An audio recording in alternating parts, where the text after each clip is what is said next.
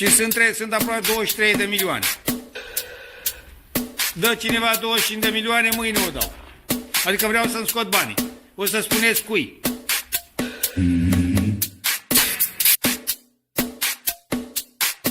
Trebuie riscat. Câteva 2-3 milioane, nu știu. Că riști 2-3 să iei 50. You know what?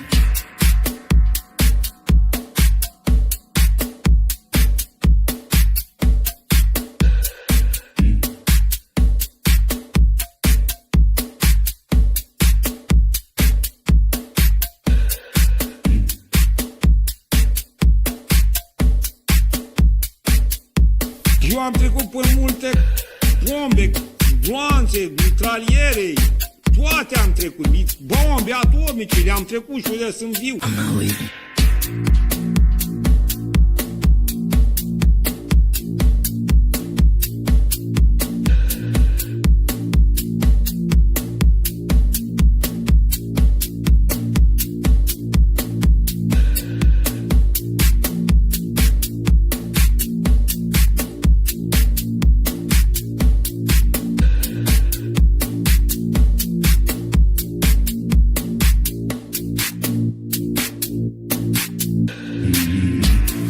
And I remain squarely focused on our dual mandate to promote maximum employment and stable prices for the American people.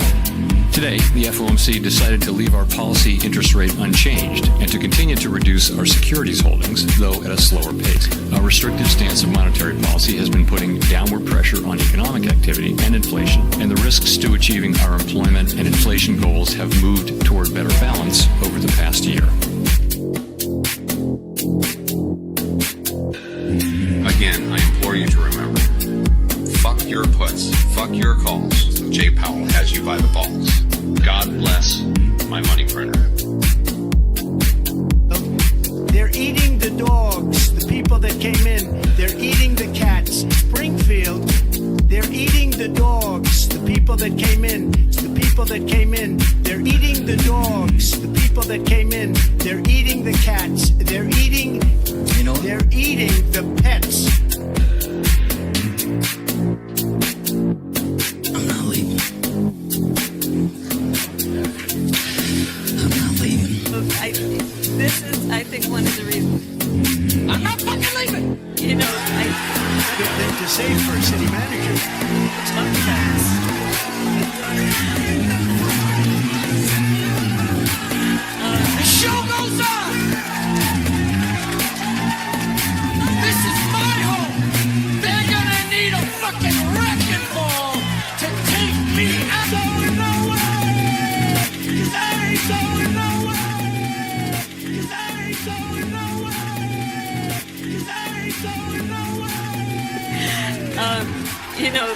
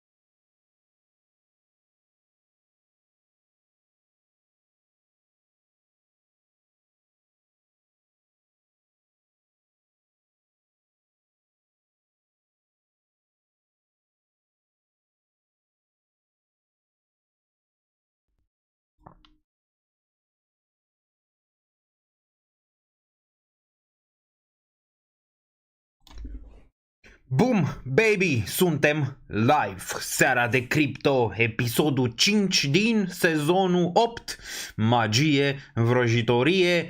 Propun suspendarea activității de criptomonede până la pump și up only. Cam asta ar trebui să se întâmple, să vină Piedone să le oprească pe toate, că tot ce au făcut anul ăsta au fost să scadă și să tot scadă. Când am avut și noi un mic pump, bam, imediat a venit și ne-a lovit trenul.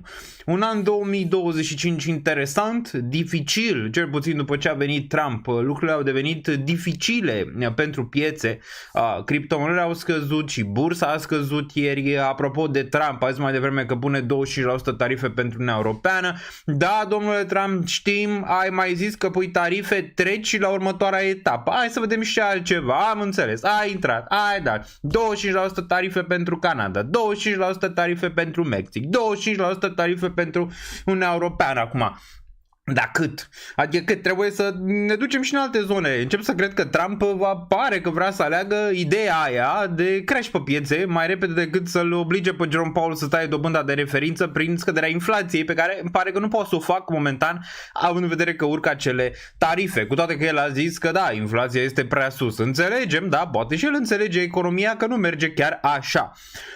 Bitcoin a căzut sub zona de $90.000, s-a tranzacționat în 85.000 și pare că toată piața se duce la zero, ceea ce, nu știu, pentru cei vechi nu e un șoc că Bitcoin a corectat în zona aia de 85.000 și nici n-ar fi un șoc dacă s-ar duce în 70 sau 75.000. În ciclurile precedente Bitcoin a mai corectat 30% în zonele de bull market, inclusiv în zonele de bull market a corectat zona de 30%, deci nu e nimic șocant.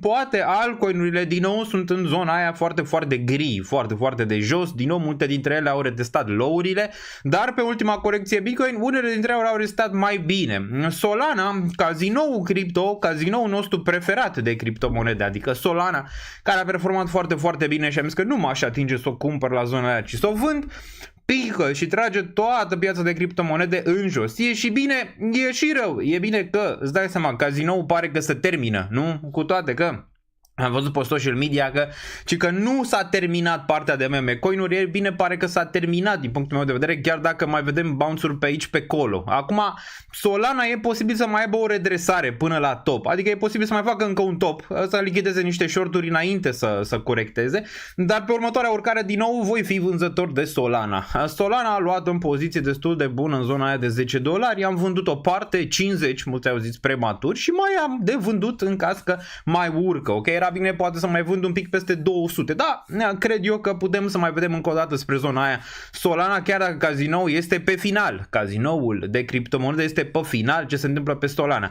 Pe de altă parte e bine pentru ETH, pentru TIA, ați văzut TIA cam printre singurele care performează pe această scădere, undeva la 3,78, a căzut destul de mult și TIA, dar pare că partea de utilitate ar putea avea un avans, să zicem, în a doua parte a anului, după ce vedem acest flash pe partea asta de meme coin și partea de casino, în care nu putem rămâne, asta e, vă place, nu vă place, nu putem rămâne în scenariul ăla de casino, ok, bun.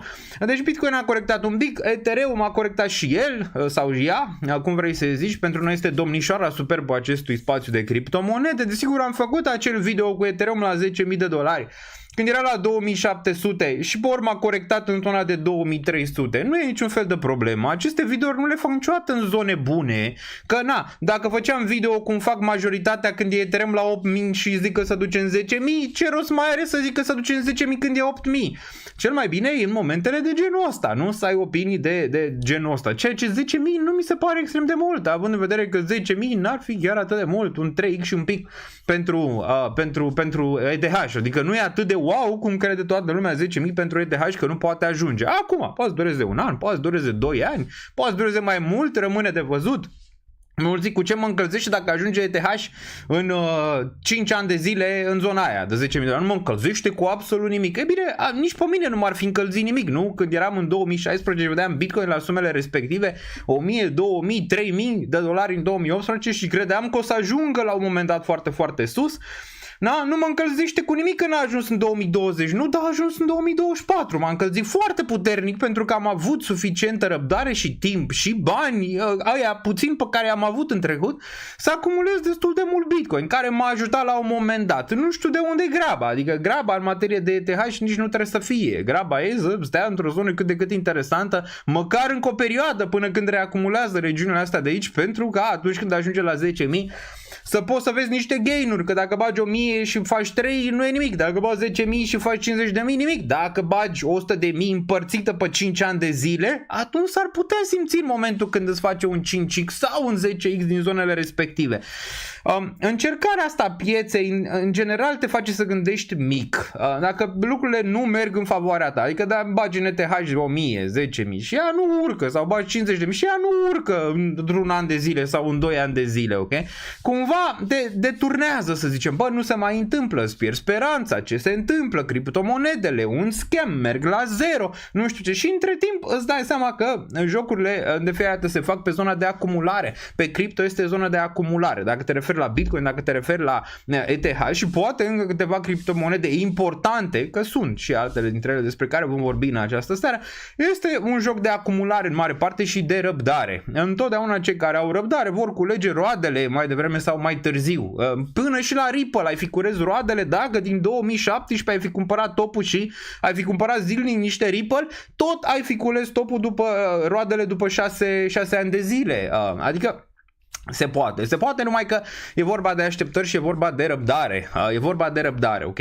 În toată situația asta, iar piața ne-a pus la încercare răbdare foarte, foarte puternic, mai ales acum, în ciclul ăsta, în care ciclul ăsta pare un pic mai lung sau un pic mai întins sau un picuț mai diferit spre deosebire de celelalte cicluri care au fost un pic mai rapide, un pic mai explozive, un pic mai ușoare din multe puncte de vedere față de ăsta care pare un pic că se întinde pe o perioadă un pic mai lungă și factorii i-am tot discutat aici. Desigur, așteptările și ale mele personale erau mai importante în ceea ce privește altcoin-urile și nu dau înapoi, adică nu vin aici să vă zic, bă, n-avem așteptări. De exemplu, așteptări mai mari pentru Q1 2025 în ceea ce privește altcoin-urile, deoarece asta era nivelul lor. Ianuarie, februarie, martie, aprilie, dacă e să o iei istoric, aia erau regiunile importante pentru altcoin-uri pentru a putea vedea gain-urile respective. E bine, pare că nu se întâmplă chestia asta.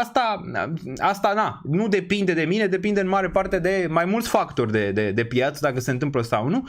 Pentru mine, ce pot controla, desigur, este riscul pe care mi-l asum pe acele altcoin-uri și, desigur, cum mă poziționez în ele. Cam atât, ok? Dar, din nou, dreptate nu o să am întotdeauna, am și zis asta, greșeli o să mai fac în continuare și o să vin aici să le zic în momentul când se întâmplă, adică nu sunt genul ăla de persoană să zic, da, mă, nu mai am dreptate. Nu. Mai și greșesc, ok? Mai și greșesc. Dar ce e important e că mereu mi-am pus banii unde mi este gura, de fiecare dată. Adică nu vorbesc degeaba, v-am zis întotdeauna când cumpăr, când vând, de fiecare dată. Ultima vânzare a fost în decembrie, când era explozia aia destul de mare. V-am zis că vând, eram pe live și v-am zis că vând o parte, inclusiv Bitcoin, am la 103.000. Dar din nou, nu, fiecare își face, să zicem, analiza și decide după profilul lui de risc și după cum poate să se împarte în regiunea asta. Cred că va mai veni o perioadă explozivă pentru altcoin-uri, da, cel mai probabil va veni, numai că nu probabil când vrea toată lumea, probabil în momentul în care lucrurile se vor mai așeza un pic și vom intra în scenariu de risc, ceea ce momentan încă nici acum nu suntem în zona respectivă. Bun. Mai departe, eu nu am vândut nimic din XRP. Nu mi se pare să nu vizi nimic, știi? Adică depinde și de planul tău dacă tu crezi că XRP merge mai sus, dar poți să iei de la cei din 2021, care la fel n-au vândut absolut nimic pe nicio urcare și atunci au rămas cu 3 stele în spate. Nici așa nu este bine. E bine, este foarte bine să fie echilibrat de fiecare dată. Bun, îmi place sentimentul din piață tocmai ce am cumpărat. Da, și mie îmi place. Mie îmi plac mai mult zonele astea negative, în care oamenii devin foarte negativi. Îmi plac astea de fiecare dată. Dacă e istoria, poți să te uiți la acest canal de YouTube, s-a mai întâmplat. Time is a flat circle și data asta nu mi se pare diferit absolut deloc.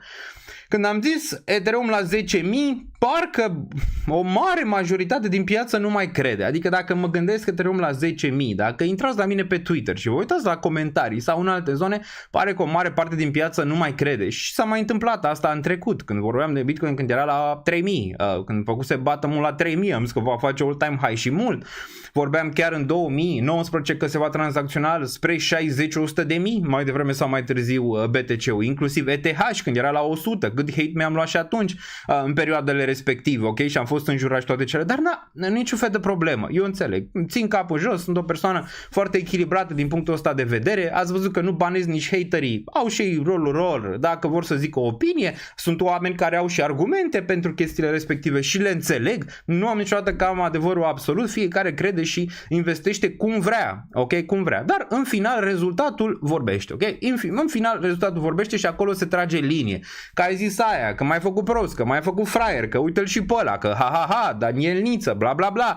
Nu mă interesează. Eu am planul meu și merg mai departe cu el așa cum este și sunt de neclintit. O mare majoritate de oameni care investesc n-au acea chestie. Bă, să meargă până la capăt în orice. Se opresc la jumate, se opresc că nu le mai place, se opresc că doare. Da, știu, doare câteodată. Inclusiv că ai bani, inclusiv că n-ai bani, inclusiv că investești foarte mult, inclusiv că investești foarte puțin. La un moment dat doare. E un proces în toată situația asta. Că investești în cripto, că investești în acțiuni, că investești în alte zone. Bă, trebuie să ai încredere în ceva, ok? Mai ales în tine. Mulți n-au încredere nici în ei. Cum poți să faci mai departe dacă tu n-ai încredere în tine, ok? În lucrurile pe care le faci și în afara cripto și în afara investițiilor. Bă, trebuie să ai încredere în tine, trebuie să crezi în ceva.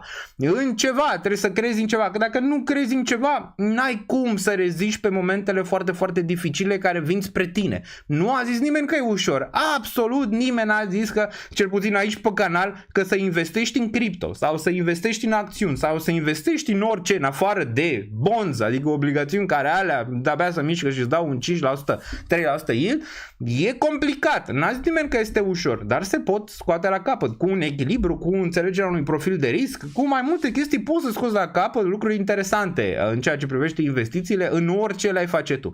Și în orice le-ai face, dacă n-ai o idee în spate, dacă nu ai cumva un plan, dacă nu ai acel lucru să-l analizezi pe care îl investești, nu o să poți să reziști pe termen lung. E foarte greu să reziști pe termen lung. Bun.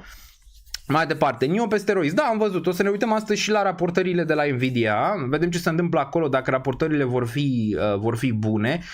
Înseamnă că și toată piața de cripto, probabil pe partea de inteligență artificială, va avea urcări, dar o să vedem aici împreună, o să vedem ce se întâmplă. Dar da, sentimentul este foarte scăzut. Eu l-am mai văzut scăzut de genul ăsta, l-am mai văzut scăzut și în 2011, l-am mai văzut scăzut și în 2022. Pentru mine nu este nimic nou. Pe mine oricum mă fascinează oamenii în general și în momentul când piața pică, întotdeauna sunt prinși pe un picior greșit sau când piața urcă, din nou sunt prinși pe un picior greșit, mai ales și din ciclurile precedente care au înțeles situația, adică cum poți să mai fi prins pe picior greșit în momentul când știi că da, Bitcoin am corectat, nu e nimic wow, algoritmul le-au mai luat 95%, nu e nimic wow, adică nu este absolut nimic wow în ceea ce se întâmplă în momentul de față, ok? Nu e nimic wow.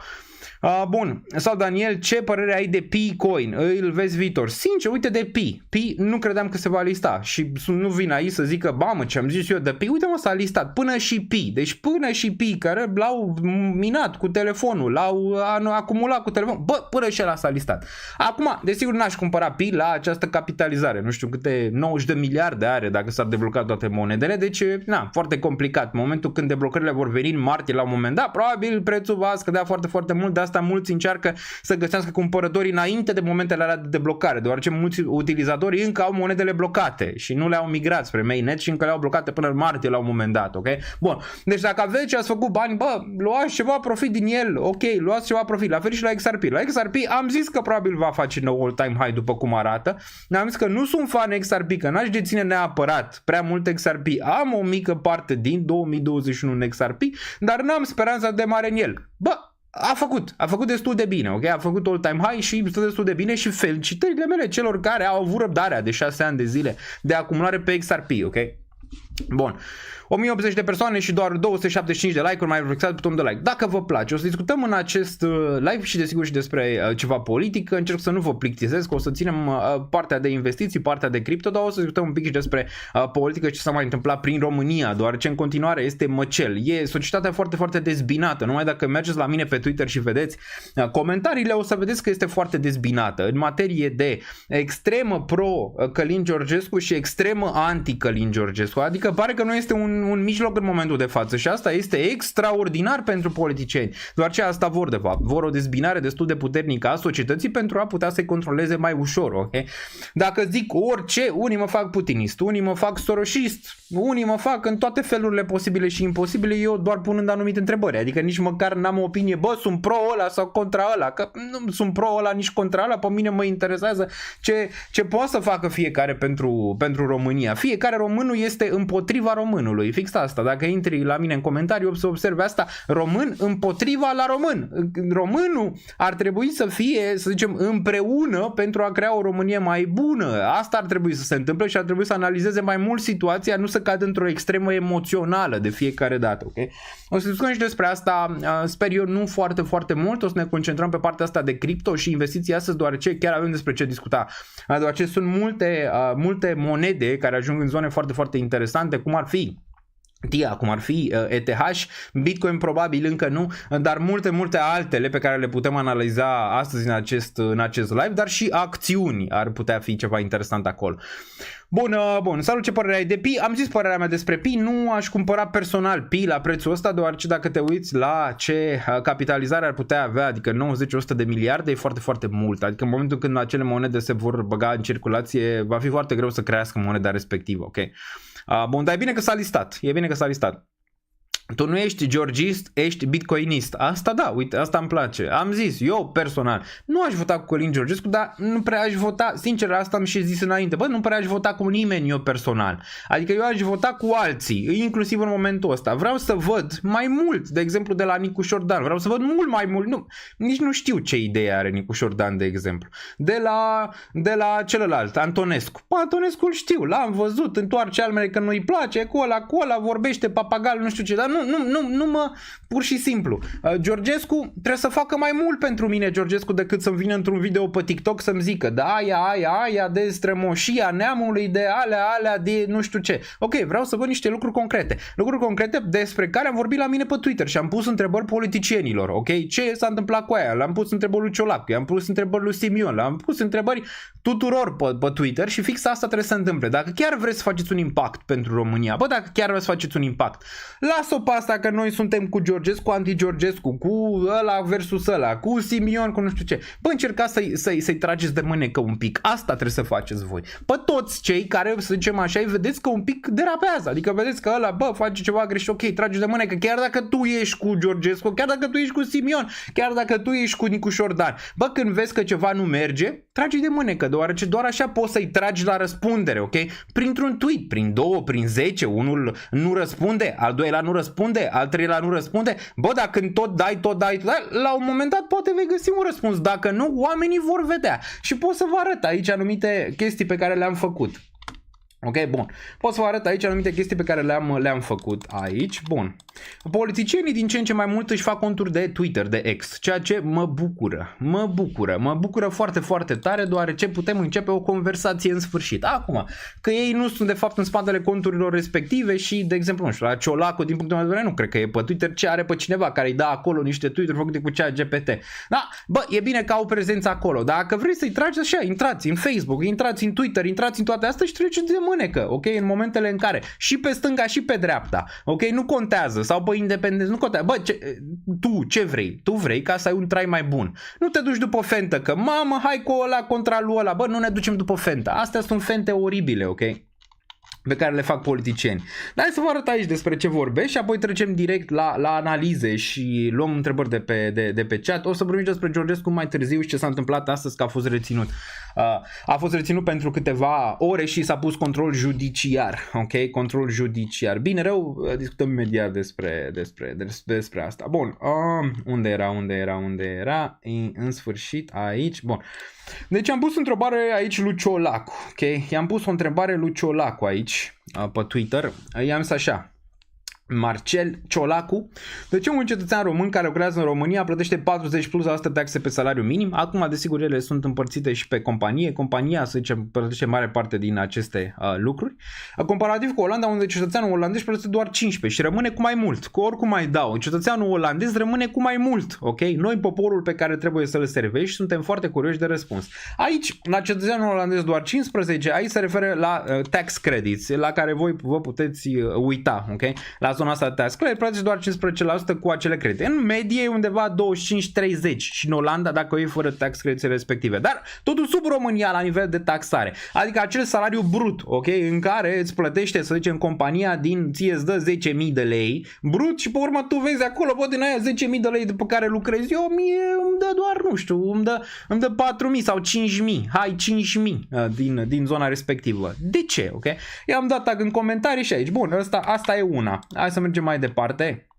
Aici, dacă aveți nelămuriri, bă, dați tag la politicieni și dați la toți, ok? Dacă aveți nelămuriri. Eu încerc, să zicem așa, să fac anumite chestii un pic mai vizibile aici, ok? În zona asta, de interes, să zicem, mai național. Bun, mergem mai departe. Deci asta a fost la Ciolacu, imediat. Vorbim despre grupul Lazarus, care a făcut hack-ul respectiv. I-am zis și lui Simion aici, adică, după cum vedeți, sunt foarte imparțial, nu mă interesează dacă e stânga, dreapta sau whatever, pe mine mă interesează anumite răspunsuri la chestii care mă deranjează. De exemplu, George Simion, care a fost raționat pentru care AUR a votat împotriva legii care permite armatei să doboare drone ce pătrund pe spațiul aerian al țării noastre. Sunt foarte curios de răspuns. I-am dat tag lui George Simion. A răspuns, n-a răspuns, dar oamenii pot să vadă că George Simion habar nici nu-i interesează de poporul român în momentul când cerem anumite explicații. Noi, poporul, desigur, votăm. Noi suntem cei care plătim salariul lui Simion, nu și lui Ciolacu și la toți ăștia. Okay? Noi le plătim salariul. Deci ei ar trebui să ne servească pe noi, populația. Bun. Da? Sunt curios de răspuns aici. De ce ai votat împotrivă? De ce AUR și POT au votat împotrivă? A? De ce? De ce au votat împotrivă?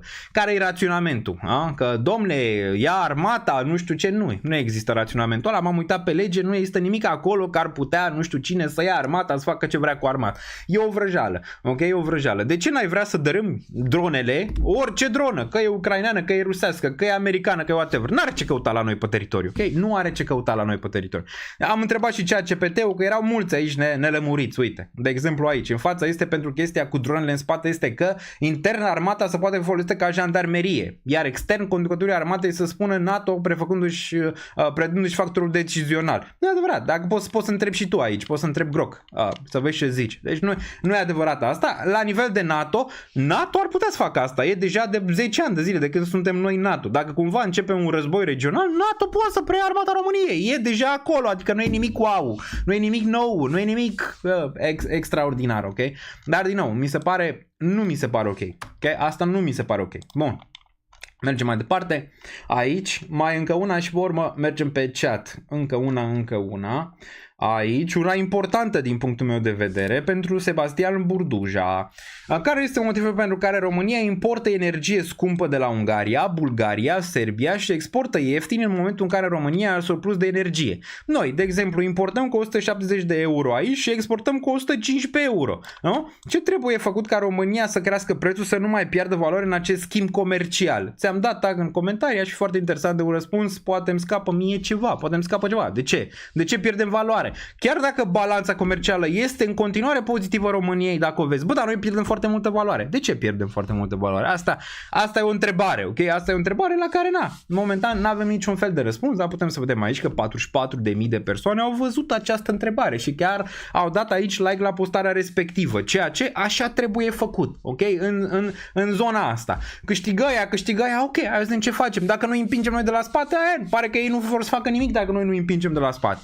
Problema aici, în mare parte, e că noi nu avem infrastructură și pare că nu există niciun proiect sau a existat un proiect pe lege, dar pare că nu se întâmplă nimic. De a stoca energie, adică noi nu putem stoca energia și o vindem ieftin, pentru că nu putem stoca. Asta este cea mai mare problemă din punctul ăsta de vedere și energiile regenerabile și alte chestii aici și poate niște directive europene. Dar în mare parte ține de România, în mare parte ține de noi, de infrastructura pe care nu o avem și o putem face, dar nu vrem să o facem deoarece de ce să o facem, știi? Adică de ce să ne complicăm să facem niște infrastructură.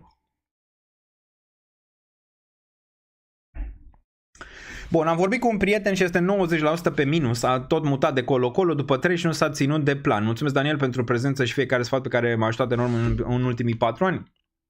Cu plăcere, dar din nou, eu sunt aici doar să-mi expun drumul pe care l-am avut până acum și îl puteți vedea din trecut. Am zis întotdeauna ce dețin, mereu am zis când am cumpărat, mereu am zis când am vândut, am fost foarte, foarte corect cu comunitatea, am zis că nu țin un procentaj mare în altcoin-uri, că acumulez, da, maxim 5% într-un altcoin-uri, într-un altcoin din portofoliu, deoarece riscul meu este unul destul de scăzut, am mai urcat între timp spre median, dar în mare parte este în zona respectivă. Adică am fost cât de posibil de corect am putut eu, că am și făcut lucruri bune, că am și greșit, da, este clar. Este clar aici, nu poți să ai numai dreptate în tot ceea ce spui și niciodată nu m-am dat la o parte de a zice, bă, am greșit. A greși este în mare parte omenește. Dacă am avut dreptate în trecut, nu înseamnă neapărat că voi avea exact dreptate și în viitor, ok? Și am zis asta și n-am niciun fel de problemă să recunosc chestiile astea. Nu am o problemă, deoarece pe mine mă interesează să îmi pun banii unde mi-este gura, să fac banii respectiv, dar când greșesc să pot cumva să-mi echilibrez situații, deoarece da, pot greși. Bun. Balanța comercială e negativă cu 25 de miliarde. Eu vorbeam strict de asta de aici. Nu cred că e cu 95 de miliarde. Eu știu că balanța la energie este pozitivă în favoarea României, dar noi pierdem foarte, foarte mult. Foarte, foarte mult pierdem valoare din punctul ăsta de vedere. Că astea sunt întrebările care sunt reale. Adică astea sunt întrebări reale. Ce vedeți în social în momentul de față este dezbinare român versus român. Și cui priește asta? Păi priește desigur politicienilor. Oricare ar fi ei. Băi, pentru ei este Beethoven, Mozart, orice. Dezbinarea populației este exact ce vor. Adică ăia cu ăia, jumătate din populație cu ăia, jumătate din populație cu ăia și poate să te controlezi, să te facă ca pe fraier de fiecare dată, cum am făcut până acum. Dar na, acum am mai zis una care din nou oamenii au înțeles greșit aici. Am zis-o pe asta în legătură cu Georgescu aici. Bun, asta, imediat. Bun. Am zis chiar că nu sunt un mare fan și chiar nu sunt fan Georgescu. Acesta ne-a arătat ceva. Bă, Georgescu ne-a arătat ceva. Că e omul sistemului, că nu e omul sistemului, că a făcut lucruri rele, că n-a făcut lucruri rele. Asta va dovedi instanța dacă e nevoie, ok?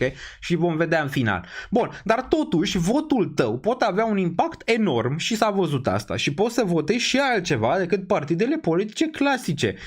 Iar dacă suntem uniți, putem muta munți, ceea ce s-a putut vedea. 2 milioane de oameni au votat împotriva a orice, adică e ceva foarte neașteptat. Asta mie mi se pare bine, deoarece îi ținem pe politicieni cumva într-o tensiune în momentul de față, deoarece nici ei nu mai știu ce votează populația, ok? Ceea ce înseamnă că ar trebui să se întoarcă politicianul la a servi populația, nu a servi buzunarul propriu, ok? Bun, manipularea partidelor politice o să continue, trebuie să rămânem vigilenți și da, continuă și în momentul de față continuă. Nu uităm că se poate și altfel și noi, poporul, le putem arăta pisica neagră când e cazul, ok? Le putem arăta. S-a văzut asta cu Georgescu. Adică le-am arătat pisica neagră prin Georgescu, așa cum a fost el, așa cum a fost el pe TikTok, că a avut bani de campanie, n-a avut, că a manipulat pe TikTok, n-a manipulat. Asta rămâne de văzut. Bă, dar totuși 2 milioane de oameni l-au votat pe unul pe TikTok. Totuși, da? Sper ca Georgescu să fi fost doar începutul unei schimbări reale în modul în care votăm. Acum, desigur, votul ar trebui să fie și el un pic mai analizat față de ce am văzut până acum 5 minute de video pe TikTok. Ar trebui să fie mult mai analizat, dar în final, poate nu ar fi atât de bine să votăm doar așa după fentă, unul împotriva la altul, că noi întotdeauna votăm împotriva lui ăla. Ce au înțeles mulți în comentarii că Daniel Nițu este fan Georgescu. Da, m-au făcut georgist, m-au făcut putinist, m-au făcut soroșist, adică dacă luați istoria la rând la ce m-au făcut pe Twitter, eram toate la un loc și niciuna. Bun. ETH la 0. ETH la 0 aș vrea, dar nu cred că se duce.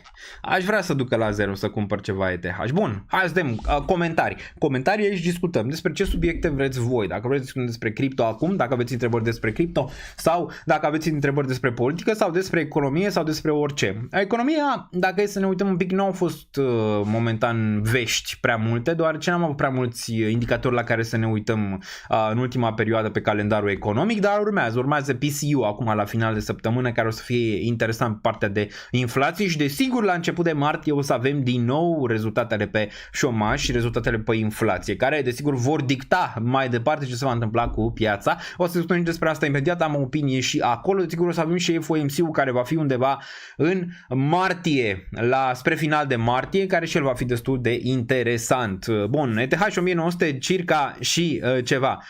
Bun, Pengu ai mai luat? Nu, am zis că Pengu nu iau. Pengu l-am luat din airdrop și l-am ținut. Acum nu a fost o idee de până să-l țin din airdrop, mai bine îl vindeam, ăla de pe Binance. Spuneai că recunoști când greșești și ne poți da un exemplu când ai făcut-o, dacă ai făcut-o. Da, logic, am mai și zis-o. De exemplu, la ETH BTC mă așteptam la un bottom mai rapid, de asta am și mutat mai devreme din BTC în ETH, o mică parte. Aș vrea să mut mai mult, m-am oprit la un moment dat din a muta mai mult, nici acum n-am mai mutat în ETH și stau un pic liniștit în ceea ce privește ETH și paritatea ETH BTC, dar da, acolo mă așteptam, de exemplu, eu un exemplu, mă așteptam la un bottom mai rapid. Mă așteptam la dominanță să pice mai devreme și la un altcoin season un pic mai prelungit, nu doar cel din decembrie, în care da, am avut un fel de altcoin season, n-a fost suficient. Am vândut o parte atunci pentru că mi-am dat seama că probabil ianuarie va fi bearish, cum am și zis, și poate și începutul de februarie și am vândut o parte, dar n-am vândut suficient. Probabil ar fi trebuit să vând mai mult, ok? Uitându-mă în spate. Dar uitându-mă în spate e ușor, adică să zici, bă, ai făcut aia. Alea au fost deciziile, trebuie să învăț din ele, să mă uit să văd ce s-a întâmplat în zonele respective. Am luat și decizii bune, nu? În materie de acumulări pe anumite monede, dacă te uiți de la Bitcoin, la Solana, inclusiv ETH și multe altele în bottom în trecut. Deci sunt și bune și rele în perspectiva asta. Depinde în final unde ajung. Asta e ideea, ok? Asta e ideea de bază. Dar, din nou, nu vin aici să vă zic că am avut dreptate și au mai fost și alte cazuri în care am greșit. Mulți vin doar să vă zic că unde au avut dreptate, nu? De fiecare dată. Am avut de mai multe ori dreptate, numai că e ok. Mie îmi place mai mult să scot în evidență ce am greșit decât ce am făcut bine, deoarece din greșeli înveți de fiecare dată. Bun. ETH 2300, hai să ne uităm aici, hai să ne uităm să vedem ce se întâmplă pe ETH, 2300, 2200 pentru ETH pică, în picaj aici, în picaj 2289 pentru ETH și BTC-ul pică și el, hai să ne uităm la BTC, unde e? 85.000 pentru BTC, în momentul de față din nou retestează low aici, nu știu, venit pe faptul că pune Trump din nou tarife, bursa americană pică și ea sau nu, ne uităm imediat. Bun, mergem la zero, opriți, la casat cu criptomonede deoarece nu se mai opresc. Bun, Bitcoin aici la un suport foarte, foarte important, regiunea de 85.000, sub 85.000 nu mai are nimic până 77, unde este CME Gap, regiunea respectivă. Dacă ne uităm la ETH și să ne uităm, minus 7% ETH aici, nu stă mai bine astăzi, minus 3,67 versus Bitcoin, a avut aici o urcare din regiunea asta, pare că nu poate să lege 2 zile la rând, adică 2 zile la rând nu pare că poate să lege aici. 2289 pentru ETH, vedem dacă poate să retesteze low-ul ăsta de aici, undeva la 2189 aici pentru Ether, pare o corecție pe piață în momentul de față. Acum, unde își mai cumpăra Ethereum? Băi, aproape de 2000 și sub 2000, ăla era targetul, n-am prins cu ăsta de aici, vedem dacă mai dă posibilitatea în continuare să vedem regiunea asta de aici, de 2104, 2141 sau sub 2000, regiunea asta de aici, dacă cumva vedem ETH sub range-ul ăsta.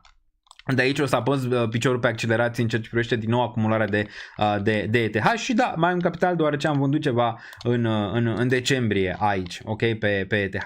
Bun, vedem cât se duce, ok, vedem cât se duce în momentul de față, dacă găsim ceva suport, ultimul suport clar ar fi undeva în zona de 2157-2000 aici, se poate observa din trecut, ăsta e singurul suport pe care îl mai are. Sub zona asta, dacă întrebați unde e următoarea zonă de suport, e destul de clar, e undeva pe aici, prin regiunea asta de 1800-1700 la nivel un pic mai median în regiunea asta de aici, ok? Undeva pe aici și poți să observi de ce e range-ul ăsta de suport aici pentru ETH. Aici weak în regiunea asta din 2021, inclusiv aici în 2022 înainte să pice sub regiunea asta, ai rejectări peste regiunea asta de aici, peste rejectări, ai venit aici, ai găsit ceva suport, ai scăzut iar peste și apoi ai reluat regiunea asta. Deci 1800-1700 ar fi următoarea zonă în caz că pică 2000.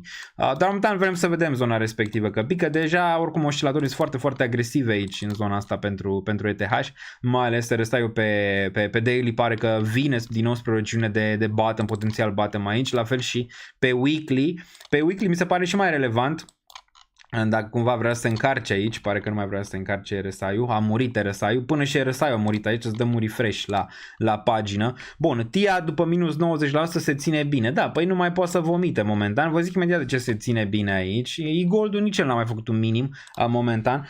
Bun, ETH-USD ne uităm încă o dată, că eram aici pe ETH, că e un pic critică regiunea asta pentru Ether. Dacă ne uităm la weekly aici, foarte, foarte frumos, din nou îți intră într-o regiune macro de acumulare sub 38 RSI, pe care, dacă facem așa, n-am mai atins-o decât aici, în regiunea de 2018 de bear market, adică bear market din 2018 s-a atins regiunea asta. Aici, desigur, la listare aproape a atins range-ul ăsta, și l-a mai atins, de fapt, hai să punem din nou, că ne-am uitat prea. Ne-am uitat prea adânc, vorbeam de regiunea asta de aici. Ți-a atins aici regiunea asta în bear market, undeva în 2018, în care ți-a și picat sub. Ți-a atins aici în 2019, după ce a avut un raliu. În 2019 ți-a atins regiunea asta și a făcut un bounce destul de puternic.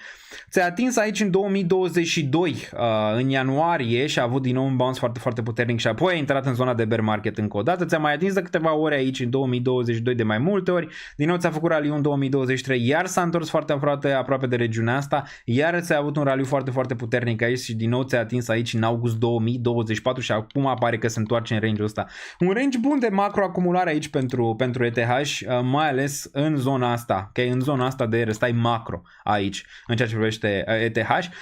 N-a fost decât de 2 ori, o dată în bear market-ul din 2018 și unul din 2022, undeva la 30. Nu știu dacă o să fie atât de agresiv de data asta sau menținem, similar cum ai văzut aici, după ce s-a testat regiunea asta, menținem regiunea de 38 și mergem mai departe aici. Înclin să cred că da, probabil vom menține ușor regiunea asta de aici și vom avea din nou un bounce în ceea ce privește ETH.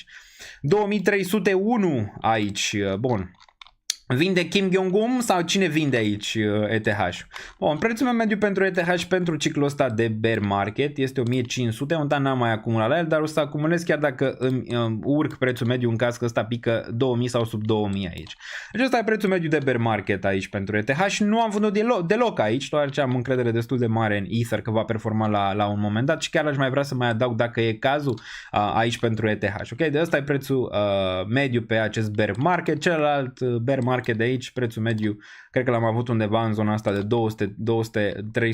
regiunea asta de aici pentru Ether, în celălalt ciclu de bear market. Okay. Bun, deci nu stresa la nivel de Ether, dacă mai pică foarte, foarte bine o să mai acumulez ceva, da, vedem aici. E foarte importantă închiderea de săptămână pentru Ethereum, vedem 200 moving average și asta e un indicator important pentru ETH și mai ales de aici, din 2022, deoarece pare că sub 200 moving average de cele mai multe ori are bottom structural macro aici. Aici ai avut o cădere sub 200 moving average, linia roșie, putem să o vedem, bam, imediat a avut un rebound destul de puternic, la fel și aici ai picat sub 200 moving average, a avut un rebound puternic, la fel și aici ai picat sub 200 moving average, a avut un rebound puternic. Aici ai avut câteva week-uri, n-ai picat sub și acum apare că tranzacționezi un pic sub nivelul ăsta, unde din nou este o regiune macro de acumulare pentru cei desigur care cred în ETH. Poate nu mai crezi în ETH și e perfect ok, adică nu e niciun fel de problemă, nu trebuie să acumulezi nimic, ok? Bun. Deci dacă ne uităm aici, e foarte importantă regiunea asta de sub 200. Hai vedem cât a picat sub 200 moving average dacă ne uităm aici în range-ul ăsta. Minus 25% a fost aici sub 200 moving average. Aici, hai să vedem cât s-a dus. Aici s-a dus undeva la minus 18%. Un pic mai puțin. Aici în regiunea asta s-a dus undeva la 8% doar. Momentan cât ai aici? Ai avut un minus 12, minus 25%, te-ar duce undeva în 1800 în caz că îți repete regiunea asta de capitulare de aici, din range-ul ăsta. 1800-1700. Din nou, picior pe accelerație un pic mai agresiv o să-l apăs aici în materie de ETH. Okay. Până atunci vedem. Bun, s-a ținut mai bine în ciclul ăsta și asta și ziceam în update-ul precedent față de aici în care ți-a retestat foarte aproape de low. Aici nu ți-a mai retestat aproape de low. Vedem, aici cât a durat? A durat 2018-2020, aici ai avut 2020, acum ai 2025, ok? Pare deja că a trecut un pic mai mult decât a trecut în zona asta pentru a-ți retesta. Pentru a retesta nivelul ăsta, adică nivelul ăsta de aici, de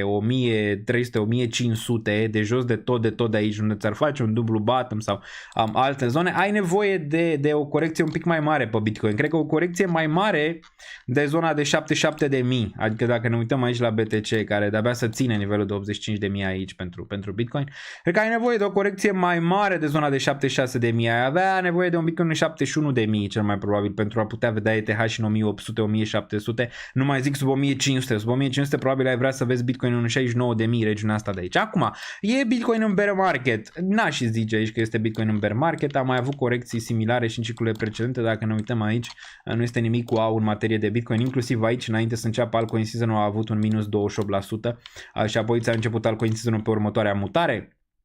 Dacă ne mai uităm și în trecut, a avut și aici un minus 24% în regiunea asta, a avut și aici o corecție mult mai mare, s-a făcut all-time high, dacă putem să observăm aici chiar ți-a avut minus 55% pentru a relua trendul mai devreme sau mai târziu. Dacă te uiți în ciclurile precedente, la fel ai mai avut dip-uri aici, chiar și în 2020, dacă ne uităm în regiunea asta, ai avut un dip aici, imediat de aici până aici, ai avut un minus 15% în range-ul ăsta. Deci mai are de obicei corecții de genul ăsta. Hai să vedem cât a făcut momentan Bitcoin aici pe corecție și dacă poate să ține nivelul ăsta sau nu. Dacă ne uităm din top, aici, în bottom, minus 22. Un minus 30% se aduce 77.000. 77.000 desigur care este confluent aici cu zona de semi-gap. Semi-gap-ul care îți vine aici în regiunea asta. Ce arăta că Bitcoin e un pic bearish?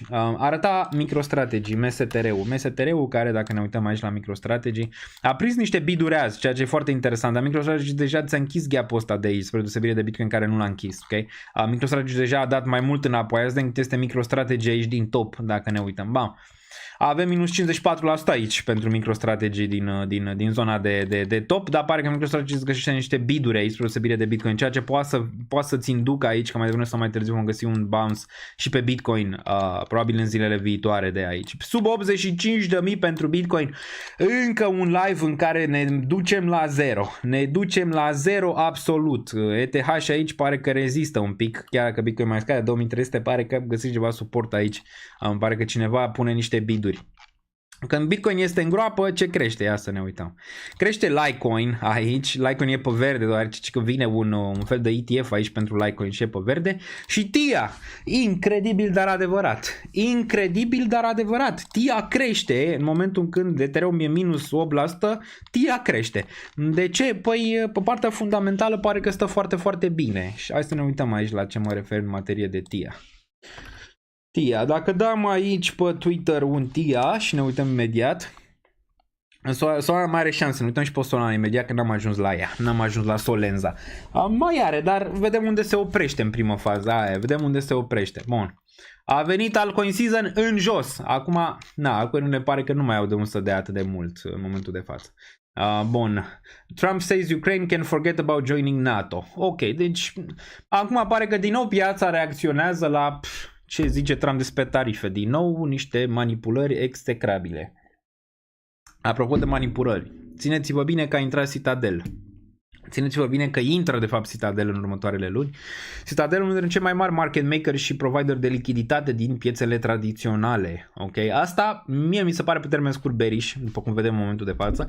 Pe termen lung mi se pare bullish pentru utility, pentru proiectele care chiar fac ceva. Probabil vor avea foarte mare lichiditate din partea acestui market maker. Restul vor fi shortate spre zero, cel mai probabil. Bun, de ăștia de la Citadel, care au, de obicei fac short-uri destul de mari în general. Bun. Unde eram? Da, la TIA rămăsesem, la TIA. TIA. Băi, noi în cripto suntem ca gândaci, mă, lui Piedone. Aia că îi găsim acolo. Bă, suntem atât de rezilienți după atâtea lucruri negative care ni s-au întâmplat în piețe, încât pare că nimic nu ne mai oprește. Adică ar putea să ducă să-ți mai corectezi de aici încă 50%, noi tot am fi aici pe poziții. Deci foarte rezilient. De asta intră și ăștia de la Citadel, doar ce văd pâine de mâncat aici. Există. Cripto nu moare. Cripto va fi o mână extinsă din partea de bursa americană. Vedem care mai rămâne, care criptomonede mai rămân. Bun. Hai să ne uităm aici la TIA, imediat, TIA, unde era? Bun, TIA e interesant aici, da, uite, aici ai XBT, deci TIA throughput scaling to 0016 GB by end of 2025, deci la scalabilitate. Current blobs 500x cheaper than ETH with 10x storage, adică 500 de ori, bine. Mult spus 500 de ori, nu cred că este chiar real 500 de ori aici mai ieftin decât ETH și 10 la 10x storage.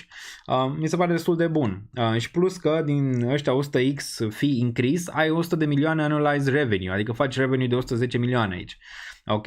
Deci fără să crești block size-ul aici și utilizarea, ceea ce are probleme și ETH și au probleme și celelalte chain-uri aici. Ok? Și zice XBT, Celestia playing 4DHS with the tokenomics. Da, mi se pare interesant și de asta, din această pricină, vezi asta aici la TIA. Vezi când toate se duc la 0, TIA urcă. Interesant, nu? Interesant.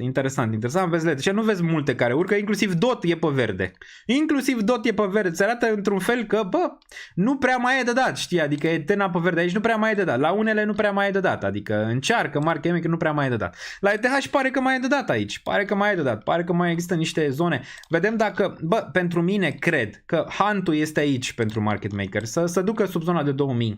Nu știu dacă o să reușească, au încercat de mai multe ori și aici. Adică sunt multe lichidări aici. Adică sunt multe lichidări și probabil dacă cumva se trenează sub 2000, o să vezi probabil asta de la ETH, adică o să vezi, bam, din zona asta, deoarece aici multe biduri sub zona de 2000, dar și multe lichidări aici sub zona de 2000. Ok, odată ce ăsta pică sub 2000. Vedem dacă data asta poate să-l împingă sub zona de 2000.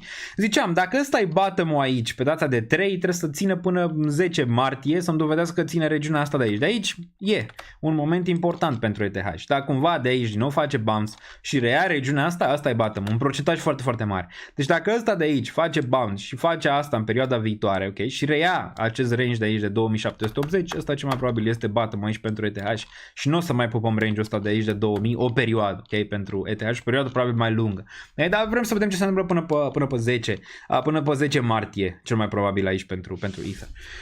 Mergem la stele în jos. Bun. Pi urcă. Da, vedem ce face Pi. Pi urcă că n-are selling pressure momentan.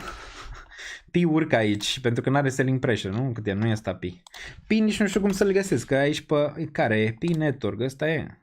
2.34. Da, Pi Network nu are selling pressure, dar o să aibă martie la început. Hai să ne uităm la Solana, SolUSD. Să-ți pregătiști pentru Solenza, pentru cazinoul nostru preferat,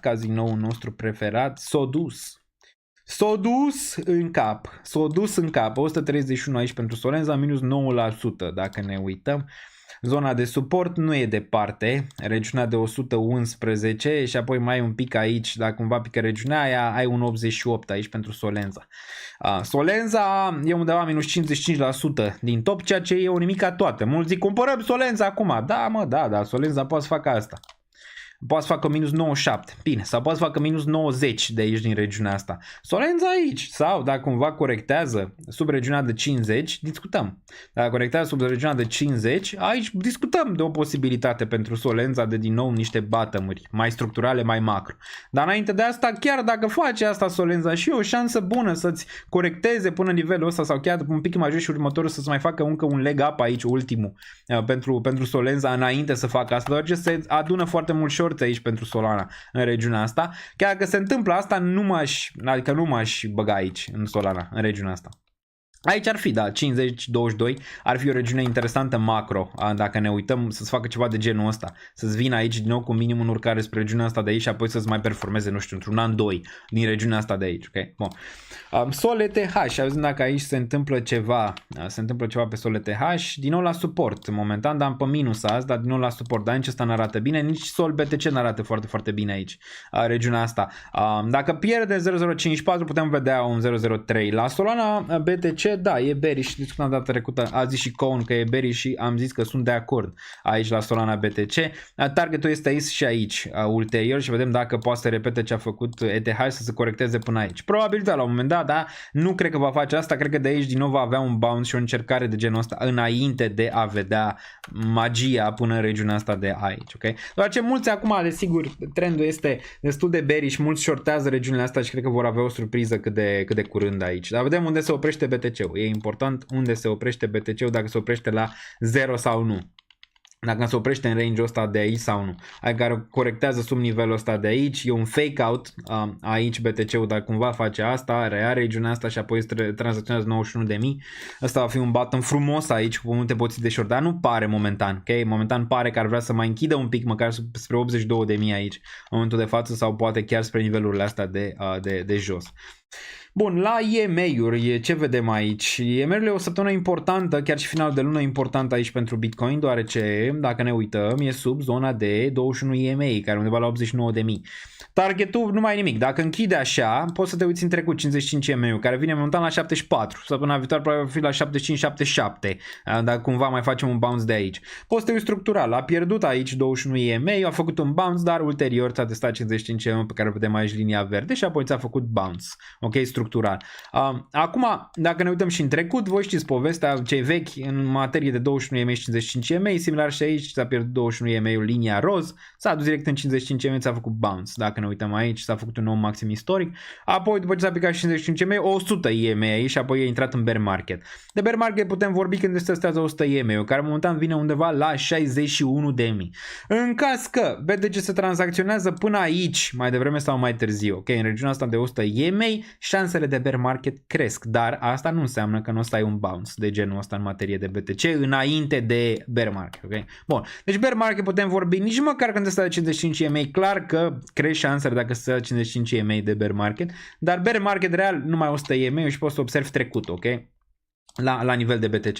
La nivel de BTC, 100 EMA e regiunea pe care vreau să o zici odată ce testează regiunea asta cum a testat aici, bear market, papa, la revedere, s-a dus. Putem să ne mai uităm și în trecut aici, da, în zona asta de bull, a venit, s-a testat 55 EMA, s-a făcut bounce ca de fiecare dată de 2 ori aici, s-a testat 100 EMA, s-a terminat, bear market, colaps aici, undeva la 200 moving average încă o dată. Aici n-aveai suficiente date în materie de 55 EMA ca să putem vorbi. Ai mai avut aici același scenariu, dacă ne uităm, 55 EMA, ți-a ținut 21, 55 EMA, bam, a făcut bounce-ul de rigoare, dar n-a ținut, ok, după 55 EMA, ți-a testat 100, din nou bounce și apoi, opa, bear market, aici încă o dată retest în zona asta de bear, de 4000, ok, bun, deci, 55 EMA probabil va da un bounce puternic în caz că Bitcoin corectează, momentan el vine undeva în zona de 74.000 și probabil va da un bounce destul de puternic de aici, din regiunea asta, un bounce care ar putea arăta, nu știu, ceva de genul ăsta în materie de BTC, după, dar dacă cumva corectează din nou din nivelul ăsta de aici, ai putea să vezi 100 EMA și ai putea să vezi ceva de genul ăsta și atunci poți să vorbești de un bear market pentru BTC din dată ce atinge regiunea asta. Cred că va atinge 100 EMA și 61.000 nu. De obicei nu prea a făcut asta deloc, adică trebuie să ai cumva niște lucruri foarte negative. De obicei chiar și aici când a zis Elon de Tesla, de whatever, a venit și a testat 55 EMA și a făcut bounce. Ok? Trebuie să ai lucruri foarte negative ca să se ducă direct aici. Ok? Bun. Deci, în nivelul ăsta probabil vom găsi un bottom aici pentru BTC, sperăm să fie 85.000, să nu închidă acum CME gap-ul ăla de la 77, ar fi chiar pozitiv, ok? Ar fi chiar pozitiv. Dacă ne uităm pe daily vide un scenariu aici în 81-82, ar putea fi un scenariu puternic aici pentru un bottom în 81-82 și spre asta înclin momentan, unde ai și 200 moving average pe care îl vedem în momentul de față. Putem să vedem ceva similar care a mai făcut Bitcoin aici, ok, în zona asta în care ți-a testat 100 EMA pe daily, poți să observi 100 EMA testat de mai multe ori și apoi ți-a făcut plunge, adică a făcut corecție masivă sub 100 EMA, s-a dus în 200, chiar și un pic sub 200 EMA și apoi ți-a făcut un rebound puternic. Nu-i departe. Nu-i departe deloc, ok, nu-i departe deloc aici. Bun. TIA merge super. Ok, acum din nou vreau să vă reamintesc chestia de a avea un portofoliu echilibrat. Un portofoliu echilibrat în care pică ETH, pică Bitcoin, crește TIA. Cu toate că în TIA n-am, nu știu, ultima oară că aveam un 3%, habar n-am în zona respectivă. Bă, dar ceva crește în portofoliu. Dacă tot scade ETH și tot scade ETH, Bitcoin nu scade și el în momentul de față, bă, ceva pare că urcă în momentul ăsta, ok? Dacă ai o diversificare, ok. Dar acum să ai o diversificare foarte mare în portofoliu pe partea de altcoin, nu trebuie să ai și un risc ridicat. Adică dacă ai doar altcoin, trebuie să ai un risc foarte, foarte ridicat pentru a investi. Bun, SUI, ne uităm, analizăm măcel pe piață, să schimbăm titlul, măcel în piața de criptomonede, haterii au avut în sfârșit dreptate.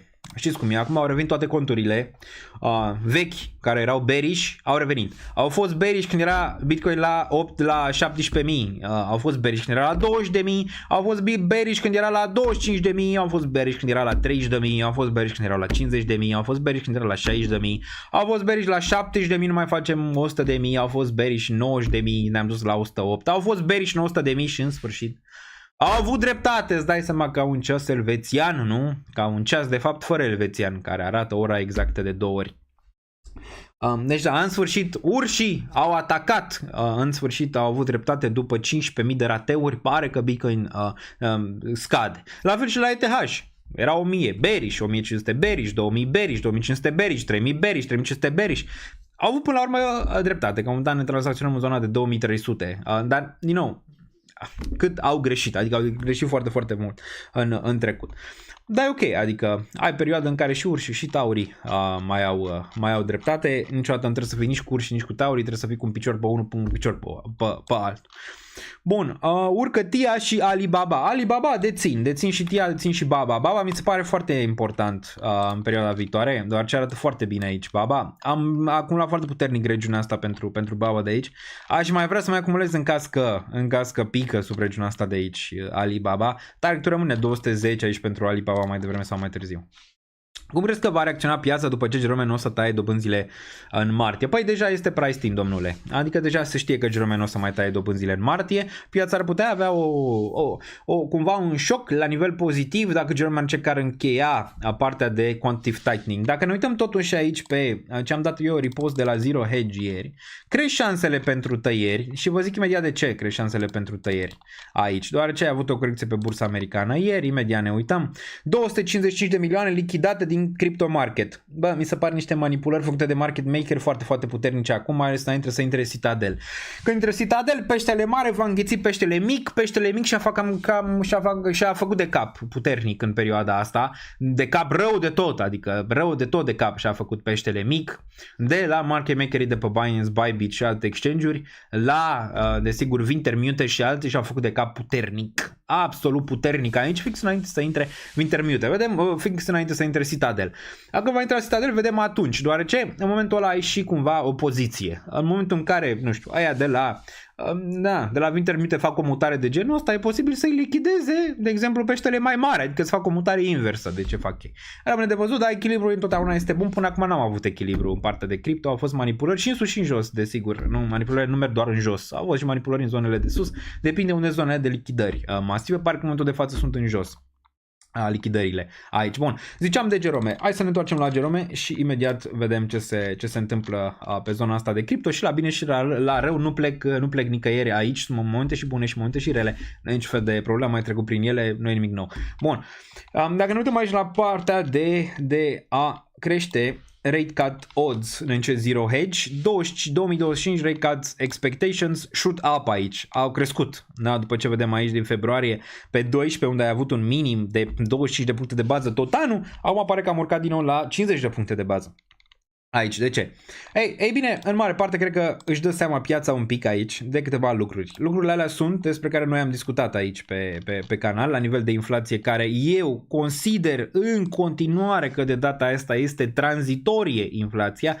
Să vede de 2019 în care Jerome Powell a zis că inflația este tranzitorie, adică e doar în tranziție, nu va rămâne și a greșit, deoarece s-a dus inflația foarte, foarte puternic. Acum până și Jerome are PTSD la nivel de inflație și zice că nu mai vrem să facem aceeași greșeală pe care am făcut-o în 2019, zicem că inflația este tranzitorie, adică cumva nu este aici neapărat să rămână. Okay? Bun. Dar ce vedem și ce ne arată asta? Ne arată partea de bonds. Partea de bonds și TLT-ul, care TLT-ul aici, da, spunem un bottom structural, dar bondurile ți arată aici că inflația probabil nu este aici să rămână, ok? Partea asta. Dacă ne uităm și la US10, dacă ne uităm și la US2. Și poți să te uiți și la inversiune, care din nou intrăm într-o inversiune, dacă ne uităm la inversiunea dintre cele două, din nou venim spre pozitiv aici, nimic fenomenal nu se întâmplă până când ăsta nu urcă peste nivelul ăsta la nivel de recesiune, ok? În regiunea asta. Deci cumva piața își dă un pic seama că mă stai așa, că am fost un pic prea apăsați aici. Asta una la nivel de inflație. Ar mai fi încă una aici, lucrurile să zicem pozitive pe care poți să le vezi în momentul de față când piața pică. Mai poți să te uiți aici la partea de imediat commodities, în care putem să ne uităm la prețul petrolului. Prețul petrolului care a picat. Okay? Deci asta îți arată că probabil inflația nu va avea un aport atât de mare, chiar și de la tarife. Nu vei vedea o inflație atât de mare pe cât preconizau analiștii imediat după regiunea respectivă. Ce ar însemna asta? Ar însemna, desigur, tăieri mai multe anul ăsta, dar ar însemna că și piețele au corectat. Dacă ne uităm pe Stonks aici, facem imediat și un overview. Și piețele pică. Dacă te uiți la Tesla, ia uite. Cuțit! Aici în cădere pentru Tesla, a atins un nivel important aici de suport. Bitcoin 83.000 în momentul de față. Coin și el în picaj aici, bursa americană pică, MSTR-ul, SPY, din nou SPX-ul, din nou pe roșu aici, din nou pe roșu în regiunea asta, din nou toate astea, să zicem, îl împing pe Jerome Powell să gândească de 2 ori la ce zice în ședința viitoare. Pare că Trump, nu știu, fie e short, nu el personal, dar înțelegi ceea ce zic, fie ales, bă, nu pot să duc inflația, dinamitez piețele și pare că scenariul ăla care avea un pic, probabilitate mai puțină, pare că se întâmplă în momentul de față. La nivel de colecție. La nivel de corecție, bam. Îmi tremură deja și mână. Glumesc. Bun. Salutare. În sfârșit se întâmplă ceva în piață. Da, sunt 2 tipuri de oameni în momentul de față. Cei care sunt, să zicem, stresați de corecția asta și cei care, desigur, le curg balele pentru că în sfârșit poate să acumuleze doar ce au fost pe margine o perioadă. Sunt 2 tipuri. În mare parte, cei care au fost pe margine sunt mai puțini în momentul de față decât cei care sunt în piață. Ai auzit că Fedul cumpără XRP pe ascuns? Nu cred. Asta nu cred, dar orice se poate. Orice se poate în situația asta. Orice se poate. Bun, la nivel de urcări NIO aici. NIO cumva dețin. Aș fi mai așteptat încă o corecție aici pentru NIO. În regiunea asta pare că încearcă un bottom aici frumușel în range-ul ăsta. Aș mai fi așteptat aici o corecție. Era foarte, foarte frumoasă asta pentru NIO aici, pentru a acumula. Momentan n-am mai acumulat, da, am suficient NIO aici. Vreau să vă sparg acestui nivel și apoi probabil va duce și aici pe 20 la un moment dat. Chinezăriile, după cum ziceam anul trecut, o chestie de care pare că am dreptate, este că vor performa anul ăsta și bottom-ul fie a fost anul trecut la final, fie este anul ăsta aici pentru NIO, pentru BABA, pentru toate. Apare că arată din ce în ce mai bine. VIX-ul aici un pic de shoot up, da, nimic interesant. Hai să facem un overview aici. Overview puteți merge pe danielniță.ro la secțiunea dashboard. Trebuie să faceți doar cont. Ok? Și imediat vă arăt. Și ne uităm 2 secunde. Ne uităm să vedem ce se întâmplă, aici. Imediat. Nu știu cum să o punem să se vadă mai bine. Bun. Deci aici vedem overview pe cripto, în care pe 24 de ore IP pe urcare, Bera Chain aici pe urcare, LTC-ul cât de cât pe urcare aici, Move pe urcare, ZEC pe urcare, la Apollo pus Ray pe o corecție aici, dacă ne uităm la Raydium, undeva 2-3, au venit cei de la PAMFAN și au zis că o să facă altfel partea de lichiditate pe PAMFAN, iar Raydium nu o să mai fie atât de important, ceea ce asta n-a dat extraordinar de bine. LTC-ul care se ține bine, DOTO aici care se ține bine, putem să vedem ETH pe corecție un pic aici. Ăsta încă e în beta și trebuie un pic lucrat la el, mai ales să vadă mai bine un pic pe secțiunea de desktop, ca să vedem un pic mic aici, un pic decalat, dar se va lucra la el. Ray aici, NS-ul și un pic pe corecție, Atomul se ține pe verde, Render se ține pe verde. Pare că partea de altcoin-uri nu e atât de rea. Cred că totuși dominanța urcă pentru că ETH e în prăpastie, nu? Cred că de asta ne uităm aici. Imediat ne uităm la cripto. Vedem ce face dominanța aici. Dominanța chiar pică. Dacă și ETH s-ar fi ținut un pic mai puternic aici, probabil dominanța ar fi arătat și mai bine. Dar pare că dominanța pe această cădere n-a mai avut un pump masiv. Ceea ce asta și aici, inclusiv aici, asta ți arată în mare parte că pare că se întâmplă ceva acolo. Acum poți să te gândești la această corecție ca ceva foarte, foarte nasol sau poate ceva bine dacă te uiți la corecțiile precedente în care au ieșit banii din Bitcoin și au intrat în altcoin-uri. Dacă ne uităm în ciclul precedent aici din 2021, au ieșit ceva bani din Bitcoin și au intrat în altcoin-uri. Desigur, Bitcoin a continuat, nu, urcarea aici dacă ne uităm după, inclusiv aici, după ce Bitcoin a corectat, au intrat destul de mulți bani în ETH pe perioada asta de uptick, în care aici s-a făcut ETH all-time high-ul la foarte mare, în partea de 4000.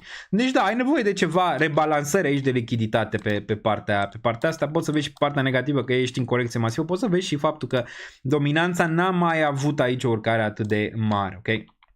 Bun, deci poți să intri în secțiunea asta de dashboard, poți să vezi ce se întâmplă, aici, ai 7 zile, ai 30 de zile, ai 90 de zile, ai top 100, top 200, aici pe 7 zile ne putem uita că TIA performează destul de bine, iar Ray performează destul de slab aici, Maker și el destul de bine pe 7 zile. TIA și QND se țin extrem de bine pe ultimele 7 zile, foarte interesant, foarte, foarte interesant. Bun. 2 secunde să ne întoarcem pe dashboard, că mai avem aici de văzut. Bun, deci în secțiunea dashboard aveți partea asta de cripto, aveți partea de cripto aici. Eu am un ecran mult prea mare, wide, și de asta se vede așa. Bun, aveți partea de stocks, la fel, bam, o putem vedea aici, la partea de stocks, în care la fel putem să vedem ce se întâmplă pe acțiuni. Apple are o zi destul de proastă aici, facem așa un mic zoom in, vedem Apple minus 3,4, Microsoft aici destul de slab, Nvidia totuși pare că e pe urcare înainte de raportările financiare, avea 1,98, Google, la avem și pe aici un 1,72, Meta 2,13, stă destul de bine Meta aici, Tesla, ziceam mai devreme că stă destul de slab, putem să vedem Tesla minus 4,14, destul de slab aici pentru Meta. Și cam așa arată momentan piața de acțiuni, destul de slabă. Dacă ne mai uităm și în zona asta de aici pe Walmart și Costco, care și ele sunt pe corecție, putem să ne uităm la fel ca la cripto, poți să vezi ce scade, ce crește aici dacă te uiți. Apple, de exemplu, astăzi minus 3%, Nvidia pe plus azi, Alphabet, Google un pic pe roșu aici, poți să te uiți la Berkshire undeva la 1,27, poți să te uiți la Tesla undeva la minus 4,4, aici poți să te uiți la Walmart pe corecție destul de mare, Peleterul și la corectat destul de mult în ultima perioadă. Am și vândut ceva pe LTR, desigur, era mult prea sus și v-am zis să nu vă atingeți de el în zona respectivă. Bank of America, putem să vedem aici și ea cât de cât pe corecție. Salesforce, T-Mobile pe corecție, aici toate cele le puteți vedea și voi dacă vreți să vă uitați aici pe acțiuni, dar pare că și partea de acțiuni cât de cât bearish în afară de Nvidia, care pare că aici vă așteptări la nivel cât de cât bullish în sfera respectivă, în sfera bullish de raportări financiare, cel puțin momentan. Și cred că e posibil să vină în continuare cu vești bune aici, deoarece piața se așteaptă să raporteze mai negativ după ce s-a întâmplat cu DeepSeek, ok? Bun. Bun. Dacă și oamenii vechi sunt derutați, Daniel, Mignea, etc., nu sunt derutat deloc. Adică nu sunt derutat deloc. Dacă crezi că sunt derutat, nu sunt. Lucrurile pot să desfășoare diferit, asta nu înseamnă că nu sunt pregătit pentru ele, ok? Poți să ai dreptate la un moment dat, poți să n-ai dreptate. Important este să știi să te poziționezi mai departe, să știi ce să faci în situații de genul ăsta. Momentan pentru mine absolut nimic, deoarece am acumulat deja tot ce am avut de acumulat. Momentan multe criptomonede pe care vreau să le mai acumulez încă n-au ajuns în zonele alea. Ne uităm și la imediat la ENA, vreau să-mi reau poziția, ETH n-a atins 2000 sau sub 2000, dar nu e nimic decât un joc de așteptare. N-am să zicem un stres prea mare dacă vrei să te referi la regiunea asta, dar da, lucrurile se pot întâmpla diferit. Nu e să zici că nu poți să ai perioade de un pic mai diferite sau un lag. Bitcoin, de exemplu, a făcut all-time high în 2024, da? În zona aia, că a fost un all-time high fake. Bă, l-a făcut înainte de preconizarea care era în 2024 la final, ok? În zona respectivă, în care chiar a făcut 100.000. Da, lucrurile toate se mai întâmplă un pic diferit. Important e traiectoria, asta te interesează. Bun. La 12.00 e earnings. Atât de târziu, știam că după ce se închide bursa americană ar trebui să avem earnings-urile. Bun. Ai cross-uri urâte. La ce te referi cross-uri urâte? La ce te referi?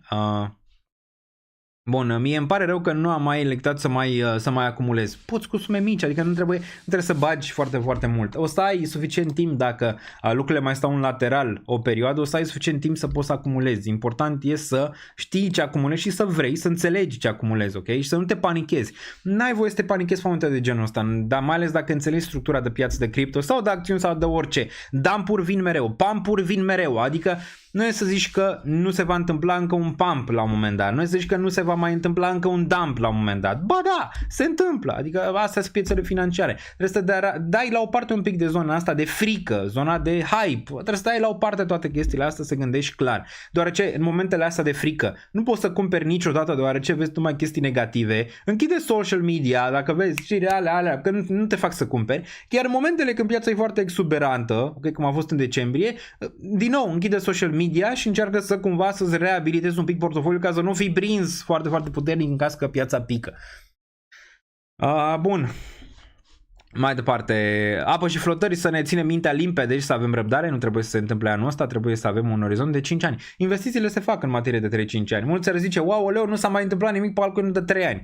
Vă reamintesc că mulți îți dă seama ce s-ar fi întâmplat dacă eram în piață În 2000, ok, 2000. Dotcom bubble a avut 2-3 ani de zile de manie foarte, foarte puternică, dacă țineți minte anul 2000 pentru bursa americană, în care a avut dotcom bubble. Din 2000 până în 2008 n-ai mai pupat all-time high pentru bursa americană. 8 ani de zile, 8 ani n-a mai făcut all-time high. Și când a făcut all-time high, a făcut un all-time high fake, cum a făcut Bitcoin, a picat, a corectat sub nivelul precedent de bear, ok? Știți foarte bine ce s-a întâmplat în 2008.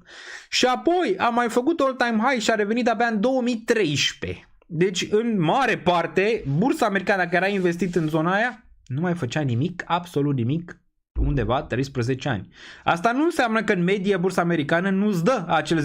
Poate să aibă o perioadă de 5 ani, poate să aibă o perioadă de 10 ani, când nu-ți dă acel gain de 10% și poate să ți-l facă în 2 ani. Poate să facă gainul de 10% în 2 ani, adică să facă 50% într-un an, cum ți-a făcut în ultimii ani. Ok? Bun. Deci nu este gândești în felul ăla, domnule, că dacă nu s-a întâmplat acum, gata. Gândire mică. Bă, dacă nu s-a întâmplat acum, poți să mai acumulezi. Da, să zicem că ești băgat tot în piață în momentul de față. Poți să faci jos de lichiditate pe perioada asta. Și mică, nu contează. Dacă erai, de exemplu, în piață când era Ethereum la $100, dacă erai în piață când era Ethereum la $1000 și tot acumulai perioadele astea micuțe, bă, tot se va simți la un moment dat, ok? Important e să nu te duci pe zona aia că, domnule, nu s-a întâmplat, n-a făcut, n-a adres, n-a aia. Da, ciclurile se pot cumva lungi, se pot scurta, adică poți să ai un ciclu mai rapid, să te aștepți, nu știu, putea să fie alcoolizat la început de 2024, mai rapid, putea să se întâmple dacă te gândești, dar nu s-a întâmplat. Privind în spate e ușor să zici, bă, ce prost am fost că n-am. Dar asta nu te ajută, ok? Asta nu te ajută absolut deloc. Cei care vin să zică să fie rage, să zice, mamă, am vândut eu am vândut topul. Vin după 5 luni și zic, eu am vândut topul. Bine, frate, mersi, puteai să-mi zici în momentul ăla că ai vândut topul, să știu și eu, nu vii peste 5 luni să-mi arăți că ai vândut topul. Că așa e ușor, după război mulți vite să arate, îți dai seama, am vândut topul, am vândut monede. Am vândut, toată lumea zice acum că am vândut. Am înțeles, dar de ce n-ai venit atunci să zici că ai vândut? Eu, de exemplu, am fost transparent. Bă, am vândut în decembrie, cât am vândut. Am vândut ca să pot să trec peste perioada asta de acum, o perioadă un pic mai incertă și să stau destul de bine și destul de calculat, ok? Dar v-am anunțat în timp real. Eram pe live, bă, eu vând ceva, ca să pot să mă pun la adăpost. Dar cei care zic vând, bă, unii nici măcar nu zic prețul mediu, ok? De exemplu, eu la TIA pot să vă zic prețul mediu, n-am nimic de ascuns, absolut nimic. Prețul mediu la TIA, în momentul de față, e undeva în zona de 5 ceva. 5 și ceva, undeva pe aici, nu știu, în regiunea asta pe aici. Pe aici e. Bă, e pe plus? Nu e pe plus. E absolut ok. E absolut ok. Eu știu planul, știu cât pun în TIA, știu care ar putea fi procentajul de gain în caz că ăsta urcă aici. Dacă mai stă și mai retesează regiunea asta, poate mai adaug, poate nu e niciun fel de problemă. Dar am și altele care sunt pe plus la nivel. De exemplu, ETH în continuare pe plus, Bitcoin în continuare pe plus, chiar dacă am retras în Bitcoin la 103.000, am retras atunci și mulți ani. De ce vinzi, domnule, Bitcoin? Păi, vând Bitcoin. Vând pentru că vreau să trec peste momentele astea. Dacă nu vindeam Bitcoin aici deloc, ok, în 103.000, care era o zonă de take profit, 103.000, n-am vândut topul, n-am vândut 108.000, n-am vândut exact 100, nu cât a fost aici, 108.000, nu știu cât, 109.000, nu, am vândut 103.000, aia e, am vândut regiunea asta, am vândut tot? Nu, n-am vândut tot, am vândut aici undeva la 20%, total 30%, că am mai vândut undeva și range-ul ăsta de aici, adică toate lucrurile sunt publice, n-am absolut nimic de ascuns, ok, absolut nimic de ascuns. Ce mă deranjează, bă, sunt oamenii care vin și comentează, care nu-și pun banii unde sunt gura, care n-arată niciodată când investești și care-i prețul mediu, că așa pot să zic și eu. Intru, intru, yes, ok, bine frate, dar nu mai înțelege nimeni nimic, ok? Din nimic. Dar din nou, rămân aceeași persoană transparentă, chiar dacă poate unii nu merită asta, adică dacă te uiți în comentariile de pe Twitter și poate și unele pe YouTube, bă, poate unii nu merită, mă, poate e mai bine să le țin pentru mine, știi? Aia le țin pentru mine, tată, nu e niciun fel de problemă. Dar respect foarte mult comunitatea și o să rămân același transparent în continuare, indiferent ce zice X și Y. Bun, în care lateral, 20.000 în 2 zile minus, la ce te referi? La cine? La Bitcoin? Bitcoin poate să facă mai mult de atât. Adică Bitcoin poate să corecteze mult mai mult de atât. 20.000, tu te referi la 20.000 corecție. 20.000 corecție nu înseamnă extrem de mult, dacă te referi aici. Minus 22%. Adică nu e atât de grav pe cât crezi tu, deoarece Bitcoin s-a adunat la 100.000, știi? Când făceam eu videourile aici despre Bitcoin în 2022, când făceam videourile despre Bitcoin în 2018, le puteți vedea, nu e nimic pentru mine wow aici.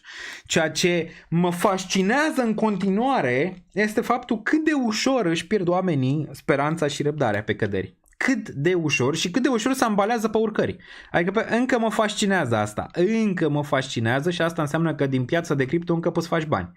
Doar ce îți trebuie volatilitate ca să faci bani. Okay? Îți trebuie volatilitate de genul ăsta. De asta e și frumoasă piața de cripto. Îți dă volatilitate, bă, spre deosebire de acțiuni, poate unele dintre ele, sau spre deosebire de mare parte din bursă sau ETF, bă, îți dă volatilitate. Volatilitatea înseamnă că poți să faci bani, ok? În momentele de volatilitate. Asta vrei. Când o să mai ai volatilitate, atunci nu o să mai fie atât de sexy piața de criptomonede, deoarece nu o să mai vrea nimeni, ok? Partea asta. Bun, ați înjurat TIA să duce la 0 Daniel Niță. Bă, pare că TIA astăzi urcă, nu știu, vedem dacă continuă. V-am zis și de ce urcă, doar ce pare că, bă, lumea își dă seama cât de cât că are ceva în spate. Pare. Avem un super chat aici, 20 de euro, mersi. Apă și flotări și supă la plic. Până când își revin criptomonele, le băgăm la casat. La casat cu ele, că nu mai vrem să le vedem. Bun, hai să ne uităm și la USD.D care face aceeași mutare pe care a făcut-o aici. Aici toată lumea bearish, țineți minte, nu? Țineți minte aici când toată lumea era bearish. Toată lumea era bearish, Bitcoin era la 50, toată lumea era bearish aici, mă. Toată lumea. Acum nu-și mai amintește nimeni. Aia care erau bearish aici, când Bitcoin era 50-60.000, acum am avut dreptate, eu am avut dreptate. Bine, mă, dar când ai zis că 50.000 bearish se duce în 30.000, 25.000 și ai shortat regiunea aia, nu ne mai zici? Sau alte lucruri. Sau alții care au shortat Tesla sau nu ne mai interesează alea, să facem noi să dăm bine pe sticlă de fiecare dată sau să dăm bine. Că asta ne interesează de fapt, să dăm noi bine, mă, nu ne interesează că, bă, poate am greșit la un moment dat. Să-l atacăm pe ăla, să-i luăm gâtul ăla, eu să fiu în față. Ego e puternic întotdeauna. Bun, dacă nu dăm așa 100 de nu facem nimic altceva decât să retesteze regiunea asta de aici, regiunea de undeva 5-19 încă o dată și ăsta era un target aici pentru 100 de puncte. Vedem dacă corectează de aici, din nou, dacă ne uităm la 100 de puncte și facem cumva o comparație cu Bitcoin, nu cred că mai are mult. Nu cred că mai are mult această corecție aici, 2 secunde mă întorc. Imediat, mă întorc să văd, cred că a venit ANAF.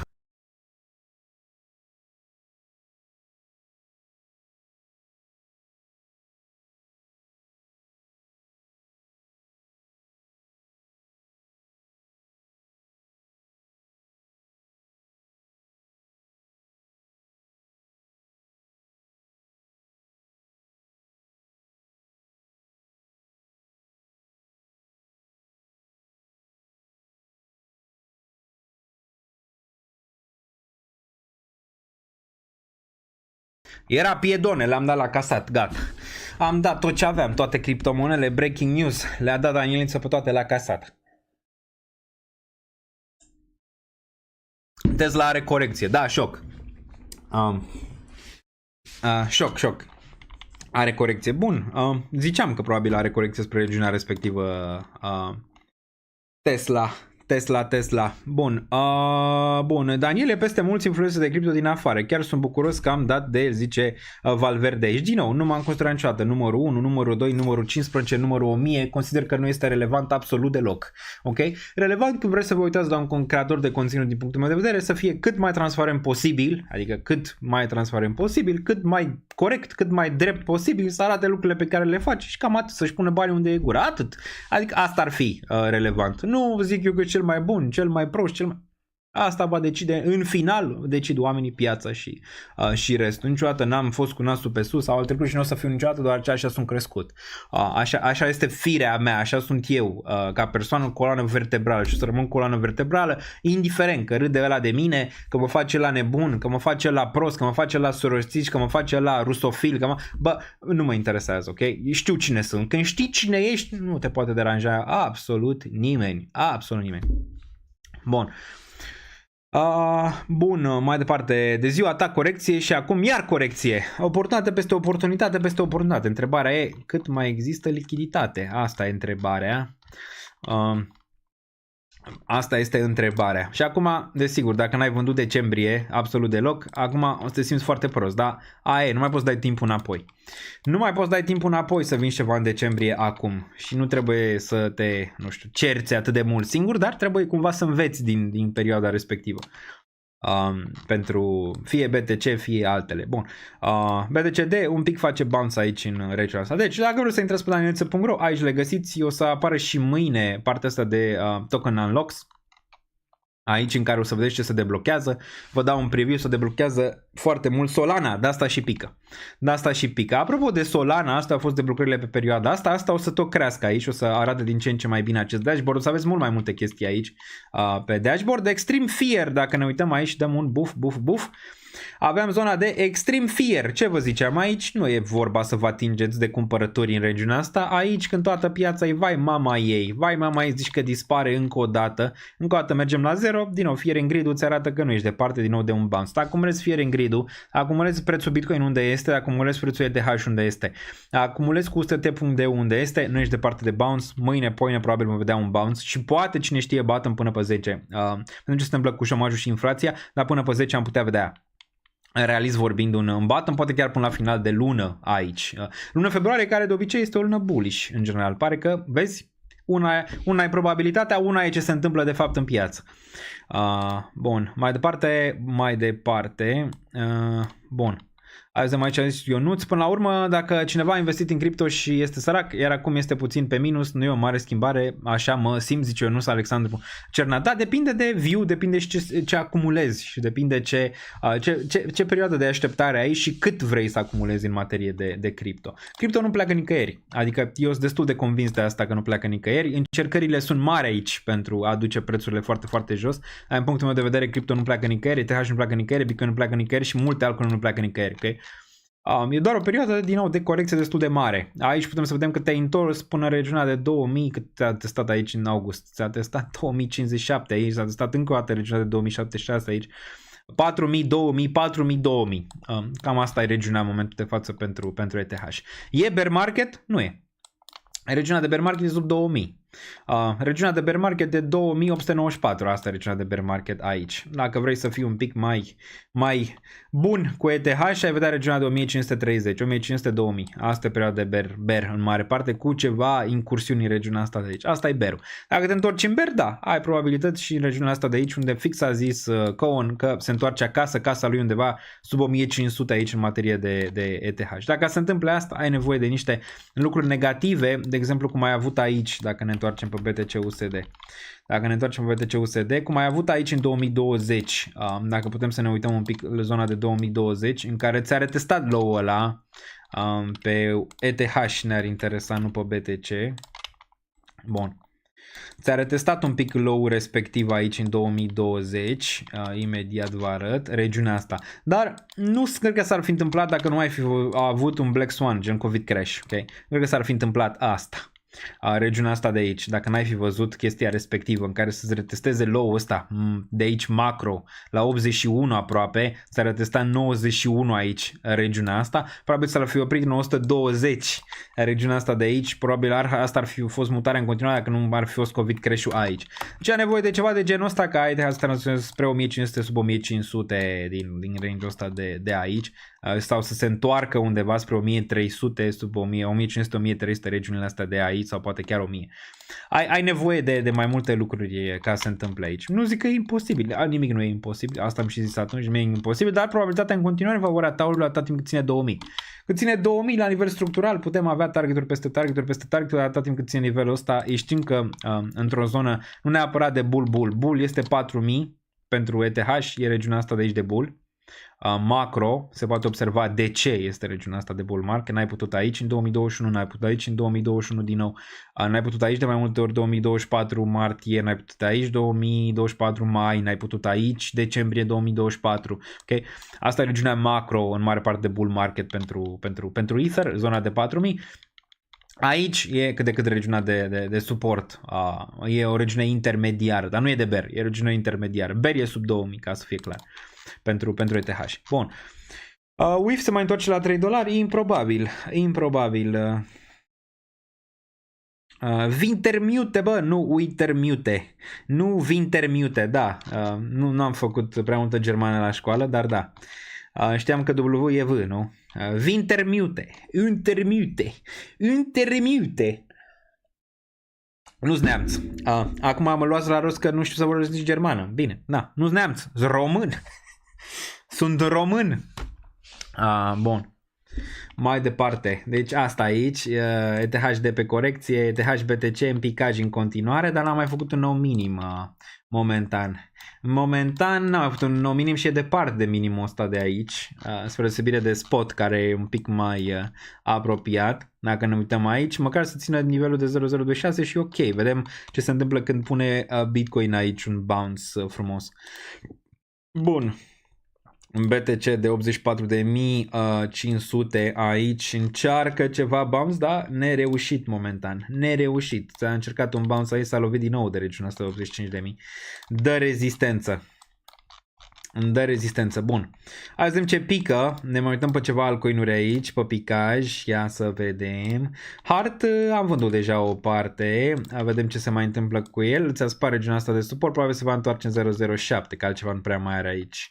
Solana am mai vorbit de ea. Corectează, cuțit în cădere. Cuțitul probabil se va opri în 110,87 ca target. ETH cuțit în cădere, mare un pic 2000, e cam zona de suport aici pentru el. Injective, Reg Baby 10 probabil, aici ceva bounce. XRP-ul găgea ceva că n-a vândut nimic, e bine corectează, dar atâta timp cât rămâne 1.75, ok la nivel structural. Uniswap aici. Uniswap putem să vedem corecție, SEC a cumva renunțat la procesul intentat Uniswap, din nou pare într-o ascensiune cât de cât aici la nivel macro, mai ales dacă ține 675. Bun, Axelar din nou un bottom, nu mai acumulez aici, numai dacă se întoarce în regiunea de 0.3 sau sub 0.3, am suficient, prețul mediu undeva am 0.41 aici pentru Axelar, deci nu mă interesează de acumulare momentan. SUI, am vândut o parte aici de SUI, aș mai vrea să vând dacă cumva s-ar întoarce peste nivelul ăsta. Momentan ceva suport 2.3, 2.4 aici în materie de SUI. Avele, nivelul de 169-170 aici ar fi regiunea de suport. Total market cap corectează, ai putea avea un 900, un pic sub 1 trilion pentru total market cap aici. Trump se duce la 0, sperăm să-l vedem la 0. Nivelul de 4 ar putea fi 5, ar putea fi relevant aici pentru Trump. Trump pare că ulterior se va întoarce spre regiunea asta de jos de tot. În restul organelor nu sunt atât de afectate, pare. Uite, de exemplu, Fetch aici, din nou, se testează un pic low, minus 4, că nu prea mare de unde să dea, se testează un pic regiunea asta de low și de trend macro. Ce mai vedem aici? Saga, BNB-ul corectează și lasă cât de cât interesant, minus 4. De obicei ăsta se ține mai bine decât restul pieței. În continuare, trendul în favoarea taurilor aici pentru BNB, atât timp cât ține 445. Orice se întâmplă în range-ul ăsta de aici, pare din nou macro reacumulare pentru BNB. PITH sub 20 de cenți ar mai fi interesant aici, PITH-ul, în caz că se duce sub 20, sub 18,20, m-ar mai interesa ceva zonă de acumulare pentru PITH, momentan absolut nimic aici de făcut. Ce mai vedem? Link-ul? Da, link-ul m-a mai interesat și ăsta, dacă ar pica sub zona de entry, care momentan e 13, deoarece am mai adăugat range-ul ăsta de aici pentru link, doar ce vreau să-mi construiesc o poziție macro aici pentru Chainlink. Aveam ceva Chainlink foarte puțin, cu un preț mediu de 8, aș vrea un pic mai mult, am luat un pic în regiunea asta și aș mai vrea să iau în caz că pică sub 13, ar fi interesant regiunea de 11, ar fi interesant regiunea de 10, dar și cea de 13 ar putea fi interesant aici. Zic că am un preț mediu undeva în 10 cenți, momentan nu mă interesează de reacumulat aici, vreau să văd dacă se duce mai jos, atunci da, putem vorbi pentru ceva reacumulat, dar aici nu mă interesează, am 10 cenți, ok, momentan e 0,095, deci nu e nicio relevanță aici pentru mine de a acumula ceva. Arbitrum, nu știu, 50 de cenți, ceva pe acolo am prețul mediu, un nivelul ăsta, momentan nu mă interesează, numai dacă îl văd sub 30 de cenți, 25-30 de cenți poate m-ar interesa, deci nimic de făcut aici. Altfel ne pare că nu mai au de unde să dea, e și un semn bun din punctul meu de vedere. E-gold aici 2,45, din nou, nu și-a atins blow nici de data asta, 19, pare că nu mai are sevă. Teta s-a ținut foarte bine în continuare pe corecția asta, aici 1.13, s-a corectat regiunea de 1.05 și acum pare că se menține cât de cât decent pe acest dump de aici. Probabil că Bitcoin va face bounce, altcoin-urile vor bubui mult mai puternic aici, de văzut, dar ce mai probabil da. Ethena am vândut și v-am zis că vând nivelul ăsta pentru Ethena, 0.95, nivelul ăsta de aici vreo 20%, parcă, îmi amintesc 20-30%, aș vrea să-mi reiau poziția aici, să mai adaug aici. Frumos pentru pentru Eten aici. Frumos nivelul ăsta m-ar interesa din nou de acumulare. Nimic șocant aici, sus, jos, oscilația tipică pentru criptomonede, oscilația tipică ca de fiecare dată aici, dar mi-ar plăcea nivelul ăsta de aici pentru el. Bun, ce mai observăm aici? Nasdaq-ul și un pic pe picaj, aurul a corectat ieri, dar pare că nu e suficient. Vrem să dăm un top aur, pare că momentan zăbovește în regiunea asta de aici. Vrei să vezi un top aur ca să poți să vezi un bottom pe Bitcoin aici. 2870 ar fi o regiune interesantă dacă ar putea să pice sub regiunea aia. DXY face un mic bounce aici după ce a zis Trump din nou că nu renunță la tarife, încăpățânat, îngânfat ca de fiecare dată, dar vedem ce alege în final, deoarece piețele o să corecteze mult mai puternic dacă nu se oprește aici Donald Trump. Bun, TVT-ul Atom pe verde, pare că nu mai are de unde să dea, nici holderii nu mai vor să vândă, nici naiba nu mai vrea să vândă. QNT-ul se ține și el binișor aici după ce a testat 113-111, binișor într-o regiune cât de cât interesantă aici. Zilica, ce mai aici pe verde, interesant, ne-am uitat mai devreme, 386 pentru T aici. Nivelul ăsta e important pentru TIA, nivelul de 4-4-2. Urcă peste 4-4-2, din nou revine în trend și atunci orice e posibil și LTC-ul se ține destul de bine și LTC, ETH și BEL aici parcă ține. În rest, roșu, da, nu atât de rău. 250 de miliarde lichidate în ultima oră. Da, dar, un miliard, 250 nu prea mai ai de unde să lichidezi. Adică ar trebui să dai un răgaz al coinurilor și pieței ca să mai poți să lichidezi, că altfel nu o să mai ai ce să lichidezi, ok? În zonele de jos, dacă la ETH și mai putea sub 2000 lichidări. Acolo, da. Se strâng, sunt ceva lichidări în regiunea respectivă sub 2000 pentru ETH. Vedem dacă market maker poate să-l împingă. Au încercat de mai multe ori. N-au reușit. Vedem dacă data asta le va reuși spargerea zonei respective de 2000 și retail-ul se va panica un pic mai tare. Data asta. În 2293 aici pentru ETH. Ia zi, ai curaj să cumperi ETH aici sau n-ai? Ai curaj să cumperi pe cuțit în cădere?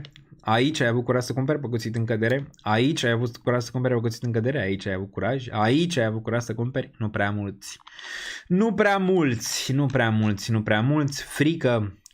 Frică, panică. Nu cumpăra, nu face, să duce la zero. Niște prosteli.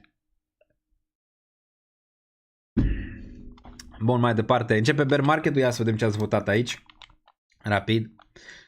Nu 64%, 36%, da, pare că crește probabilitatea de bear market aici pentru comunitate. Bun. Este bun prețul mediu pe ETH 2800? Din punctul meu de vedere, da. Dacă ai un an, 2 ca și target, din punctul meu de vedere, da. Ai vrea totuși să-l scazi sub 2000, ăla ar putea fi și mai bun, sub 2000. Dacă ai putea să-l aduci sub 2000. Bun. Eu cu part ETH la 4000 și să nu am curaj acum. Am înțeles, ok, da. Corect. Corect. Părere P-Netor, ne-am uitat mai devreme la P, am analizat, vor veni deblocările în martie, mare grijă. Mare grijă. BIM, da, BIM aș vrea să mai acumulez dacă se duce în 004, momentan nu, hai să vedem ce face astăzi, cum se ține BIM. BIM USD. BIM. Nu e asta. BIM USD ne interesează. BIM USD-ul. BIMX, ăsta ne interesează. Bun, 0079. Da, nici ăsta nu prea mai are de unde să mai dea. Doar un minus 469 aici. Nu mă interesează nivelul ăsta pentru el, deoarece am acumulat nivelul ăsta deja de 1 cent. M-ar mai interesa undeva sub zona de măcar 007. Măcar sub 007 m-ar mai interesa nivelul ăsta de aici pentru BIM. Dar cred că va avea un rebound puternic din range-ul ăsta, similar cum a avut ea. Probabil din regiunea asta. Nimic nu s-a schimbat în materie de BIM de aici. Aceeași oscilație tipică. Cine face oscilația asta? Market makerii fac oscilația asta, că doar nu face nivel retail-ul oscilația asta. În oscilația asta îi câștigă foarte mult din zona asta de oscilație pe altcoin-uri. Și nu cred că data asta va fi diferită aici în materie de altcoin-uri. Bun. Nici măcar Dimension. Bă, nici măcar Dimension nu mai poate să scadă. Ce au ajuns și aceste altcoin-uri nu mai poate să scadă. Nu mai poate să scadă. E incredibil așa ceva. Nici măcar Dimension nu mai scade azi. E trist. E triștă, zicea că nici măcar Dimension nu mai poate să scadă. Da, ce să mai scadă, că din nou ți-a atins zona asta.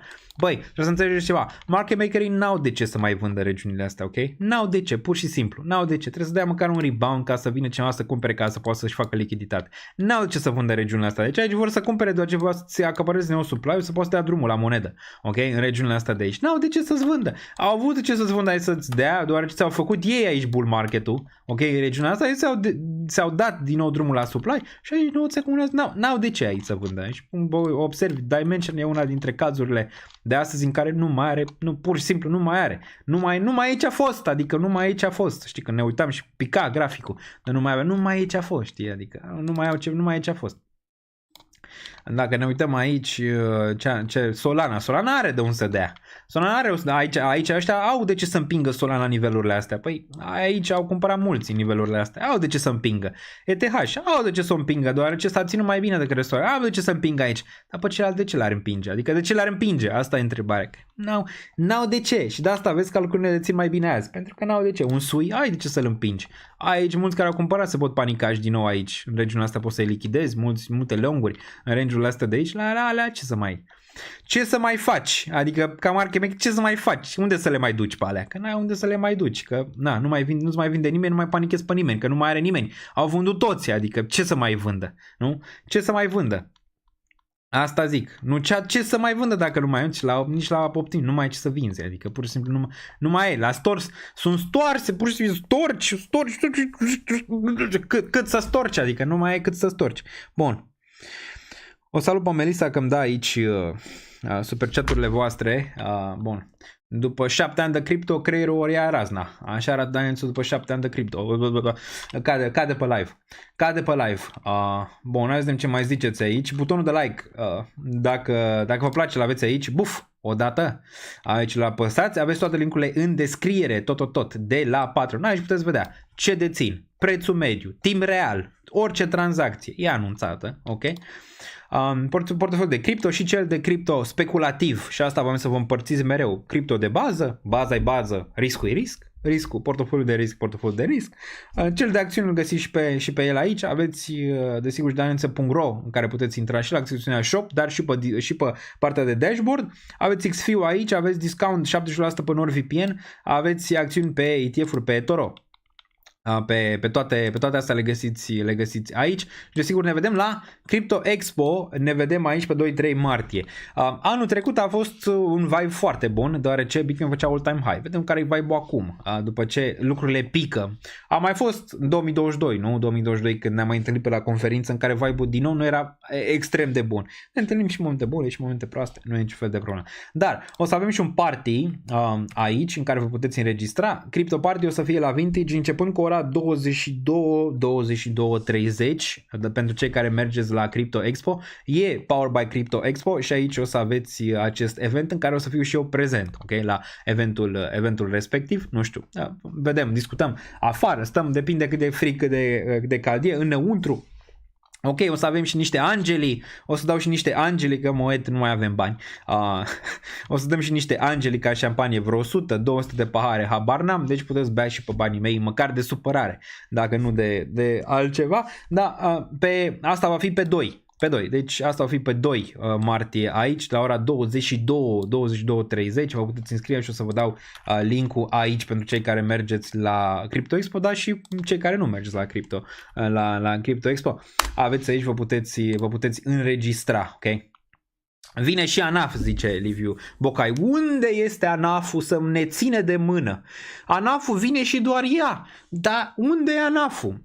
Și au văzut organizatorii de la Crypto Expo, au văzut mesajul meu cu unde e ANAF-ul și mi-au răspuns. Au zis că ANAF-ul o să fie la Crypto Expo. Sperăm să ne ține de mână. Asta sper. Adică sperăm acum, în momentele astea în care vine să ții perii câteodată, nu? La momentele în care vezi că doar ai cuțite în cădere și nu te ține nimeni de mână, ANAF-ul vine și doar ea, știi? Adică tu ți-asumi riscul, ANAF-ul zice ai făcut profit, iată-l încoa. Dar unde e ANAF-ul? Să mă țină și pe mine de mână, să mă perie un pic așa pe spate, să vină. Unde e? Nu e. Nu este ANAF-ul. Nu este. Unde e? Asta zic. Unde e? Noi facem tot efortul, ANAF-ul vine și ne ia banii. De parcă a fost ANAF-ul acolo, lângă tine. Bun, pe sărăcie, Angelii 5 lei sticla la chioșc, exact, așa facem. Slap cu buton de like. Dacă vă place, îl apăsați, dacă nu, nu. Vine ANAF să vă subvenționeze TIA, care e pe minus, zice Flaviu Angel, e pe minus momentan. Vedem ce se întâmplă câteva luni de acum încolo. Puie ANAF, zice cineva aici. ANAF are și rolul lui, nu? Ca de fiecare dată. Nu avem nimic cu ANAF, vrem doar să ne țină de mână. Doar să ne țină de mână, să ne încălzească un pic. Asta vrem. Vedeți că vine și Șoșoacă să facă live de acolo. De unde? De la Vintage sau? Da, ANAF, diferențele pierdute în cripto. Da, să vrem refund. Vrem refund de la ANAF. Mai bine că i-ai anunțat că strânge pe toți de la petrecere. Da, vrei să zici că vine ANAF acolo. Păi ce să vină ANAF acolo? Că nu avem ce să dăm acum. Trebuie să ne dea ANAF-ul nou acum. Bun. Iar începe Trump cu amenințările la UE. Încep să cred că Trump este slab. Din multe perspective. Slab la nivel că liderii slabi atacă și zic lucruri în fiecare zi pentru a-și distrage atenția de la lucrurile pe care nu poate să le facă de obicei. Okay? Iar Trump face asta de vreo lună de zile. Deja am înțeles ideea. Da, am înțeles cât ne-am plictisit, știi? Adică ok, tarife, am înțeles. Bă, dar hai și cu altceva, că ne-am plictisit. Înțelegem, vrei să rezolvi războiul. Hai cu rezolvarea lui, hai cu ale, hai cu altele, hai cu economia, hai cu inflația, hai cu altele ca să putem vorbi la altă zonă, ok? Bun. Ce părere despre noua monedă pe care o să listeze cei de la IGO legată de X-Portal? Nu m-am documentat prea puternic. Bun. ETH 2000 când să-i scad sub 2000? Momentan pare că nu e la 2000, dar nu e nici departe. Dar după cum oscilează altcoin-urile, nu știu dacă vom vedea 2000, pentru că s-au ținut foarte, foarte bine, iar pe Bounce, pe Bitcoin probabil vor exploda multe dintre ele. Cel puțin asta e teoria momentan. Deoarece pare că altcoin-ul ăsta bine, pare că ceva bani din Bitcoin intră în aceste altcoin-uri, interesantă dinamică, dacă te uiți la TIA, dacă te uiți și la altele, și multe dintre ele n-au picat mult. N-au picat mult deloc, dacă te uiți la DOT, la DIM, până și DIM numai aici a fost, vorbeam mai devreme. În multe dintre ele s-au ținut foarte, foarte bine, asta înseamnă că teoria ar trebui să fie în momentul când Bitcoin face bounce, se stabilizează. Un bun pe altcoin-uri, măcar pe termen scurt, un relief în zona de altcoin-uri în care e posibil să intre și ETH aici. ETH care a fost nenorocită azi, nenorocit ETH-ul. Ce ați făcut cu ETH-ul? Bun, aici. După cum vedeți, am și schimbat titlul acestui video, dacă ne uităm aici la mine pe canal. De aici, din ETH la 10.000, în nu cumpărați ETH. Nu cumpărați ETH. Bun. De ce să nu cumpere ETH? De ce să nu cumpere Ethereum? Pentru că, hai să ne uităm aici, se duce la 10.000. Acum, desigur, vine Cristian Sima care face mișto de mine și zice că mai repede se duce la 10.000 de lei. Înțeleg asta și înțeleg jocurile de pe Twitter. Nu mă supăr deloc. Niciodată nu pot să mă supăr pe Cristian Sima. Puteam să-i amintesc și eu de lui Cristian Sima de multe lucruri pe care le-a greșit în trecut și pe care nu le recunoaște niciodată, dar nu zice genul ăla de persoană și în continuare îl respect de fiecare dată. Bun, dacă ne uităm aici, niciodată n-am făcut videouri de genul ăsta în perioade bune și dacă ne uităm în descriere poți să vezi aici când am făcut, de exemplu, prețul cheie de care Ethereum trebuie să treacă pentru a începe un bull market. Dacă dăm aici click pe asta, poți de unde să tranzacționa prețul. Nu era la 1400 sau la all-time high. Aici, uite unde era. Bă, deci uite unde era. Era într-o zonă în care ce se duce la 0. Ce se duce la 0 aici, dacă te uiți când am făcut acest video. Deci, gata, tată, mergem la zonele de 0 aici, ok? Bă, trece de nivelul ăsta all-time high și mult, mult mai departe. Și niciodată n-am făcut videourile. Dacă ne uităm la unele care repetă istoria aici la ETH, dar și la Bitcoin și multe altele, niciodată nu le-am făcut în perioade bune. Dacă te uiți aici la ETH, la Solana, am probabil va corecta probabil sub nivelul respectiv. Sub nivelul respectiv de $10 înainte să facă mutarea respectivă. Deci da, păi eu cred că videourile astea trebuie făcute în momentele bearish, nu când ăsta, de exemplu, să facă oameni videouri când Ethereum o să treacă de 4.000 sau 10.000. Bine, tată, mersi, dar aici ne interesează, ok? Nivelurile astea jos în care toată lumea nu poate să zică nimeni, aici e, știi, aici e chestia, aici nimeni nu poate să-și asume nivelurile astea, deoarece aici e greu, tată. Aici e greutatea lucrurilor. Nivelurile astea în care nimeni nu nu speră. Aici când speranța e moartă, când nu se întâmplă, că nu merge, că nu faci, acolo vrei să fii, aici vrei să fii poziționat, aici vrei să ai opinii pe subiecte. Nu când ăsta deja urcă aici. Da, ok, l-am să făcut 5.000 sau 50. Bine, mersi. Bine, mersi. Bine, mersi. Sau la Tia, de exemplu. La Tia. Ai opinie aici pe Tia, ok? Ai opinie aici că se duce în zonele astea. Nu avea opinii când se duce în 12, că se duce în all-time high. Bine, mersi. O vedem și noi de aici. Nu e, adică, niciun fel de problemă. Aici să-mi zici că te-ai poziționat. Aici mă interesează că te-ai poziționat. Nu în nivelurile astea de aici. Dar aici știm și noi. Bun, mai departe. Mai departe. Hai să vedem aici ce mai zice spăceat. Ce mai zice spăceat? Păceat. Păceat. Ne întoarcem păceat ca de fiecare dată. Bun. Depi a zis, mare atenție, martie vinde blocări. Da, la fel și la Solana vinde blocări în martie, destul de mari. Și ăsta s-a ținut bine. Yes, sir, s-a ținut bine pentru prima dată. Nu-l hales pe Sima nici cu lămâie, nu recunoaște nimic niciodată. Da, asta e caracterul lui, dar eu, recunosc. Mulțumim pentru doza de optimism, chiar avem nevoie de toți din asta. E-Gold, ai zice cineva. Much love, Șerban Andrei. Bun. La ce preț vezi Tia în bull market ca lumea? Măcar o văd înapoi la 20. Acum zic asta când e aici, nu zic asta când e aici, ok? Nu bag toți banii în Tia, ca să înțeleagă. În Tia o să am maxim 5%, 6%. Că ea o să tranzacționeze la 10% din portofoliu sau 15%, asta rămâne de văzut, dacă se întoarce aici, da. Dar o să tot scad din ea în momentul când urcă în regiunile astea superioare, ok? Dar nu, la Tia îmi place. Volum. Adică cineva chiar e interesat de moneda asta, în regiunile astea de jos. Și asta mă interesează aici să văd. Dar măcar range-urile astea probabil le va tranzacționa mai devreme sau mai târziu aici pentru Tia. Dar aici nimeni nu vrea să-și asume. Aici nimeni nu vrea să-și asume. De ce? Nimeni nu vrea să fie fraierul care și-a asumat aici la Tia și apoi Tia face asta. Nimeni nu vrea să fie fraierul. Toți vor să zică, bă, Tia, da, aici gata, aici ne poziționăm, în regiunile astea, când sparge 12, 20, bine, mersi. Dar aici nimeni nu vrea să poziționeze în Tia, cum nimeni nu vrea să poziționeze în Solana, când nimeni nu vrea să poziționeze în Bitcoin când e bottom, nimeni. Toți sunt bearish în bottom, ok? Toți sunt bearish în bottom, toți sunt bullish în top, ca de fiecare dată. Bun, tata, mergem mai departe. Ai aruncat un ochi pe supra high risk. Daniel, mulțumim că ne împărțești dimensionalitatea ta, dovede că este de succes. Aveți totul aici, totul pe YouTube. Puteți lua videourile de la cap la coadă, puteți vedea momentele foarte grele prin care am trecut, 2018, 2022 și multe altele. Nimic nu o să mă facă să plec de aici, nici această corecție, nici următoarea care vine, nici pampurile viitoare nu o să-mi ia capul, nici banii nu o să-mi ia capul, absolut nimic. Știu cine sunt o persoană foarte, foarte echilibrată și încerc să dau din echilibrul ăsta comunității și în perioadele bune și în perioadele rele, m-am zis că nu plec nicăieri, ok, rămân aici. Am zis că bag în cripto la lume și acum sunt luat peste picior. Corect. Da, nu e nimic nou. Time is a flat circle. Am fost luat peste picior de multe lucruri. Nu doar în cripto, dar în general. Dacă nu ești luat peste picior de cineva, înseamnă că faci lucrurile incorrecte.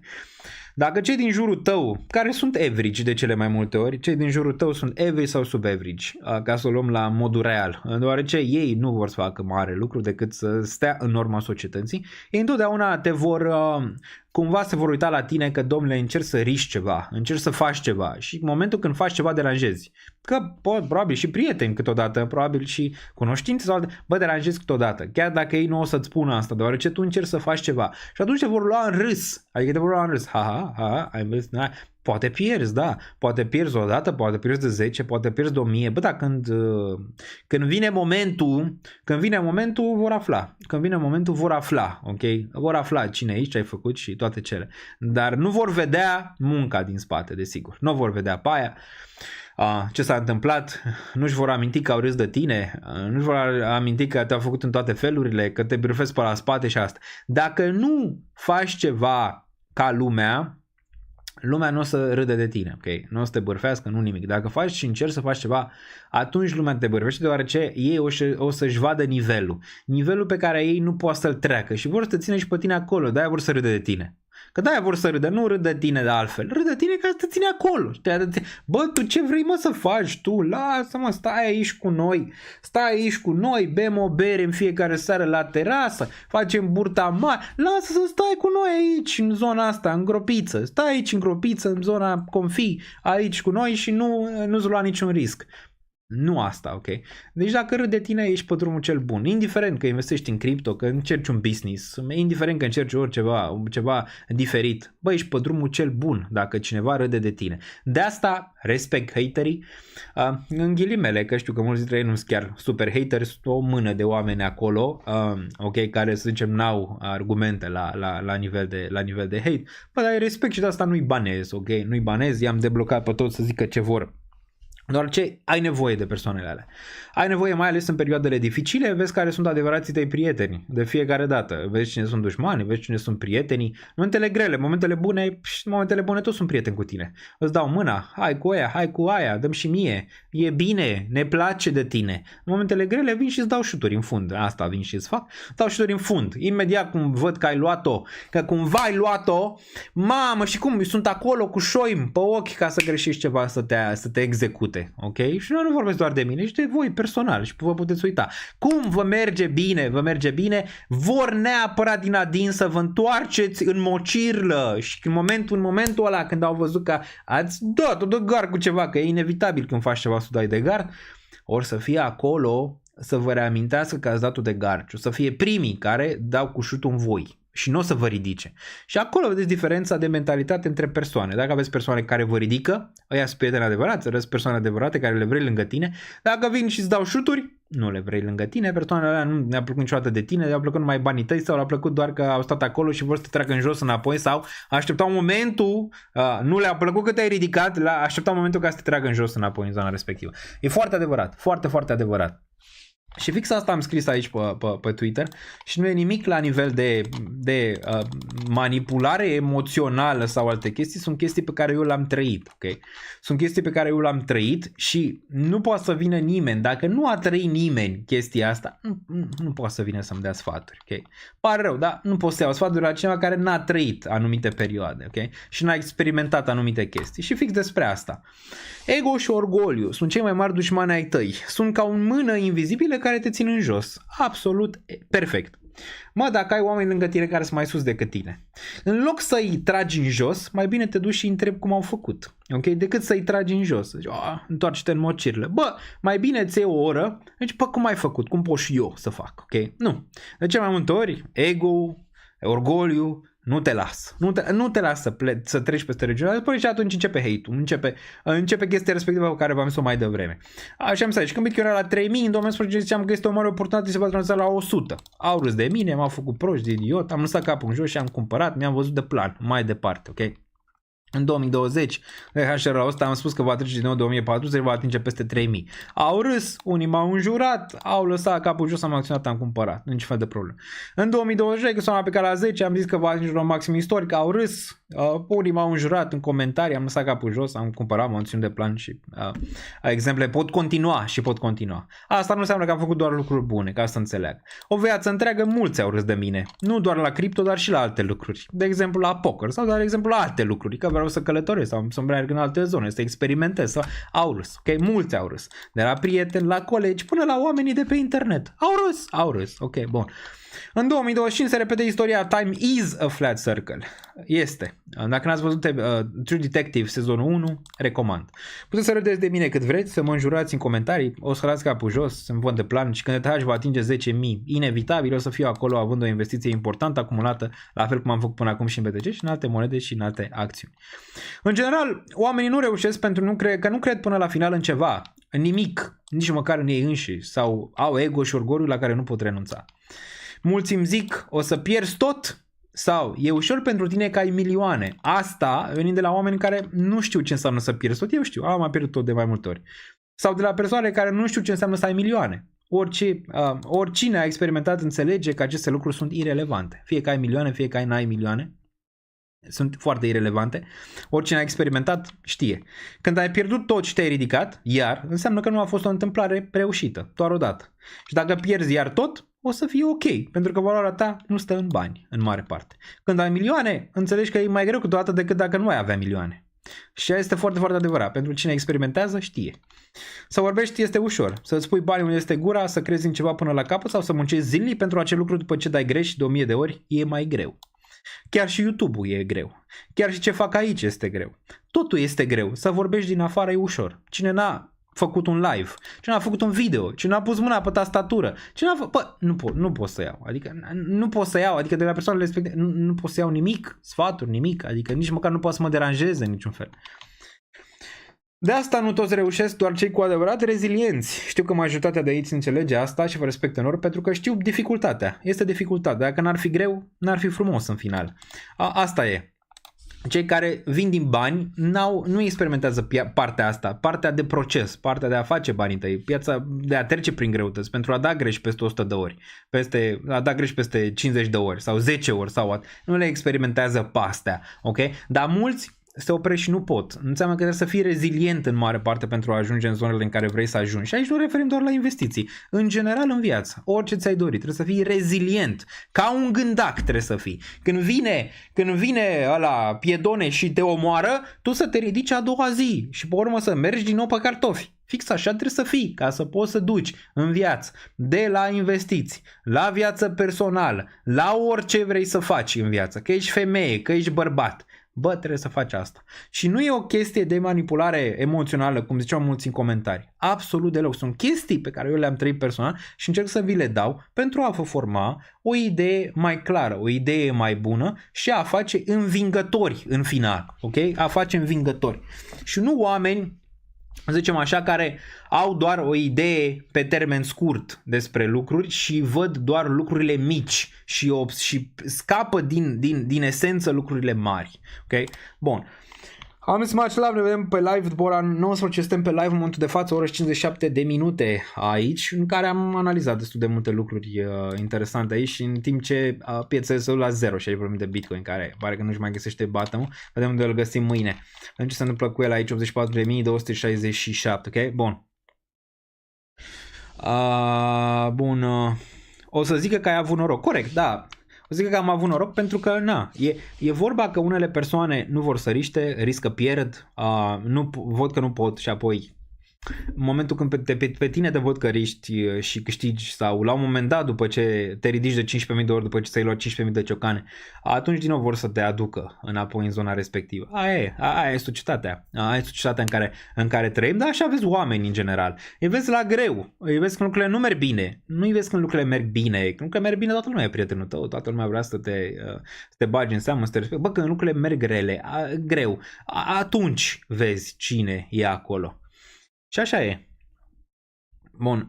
Care e principiul după care faci acumulările DCA-ul FIP sau ceva tehnică?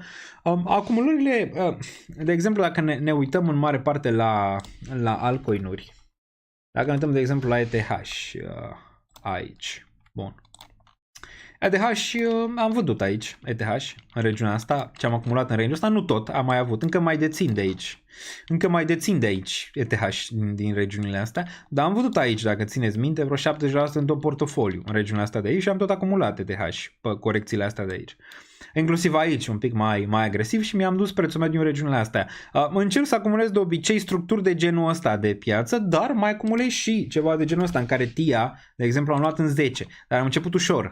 Ok, pe zona de TIA. Dar în mare parte la altcoin-uri ai vrea, realist vorbind, să apeși un pic piciorul mai agresiv pe zona de acumulare sub 88.6. Altcoin-uri 88.6 este un must aici, de obicei asta le testează, ok? Ceea ce pentru TIA era nivelul de 394 aici, a picat și sub, se pot pica și sub, dar aici asta e nivelul, sub 88.6 de obicei pentru zona de altcoin-uri. Pentru Bitcoin la nivel de acumulare, depinde la ce mă întrebi. La nivel de acumulare pentru Bitcoin pot să zic ce am făcut în ciclul precedent ca să poți să observi, n-am acumulat nimic sub 50%, adică vreau să văd o corecție din top de 50%, ceea ce a fost undeva pe aici. Aici a fost primul buy pe BTC, e public, a fost public undeva când am avut corecția asta de aici, ok? Regiunea asta a fost primul buy pe BTC. Aici, după ce vânduse mare parte din portofoliu în regiunea asta, timingul foarte, foarte bun aici. Nu înseamnă că mi iese mereu așa, timingul e foarte complicat în piețe, ok? Bun, de asta e strategie și strategii. Bun, dacă ne uităm aici, asta a fost primul buy. Am cumpărat aici? Nu. N-am cumpărat absolut nimic pe oricare asta, nimic, nici n-am vândut. absolut nimic, bolcara asta, doar ce cumpărasem puțin aici, BTC. Și apoi am mai luat aici, și am mai luat toată ce a picat în regiunea 26, am luat 22, am luat 18, am luat din nou 20, am vândut un pic aici 24, 25, am reluat poziția aici 19 și apoi mai departe n-am mai acumulat absolut deloc BTC și prima dată am vândut aici pentru cumva îmi pune la adăpost din partea asta de aici. Am vândut regiunea asta deoarece am un preț mediu la 20. A dublat, am vândut un pic aici, 10% din BTC și am mai vândut aici, acum, undeva în 103.000. Depinde de la ce mă întreb. La Bitcoin. La Bitcoin aici sub 50% acumulez. La ETH ar fi poate 60%, dar depinde. Depinde de caz. Dacă ne uităm aici din top, ai momentan un minus 42. Cred că tot 50% ar fi relevant. De asta aștept regiunea de sub 2000 aici din nou pentru acumulare pentru ETH. Și ar fi relevant range-ul ăsta. Dacă ne uităm din trecut, aici pe ETH, la fel. Primul buy sub range-ul ăsta de aici pentru ETH, în regiunile astea de aici structural. Pentru ETH. Aici cât a picat, ia să ne uităm. A picat undeva la 60%. Bun, cam asta pentru ele, dar depinde de caz și depinde cum arată fiecare grafic în parte. Nu e neapărat ceva astfel, dar mai sunt anumite indicatori la care poți să te uiți. Te mai uiți la sentiment, te mai uiți la fear and greed, sentimentul low în momentul de față, care ar putea să-ți dea o idee despre cum vrei să acumulezi. Și nu acumula într-o singură zonă. Asta sunt greșeli destul de mari, adică să acumulezi, să ai 10.000 de euro, să-i bagi în ETH la 2.000 și pe urmă să plângi. Dacă faci asta, îți meri soarta. De exemplu, dacă tu zici, mamă, 2.000, poți să ai noroc, să fie bată mai, zici, am 10.000, bag în 2.300 toți bani, ok, aici, pe ETH. E asta o strategie bună? Nu este o strategie bună. Că poți să ai noroc, poți să fie bată și dai să ducă în 10.000 de euro aia pe care bani să duce în 10.000 în următorii 2 ani și poți să faci bani. Dar poate să întâmple să te testeze aici. Adică poate să te ducă să testeze 1.800, poate să testeze 1.500 și atunci ce ai făcut? Da, ai două zone dacă vrei. Ai aici, iei un 20% din sumă, mai aici mai bagi un 20-30% și apoi 150% vrei să-i bagi aici. Cu ideea că aici vrei să te poziționezi. Acum dacă ETH face bounce de aici, urcă peste nivelurile astea superioare de aici pentru ETH, atunci poți să te gândești poate să acumulezi chiar mai sus, nu e niciun fel de problemă. Adică nu te gândi doar la o singură zonă, să bagi o singură dată, că pe urmă ai deziluzii, ok? Ai deziluzii pe urmă. Bun.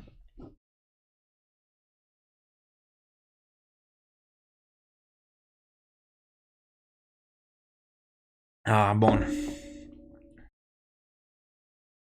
Mai departe, Daniel, alțurile care au căzut peste 90% în top, mai e posibil să mai facă all-time high. Se poate, dar nu vor face toate. După cum vezi aici, la ADA Cardano, care a picat nu 90%, cel mai mult de 90% în primul ciclu de bull, a avut o urcare aici, buf, și apoi a făcut asta. Aici a luat minus 98%. A făcut all-time high, a făcut. Depinde dacă vine și cu ceva nou și cu ceva utility din spate. Dar da, a făcut. Aici cât a picat? Ia să vedem. A picat minus 92%. Stă, poate, uite, a făcut măcar până aici. Nu a făcut tot mai, dar s-a întors. Da, se poate, adică se poate. Dar acum nu orice păcănea din top 1000 va face. Vedem cât a picat tia aici. În regiunea asta. Când o să facă, nu o să mai creadă nimeni. Că așa se întâmplă în cripto. Dacă ne uităm aici, minus 88% a avut tia. Ceea ce, de uitat, 98% a avut. Dacă faci o extrapolare aici, 98%, s-a ținut mai bine decât s-a ținut Cardano în primul ciclu. 98% ar fi 41 de cenți. Bun.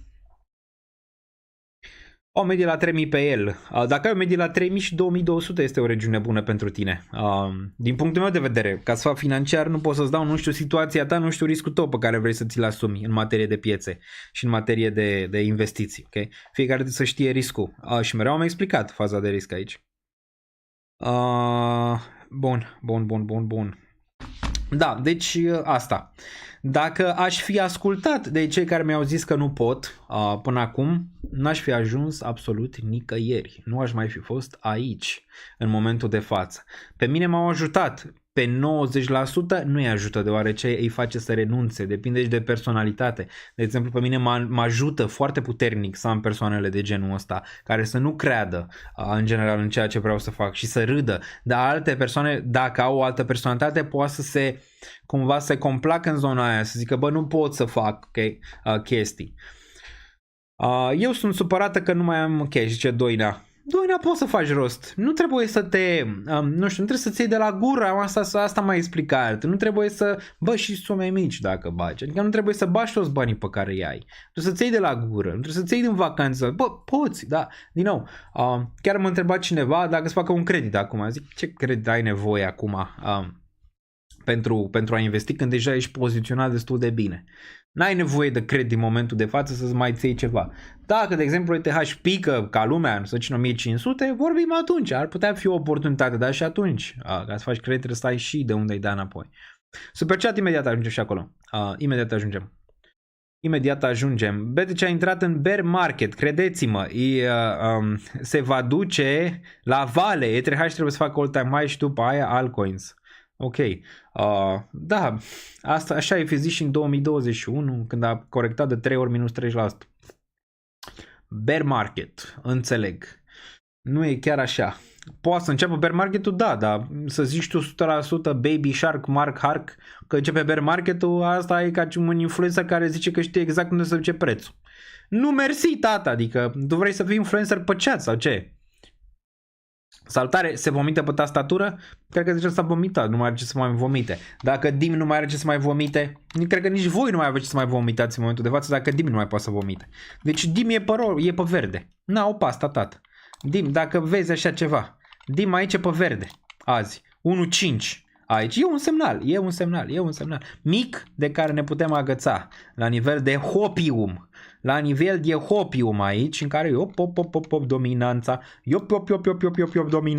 dominanța, nam. Și acum, îți dai seama, țineți minte, Daniel, dacă se duce Bitcoin sub 90.000, altcoin-urile merg la 0. Și am zis, nu așa merge de obicei, nu așa merge mereu. Poate să meargă o perioadă în care Bitcoin se corectează foarte puternic și altcoin-urile fac pe ele grav și spun minus 50% când Bitcoin corectează minus 2. Dar sunt și perioade în care vezi că Bitcoin corectează, iar altcoin-urile nu mai corectează. Da, se întâmplă. Șocant, dar se întâmplă. Here we go again, baby. Să dea Domnul să iasă banii din Bitcoin să intre în altcoin-uri, deoarece Bitcoin deja am vândut o parte. Am nevoie și de altcoin să mai performeze un pic și cred că toți avem nevoie de asta. Okay. Ne-am săturat. Sailor a ținut Bitcoin în picioare până acum. Nu mai poate să-l țină. Poate e bine pentru altcoin-uri că nu mai poate să-l țină. Sailor a cumpărat de 2 miliarde, Bitcoin corectează în continuare. E un semnal acolo. E un semnal. Dar pare că Sailor face bounce azi. Deci teoria spune că și va face bounce și Bitcoin mai devreme sau mai târziu. Dominanța BTC și-a luat Sanie, dar dominanța USDT e pe val. Da, dar și dominanța USDT, ne-am uitat mai devreme, este la un punct critic de rezistență. E la critic de rezistență în momentul de față, ok? Lucrurile nu sunt ușoare, cum nu au fost nici aici ușoare. Aici câți urși erau, vai de capul meu, deschideam Twitter-ul și pe România, dar și pe afară. Facem dregem bear market, baba la terminat ciclul, Bitcoin la 3, și aici la fel, adică deschideți acum Twitter-ul, toți au prins topul, toți au vândut. Dacă intri acum pe Twitter, toți au vândut, bă, da, toți au vândut, mă, toți. Dar n-a arătat unul atunci, adică, n-a arătat, să văd și eu, bine, ok, da, bine. Bitcoin died de 1 miliard de ori, da, corect. Bitcoin va fi 200 de ca în aprilie-mai. Nu știu neapărat dacă va fi în aprilie-mai. Asta din nou este o presupunere. Va fi 200.000 la un moment dat? Va fi 200.000 la un moment dat. Cum să nu fie? Asta zic. Cum să nu fie? Uite la lumea în care trăiești. Cum să nu fie Bitcoin 200.000? Când matricea se confirmă pe zi ce trece. Adică matricea se confirmă pe zi ce trece. Pe zi ce trece confirmă matricea. Bun, mai departe. Tia nu cred că mai poate, nu cred că poate mai mult de 30. Vedem, măcar să vă la 20 și eu sunt foarte fericit pe ea. Adică dacă vă la 20, pup 10 icoane. Le pupă toate, le aducem pe Pangratie. Unde ești Pangratie? Bă, să vină Pangratie să ne ajute, nu știu, să ne ajute. Vreți să vorbim despre Georgescu sau nu? Da, nu, ia ce spăceat avem aici. Înainte să vorbim de Georgescu, mai dăm un shot de ăsta, să ne țină puternici niște vitamine. Niște vitamine, ceva trebuie neapărat. Dacă încep să sughit, nu e vina mea. E de la faptul că ăsta e foarte spicy. Bine, e mild totuși, da, ok. Vreți? Am mai făcut pool despre politică și peste 50% au zis că da, ar trebui să discutăm. Bun, deci vreau să vorbim despre Georgescu sau nu? Da sau nu? Ia. Nu, da, nu, da. Din nou e împărțită treaba. Bun, da, nu, da. Da, bun, da, nu, da. Bun, din nou e împărțită treaba, ca de fiecare dată.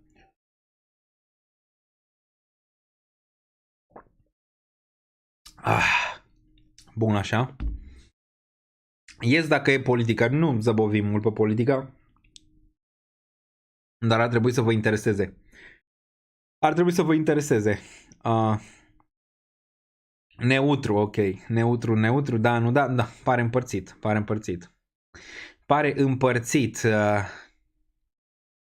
împărțit aici. Pare împărțit. Da, e cam 50-50. Pare că suntem 50-50, corect. Bun, am mai făcut pool-uri în trecut. Daniel consideră că e o poziție proastă, minus 40 pe portofoliu de full alts acum. Dacă e de full alts, nu. Păi în ultimii 3 ani nu au făcut decât să scadă. Acum depinde ce deții. Dar pe full alts, acum ar trebui să fie minus 70 probabil, dacă e să extrapolăm. Da, BTC, în continuare, cât de jos? How low it can go? How low can it go? How low can it go? 83.500, pare că nu se oprește. E ca pe vremuri. Nu v-a fost dor de o corecție de genul ăsta pe BTC în cuțit în care nu mai vezi bottom, nu?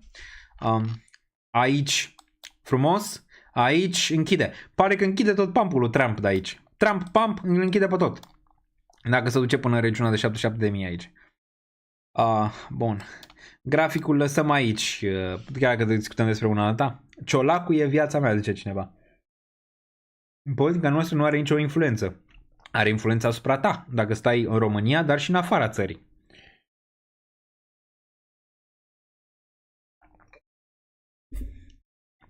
Vai, steaua mea, ce se duce la Vale BTC. 73 de K incoming. Am mai făcut sondaj.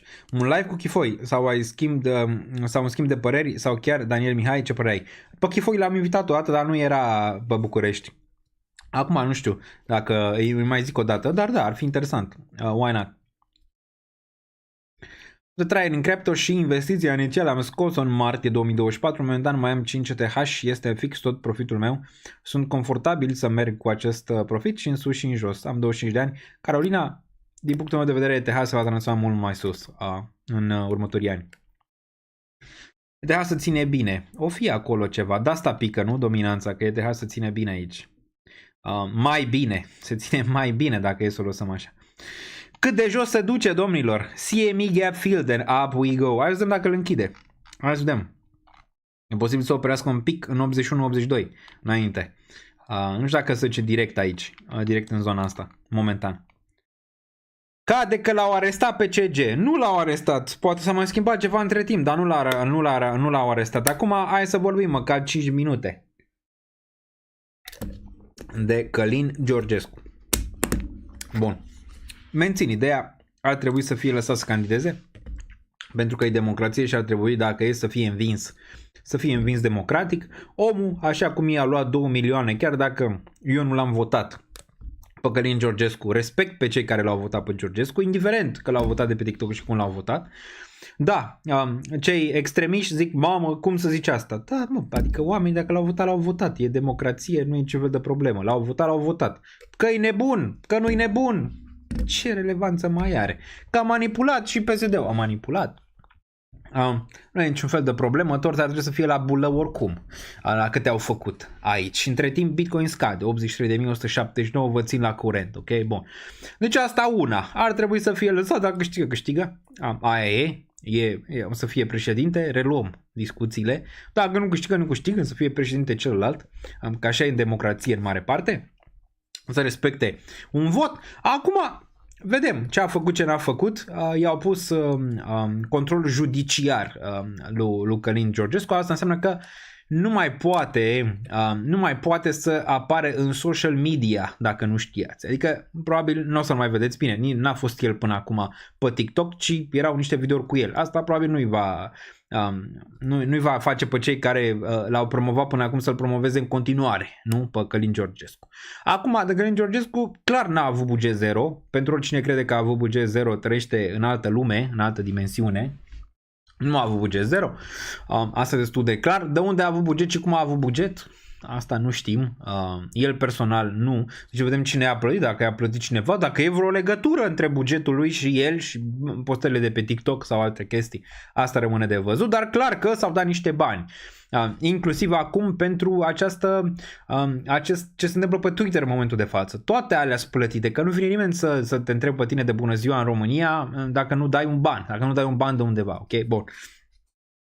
În zona asta, ok, bun. Dar la nivelul ăsta au mai făcut și PSD-ul și alții, adică au făcut multe chestii nasoale în trecut și au manipulat voturile și alte chestii, dar PSD-ul măcar a avut un buget, într-o deosebire de Georgescu care a avut buget zero. Măcar aș fi dat și eu un buget acolo, că eram în locul lui, dădeam și eu un buget, nu știu, 50.000 de euro, 30.000 de euro, habar n-am. Dădeam și eu un buget acolo și nu mai avea ăștia cu ce să mă agați, știi, bun. Hai să vedem aici pe ce l-au luat pe Georgescu. Și a pus control judiciar. Aici vedem dacă mai candidează sau nu. Vă ziceam că de ce a plecat Iohannis? Păi a plecat ca să înceapă arestările și v-am zis că vor începe. Mulți au râs pe cea de mine. Bă, uite că încep arestările. Acum că sunt arestări bune, nu? Că sunt bune sau nu, asta ne va dovedi justiția. Dar și justiția poate să fie cumva mișcată. Bun, hai să ne uităm aici să vedem.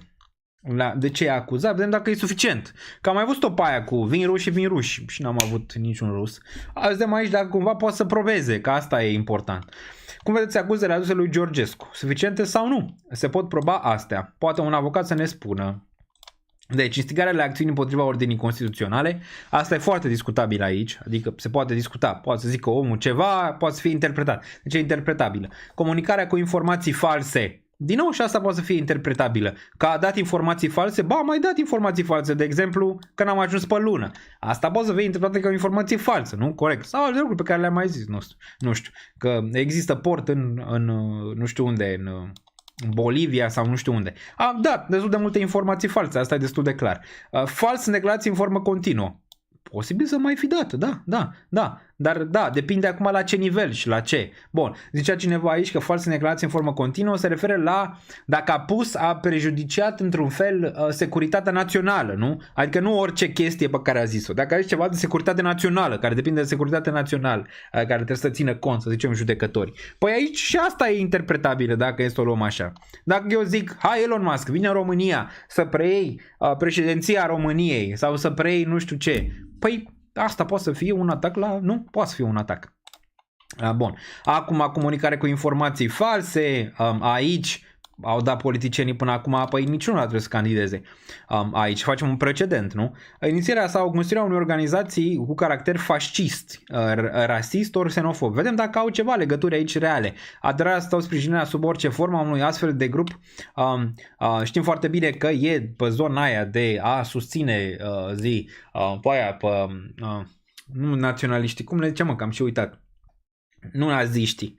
În fine, că îi susține pe aia din 1930, că tot a zis de ei. Legionarii, așa că mi-am amintit. Așa, și are chestii xenofobe. Bine, el nu l-am auzit să fie neapărat xenofob, ci a zis poate lucruri bune de, nu știu, Horia, Sima și ăia din trecut, nu? Bun. Aici, trebuie dovedi, nu știu cum o să dovedesc, dar rămâne văzut. Promovarea în public a cultului persoanelor vinovate de săvârșirea unei infracțiuni de genocid contra umanității. Ok, aici și de crime de război, precum și fapta de a promova în public idei de concepții sau doctrine fasciste regionale. Asta rămâne de văzut. Bun. Inițierea sau constituirea unei organizații cu caracter antisemit, da, asta, dacă l-ar prinde, să zicem, pe o parte de a fi într-o organizație de genul ăsta, da. Sub orice formă. Aici nu știu, dacă omul vorbește cu cineva, cu potra alea sau habar n-am, dacă omul vorbește cu ăla, Acum, nu înseamnă că are neapărat o conexiune cu persoana respectivă. Sunt multe lucruri care greu pot fi probate aici din punctul meu de vedere, dar vedem probele. Până nu vedem probele, n-are rost să discutăm fără probe. Vrem să vedem probele aici, la fel cum vrem să vedem probele și pentru anularea legilor pe care nu le-am văzut momentan. Okay? Deci nu am văzut probele respective aici. Dar pare că vrea într-un fel sau altul scoaterea lui din cursa, nu? De a candida la prezidențiale aici, a lui Călin Georgescu. Okay? În zona asta. Okay?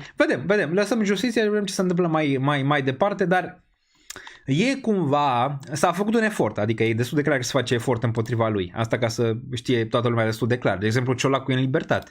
Ciolacu nu trebuie nimeni de soartă mare, în continuare prim-ministrul României. S-a dovedit destul de clar că acolo cu Nordis a fost băgat. Adică e dovedită treaba, adică nu, nimic acolo. Adică asta e problema. Noi avem doar ridicări de genul ăsta, că s-a mai întâmplat și în trecut, că e omul vinovat sau nu, asta va decide justiția, dar sunt cumva ochite. Știu, cumva ochite, adică justiția nu e oarbă în România. Justiția alege. Justiția alege în România pe ăla și într-un fel la ordine, dacă e să o luăm așa. Că altfel, nu se putea pune tot acest aparat fix în cărcalul ăsta, nu? Care a luat 2 milioane de voturi imediat. Imediat le-au găsit orice, nu știu ca să-l scoată. Acum, de ce vor să-l scoată? Păi să-și facă jocurile lor. L-ați văzut pe Gigi. Gigi, care era pro Călin Georgescu, acum a zis, cum să votăm un nebun? Nu, înainte care era cu, eu votez Călin Georgescu.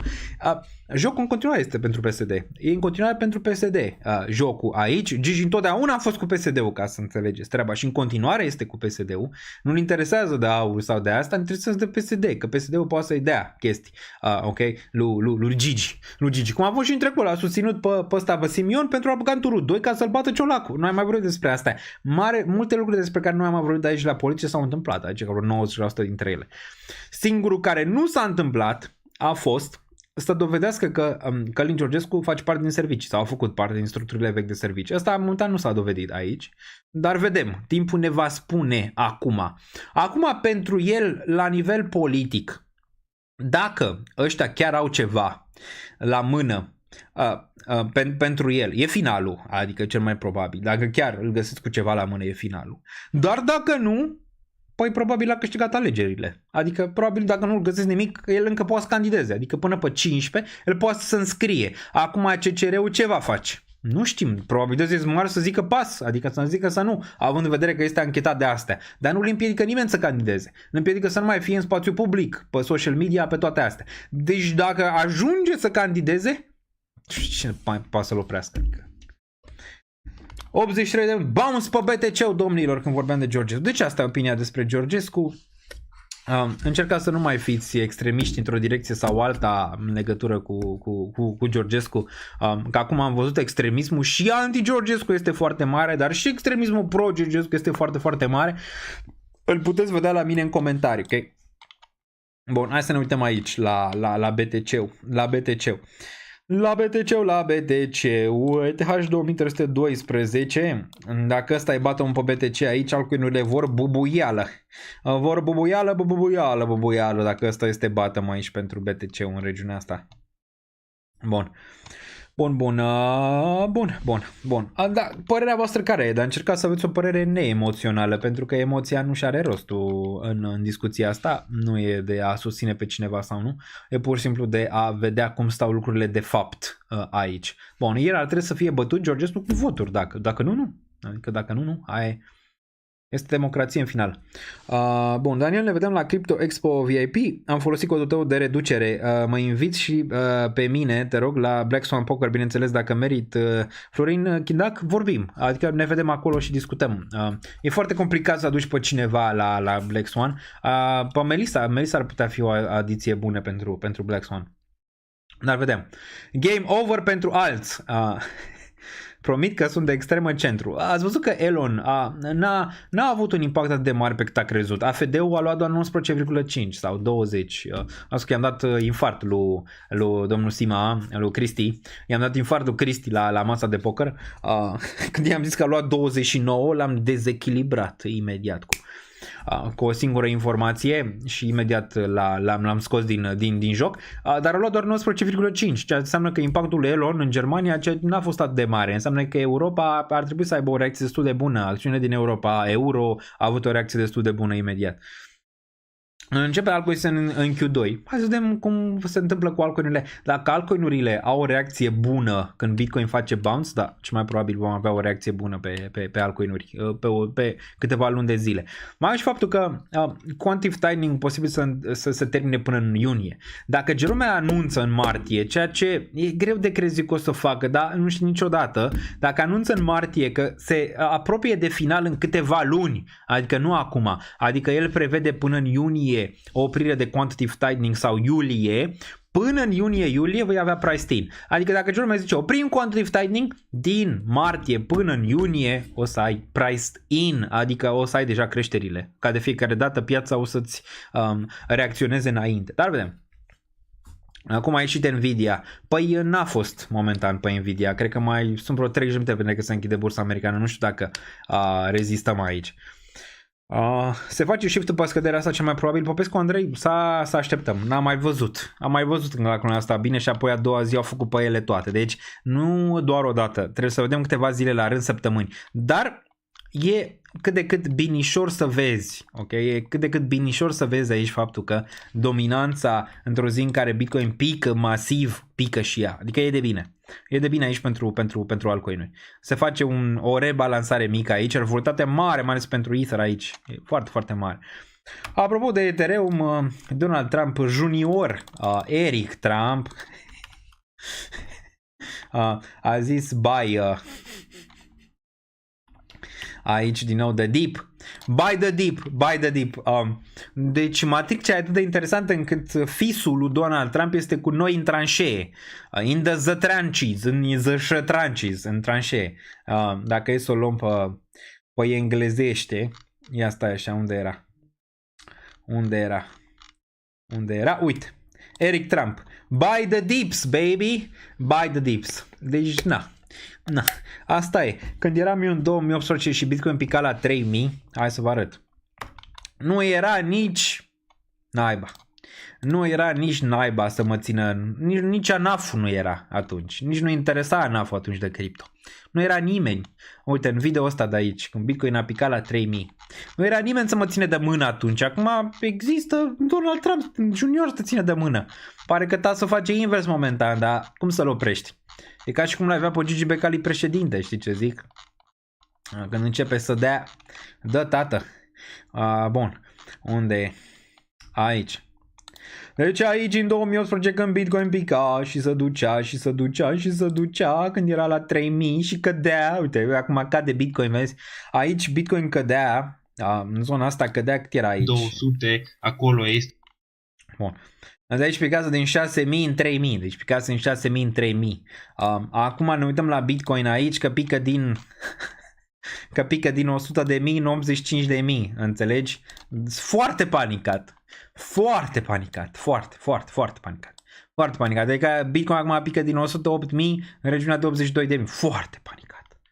Panică mare. Aici, există Eric Trump Junior care zice buy the dips. Aici nu era nimeni care să zică buy the dips. Era vai mama noastră. Avem un tablou în spate aici și aveam un microfon luat de la second hand.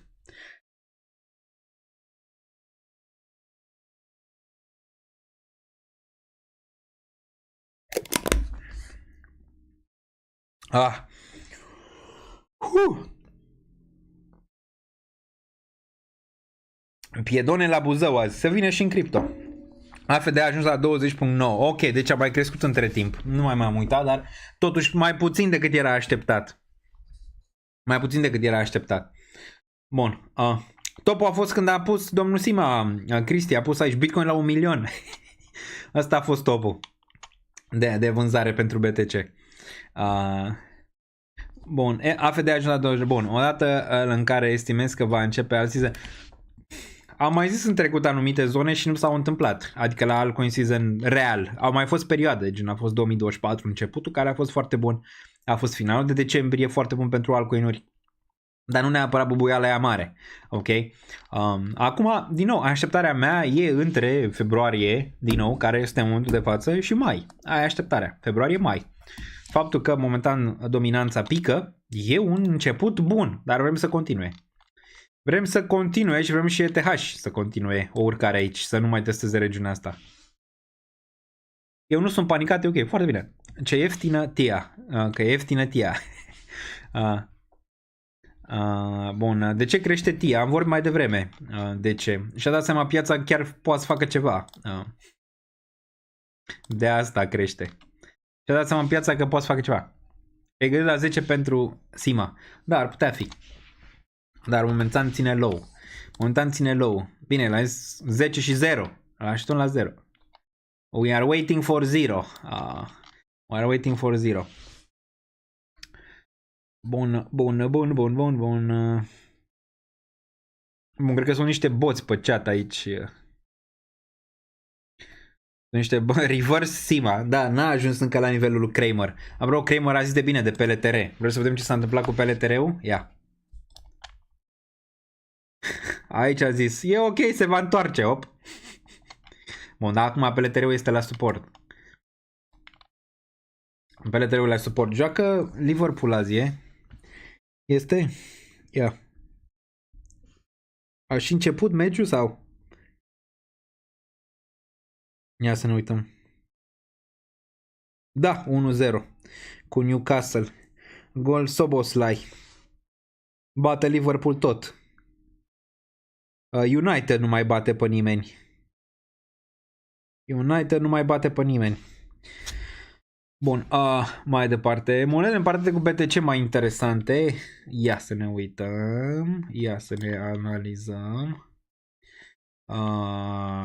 Unde e? Unde e? Aici. Da, multe pe verde. Multe pe verde de la ARB versus BTC care face un reversal aici de la Sand care urcă optim. Numai Sol BTC pe roșu, da, știm de ce. Link BTC aici, Theta BTC, APT BTC, Algo BTC, da, interesant. Interesting. Numai Solana și ETH aici pare că piața nu vrea. Pare că piața nu vrea. Ave aici numai ETH și Solana. Interesting. Și de ce ziceam asta? Pentru că cartelul nu mai are de ce să ducă astea alconurile în jos, că nu mai are de ce să le ducă, nu mai are cine să le vândă, nu mai au ce să facă bani, că au lichidat toată piața. La ETH și la Solana au, la Bitcoin au de lichidat, mai au de lichidat.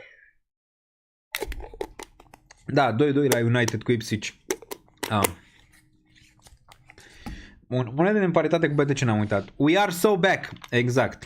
Crește un pic și we are so back. Gust amar că pică BTC și ETH și gust puternic, bun că urcă TIA și restul altcoinurilor cât de cât. Hard, am vorbit mai devreme de hard. Ce mai vreau să mai analizăm? Mai să ne uităm la super chat-uri aici, ca să nu mă înjurați prea puternic. Am vorbit și de Georgescu. Apropo, că mi-am amintit și ne întoarcem imediat la... Ne întoarcem imediat aici. Rapid. La super chat-uri. Mi-am amintit, s-a întors Sam Bankman-Fried, băieți. Deci incredibil. Nu știu cum are internet în pârnaie. Acum cred că i-a dat cuiva să dea Sam Bankman. Nici măcar nu-l mai găsim aici dacă dăm după Sam Bankman. Care e? La SBF. Uite. S-a întors Sam Bankman, mă, ești nebun. Pe 25 februarie aici a dat tweet. A dat tweet Sam, dacă vă era dor de ieri, nici de unde naiba începe tweet-ul ăsta, cum l-a făcut. Bun, de aici. How did SBF post from prison? Ia, ce ne zice Groc? Mișto, Groc. Bun. 25 de ani are aici. The Metropolitan Detention Center like wrote his post from prison with someone on the outside post. Deci cineva din afară a dat bilețel la gard. Deci a dat bilețel la gard SBF-ul. Când nu s-a plecat pentru săpun, a dat un bilețel la gard aici. Și a zis, I have a lot of sympathy for government employees. I too have not checked my email for the past few 100 days. Știi că a zis Elon Musk că ăștia government employees, cei angajați la guvern, trebuie să dea cumva cu subsemnatul la Elon și la Trump cu ce au făcut, știi, în fiecare săptămână. De asta și o glumă făcută de cineva pe Twitter. Elon, dar tu ce ai făcut săptămâna asta? Știi că dacă te uiți la Tesla, dacă te uiți la Tesla aici, îi zici, bă, da, Elon, dar tu ce ai făcut săptămâna asta, mă? Adică tu ce ai făcut săptămâna asta? Uite cum arată Tesla, știi? Bun, deci colac pe poveste peste bun, s-a întors și asta aici. Unde e? S-a întors și SBF aici. Firing people is one of the hardest things. Apropo, o să dea afară pe capete în continuare din guvern. A anunțat asta Trump mai devreme. Aici vedem șomajul pe luna februarie. Dar momentan o să vedem pe luna ianuarie ce se întâmplă. It is usually not the employee's fault that they got fired. It's usually correct to let them go. Bla, bla, bla. Deci a vorbit despre asta, nu știu, încearcă să dea bine pe lângă el și pe lângă Trump, poate dă și lui o grațiere. Poate îi dă și lui o grațiere aici. Deci nu poate să dea nimeni reply aici. Deci colac peste s-a întors și ăsta. Deci când arată pisica, PTSD major acum pentru toată lumea din piață. PTSD mare, adică dă și SBF tweet-uri, Tia urcă și ea, aici pe un button frumos, mai ales dacă sparge regiunea asta, aici ENA plus 5% astăzi, destul de frumos, paritățile versus să țin bine, până și Atom crește, e incredibil, dar adevărat. Am trăit să o vedem și pe asta, adică am văzut trăim când Bitcoin minus 5% sau când ai baie și alcunurile zburdă. Minus 5% BTC-ul aici, 84, pare că recuperează. We are so back! We are so back! Da, nu mi se pare departe de bottom, cum am zis mai devreme, nici BTC, nici ETH aici. În regiunea asta. We are so back, baby! Până și ETH BTC. Let's go! Let's go to the moon! De aici, că e foame mare. E foame. Feciul nici el nu mai are ce să dea. Adică cine are să mai dea de aici? Nu mai are ce să dea. Bă, de bine că alcoinurile pare că cartelul nu mai vrea să le ducă mai jos, că nu mai poate. Pare că nu mai poate, știi? Adică încearcă să facă retail-ul să vândă, dar storci. Cât, storci. Bun, mai departe. Bun, hai să vedem aici ce super chat-uri ați avut. Bun, Filecoin, crezi că putea merge mai jos, îl vezi din altcoin season minim. Am mai vorbit despre Filecoin, hai să ne uităm la Filecoin. Nu știu dacă mai făcut un nou minim, că nu cred că mai are de unde să vândă aici nimeni. Bun. Da, păi ești în bottom din nou. Din nou în bottom. Mai avem niște buy-uri, din nou în bottom. În bull rămâne analiza. Bottom structural. Că se întinde pe o perioadă mai lungă, da, se întinde. Uite-te la Baba. Iete. Uite la Baba. Bottom structural. Aici, dar ce volum pe Baba? Baba e babă, dar babă de babă, 2 ani aici, care n-a făcut nimic. 3 ani, care n-a făcut nimic babă. Deci da, cam aceeași poveste la nivel de macro reacumulare. Aici e zona pe bull, numai dacă urcă peste 10. Target 25-20, mai sus nu cred că merge asta, de zona asta de aici, ok? Pentru Filecoin. Bun.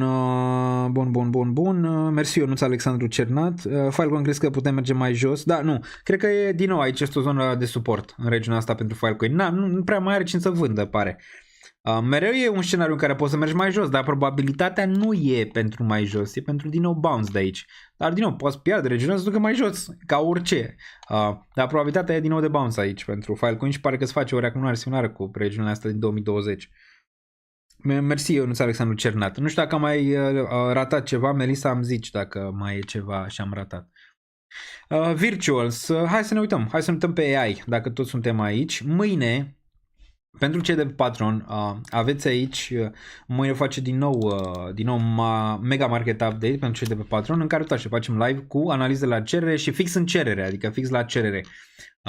Facem analizele respective, le puteți vedea aici, ok? Cererile respective le puteți lăsa în continuare, deoarece mâine din nou vom avea, nu știu pe la ce oră, dar rămâne de văzut asta, de la categoria 35 în plus, $35 plus le puteți găsi aici, ok? Deci dacă nu ați făcut asta, puteți lăsa aici din nou comentarii în Patreon.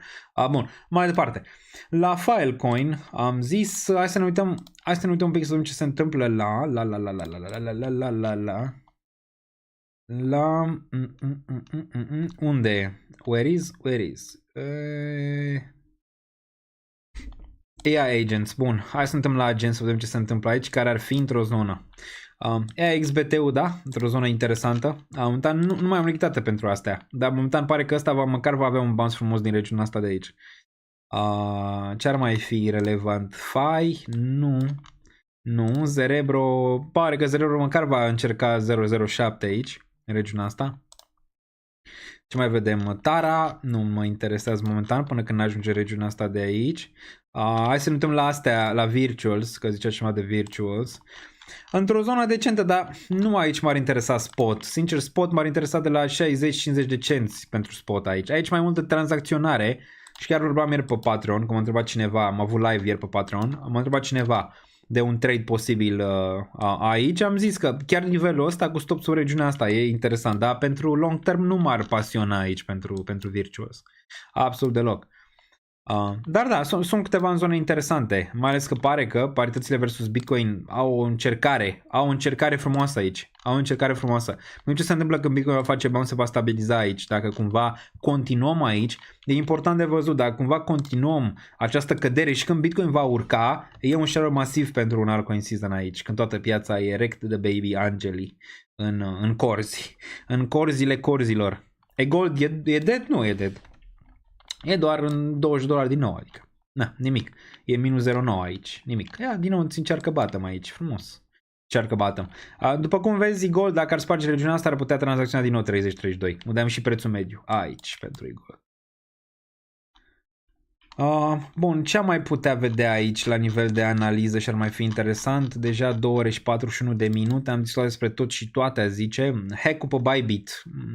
Nu știu dacă l-ați, hack-ul pe Bybit. Dacă vreți să discutăm despre el. Am înțeles că n-a fost neapărat un hack pe Bybit, a fost pe Safe. Pe un portofel, o integrare pe care au avut-o ei. Deci e ciudat acolo, dar colac peste pupoză, cei din Coreea de Nord, Kim a dat ordin, Kim Jong-un a dat ordin și s-au furat 1,5 miliarde, cel mai mare jaf din criptomonede ever. În ETH, că nu se putea altfel, adică altă monedă nu putea fi furată decât ETH. Desigur, nu? Când ETH deja urcase în 2018, orice altceva nu putea să fie furat decât ETH. Ok, de hackeri. A dat Kim ordin, că ea în Coreea de Nord, îți dai seama, îi pune Kim 10-100 într-o cameră, vă dau internet 5 ore, mâncare mai mult decât la Average Joe și băgați tată puternic, altceva n-aveți. N-aveți acces la internet la partea de porn, la nimic, adică ori numai codare. Numai codare, da, ăia de la grupul Lazarus sunt printre cei mai buni din lume, adică peste oricine altcineva. Doar ce stau ore întregi, stă Kim acolo, dacă nu, buf, le coacu, știe, coacu în spatele lor, buf, adică cel mai probabil îi pune în niște zone în care n-au altceva decât să hăcuiască. Și au spart cu niște chestii foarte deep, au spart portofelul respectiv și l-au luat 1,5 miliarde de dolari la Bybit, care i-au recuperat înapoi între timp din fonduri de rezervă. Deci Bybit nu dă faliment, chiar au lăsat toate retragerile. Nici la o bancă nu s-ar fi întâmplat. Dacă o bancă ar fi fost spartă, 1,5 miliarde n-ar fi lăsat tranzacționarea mai departe. Deci forță arată Bybit în momentul de față, ce-i drept. Okay? Deci, din nou, retragerea, depunerea reale, bune în continuare pe Bybit, iar tranzacționarea în continuare se face. Aveam o sumă pe Bybit, am retras-o în momentul respectiv când s-a întâmplat de tranzacționare, am băgat-o înapoi, deoarece cred că exchange-ul va supraviețui și niciun fel de problemă cu ei. Ok, bun. Dar na, vedem acum dacă și-au reluat pozițiile când au lichidat niște poziții. Bun, acum îți dai seama că Bybit nu lichidează ea poziții neapărat sau Binance sau astea, dar sunt market maker. Acum market maker ea nu știi care sunt combinațiile din spate sau alte chestii, dar nu poți să zici neapărat că domnule Bybit a lichidat, că ei oricum câștigă din fee-uri și din alte zone, nu câștigă neapărat din lichidări pe piață. Dar nu știu ce combinații au în spate cu anumiți market maker. Asta nu poți să știi, adică sunt doar presupuneri în mare parte. Pentru oricine care știe trading e o presupunere că a făcut asta Bybit sau Binance sau alte zone. Bun, BTC peste 84.000. We are so back. We are so back, baby. EGLD BTC. Ia. EGLD BTC. Da, arată bine pe time frame-urile mici. Pare că va tranzacționa 009 aici, 0229. Regiunea asta pe time frame-urile mari și pe time frame-urile mari arată juicy. Pe time frame-urile mari arată juicy aici. Foarte interesant. Doar ce pare că s-a întors de unde a plecat. De aici din 2020 pare că s-a întors Igol BTC. Interesant, da. Interesant, da. Pot să fiu de acord. Și pe time frame-urile mari interesant aici Igol BTC. Măcar din zona asta ar putea să aibă o reacție până în regiunea asta de aici. Sau până în regiunea asta de aici. Care ar fi undeva la 111%. E greu de vândut piul? Da. Este greu de vândut, dar asta crește. Că nu poate să-l vândă aproape nimeni. Arată-ne trofeul Black Swan. Uite-l aici, sper să nu-mi cadă în cap, că ia stai, undeva pe aici, pe unde l-am pus, ca să nu-mi cadă în cap, l-am pus undeva, dar am uitat unde. La asta. Da, uite-l. De data asta l-am învins pe Crypto AC în finală și am luat trofeul aici de campion. Din nou, eu cu Crypto Ace am ajuns în finală. Pare că asta îți arată faptul că pokerul nu e doar de noroc. Nu este doar un joc de noroc, având în vedere că din nou eu cu el am ajuns în ultimii doi, iar domnul Sima a vorbit mult și iarăși a ieșit primul. Bun. Minus 90% plus 10, we are so back, exact. Corect. Deci ăsta este trofeul, vedeți aici trofeul Black Swan. Încă o dată. A fost frumos. Dacă n-ați văzut ultimul episod din Black Swan de poker, intrați la ei pe Twitter, deoarece a fost chiar frumos jocul. A fost chiar frumos. A fost și George de la Bitcoin România. Frumos și bine, a fost și Bălă Mihnea și mai mulți. Bun, Tia 4. We are going to the moon. We are going to the moon. We're gonna be so rich. În loc să facem Crypto Party aici, facem Tia Party. Dacă se duce în $6, deja ne gândim la Lambo. Tia Party aici, $4 pentru Tia. Altcoin season, baby. Altcoin season. Dacă Bitcoin se stabilizează, trebuie să o vedem așa, visăm la noapte, până aici direct, să o vedem mâine pe Tia. Bun, ce mai, LTC-ul, ce mai urcă? ENA urcă aici cât de cât, Dimension urcă aici, pare că modularitatea revine. Atom urcă aici cât de cât, BNB-ul, pare că mult a făcut, ULD-ul, pare că altcoin-urile zic Bitcoin, you know what? F you Sailor, F you Bitcoin. Bun, interesant. Bă, și când credeam că piața de cripto e plictisitoare, e tena că nu mai e. Dați de veste la prieteni, la neveste, la amante, la dușmani. Vine altcoin season. Bun. Mai departe, Tia la 25 în 3 săptămâni. Cum ar fi? Am râd de aici, să seama, ca în Joker, știi? Să vezi Tia la $25 în 3 săptămâni. Și cum faci un like cu Mihnea și Chifoi? Bă, tu ai de-alea, știi? Cum ne ce, mă? Adică vrei să mă vezi într-un live cu Mihnea și Chifoi? Cu amândoi în același live? Adică de ce, știi? Adică care ar fi? Bun, DOT BTC și Tia BTC crește frumos. Yes, sir. We are going to the moon aici. We are going to the moon.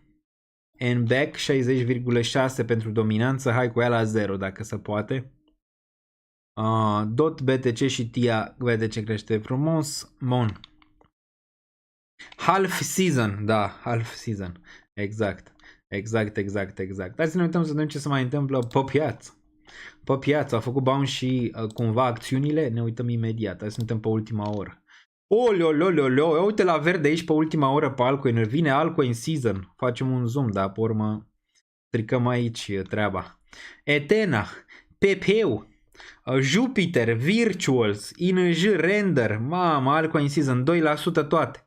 Link 2%, AVE 3% aici, CRV-ul aici 3,49%, PIS, ARB-ul. Rei, frumos. Putem să ne mai jucăm și cu planetele pe aici. Frumos.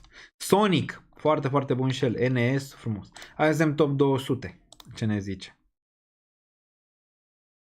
Top 200. BNX Popcat Rune. Urcă și el aici. Frumos. 10% pe ultima oră sau pe 24? Ne interesează pe ultima oră. Agent plus 5. AI 16 Z. MOG. ETH Fig Grass. Popcat. SPX. Să sperăm că nu mai urcă. BIM aici urcă un pic verde de primăvară, mă.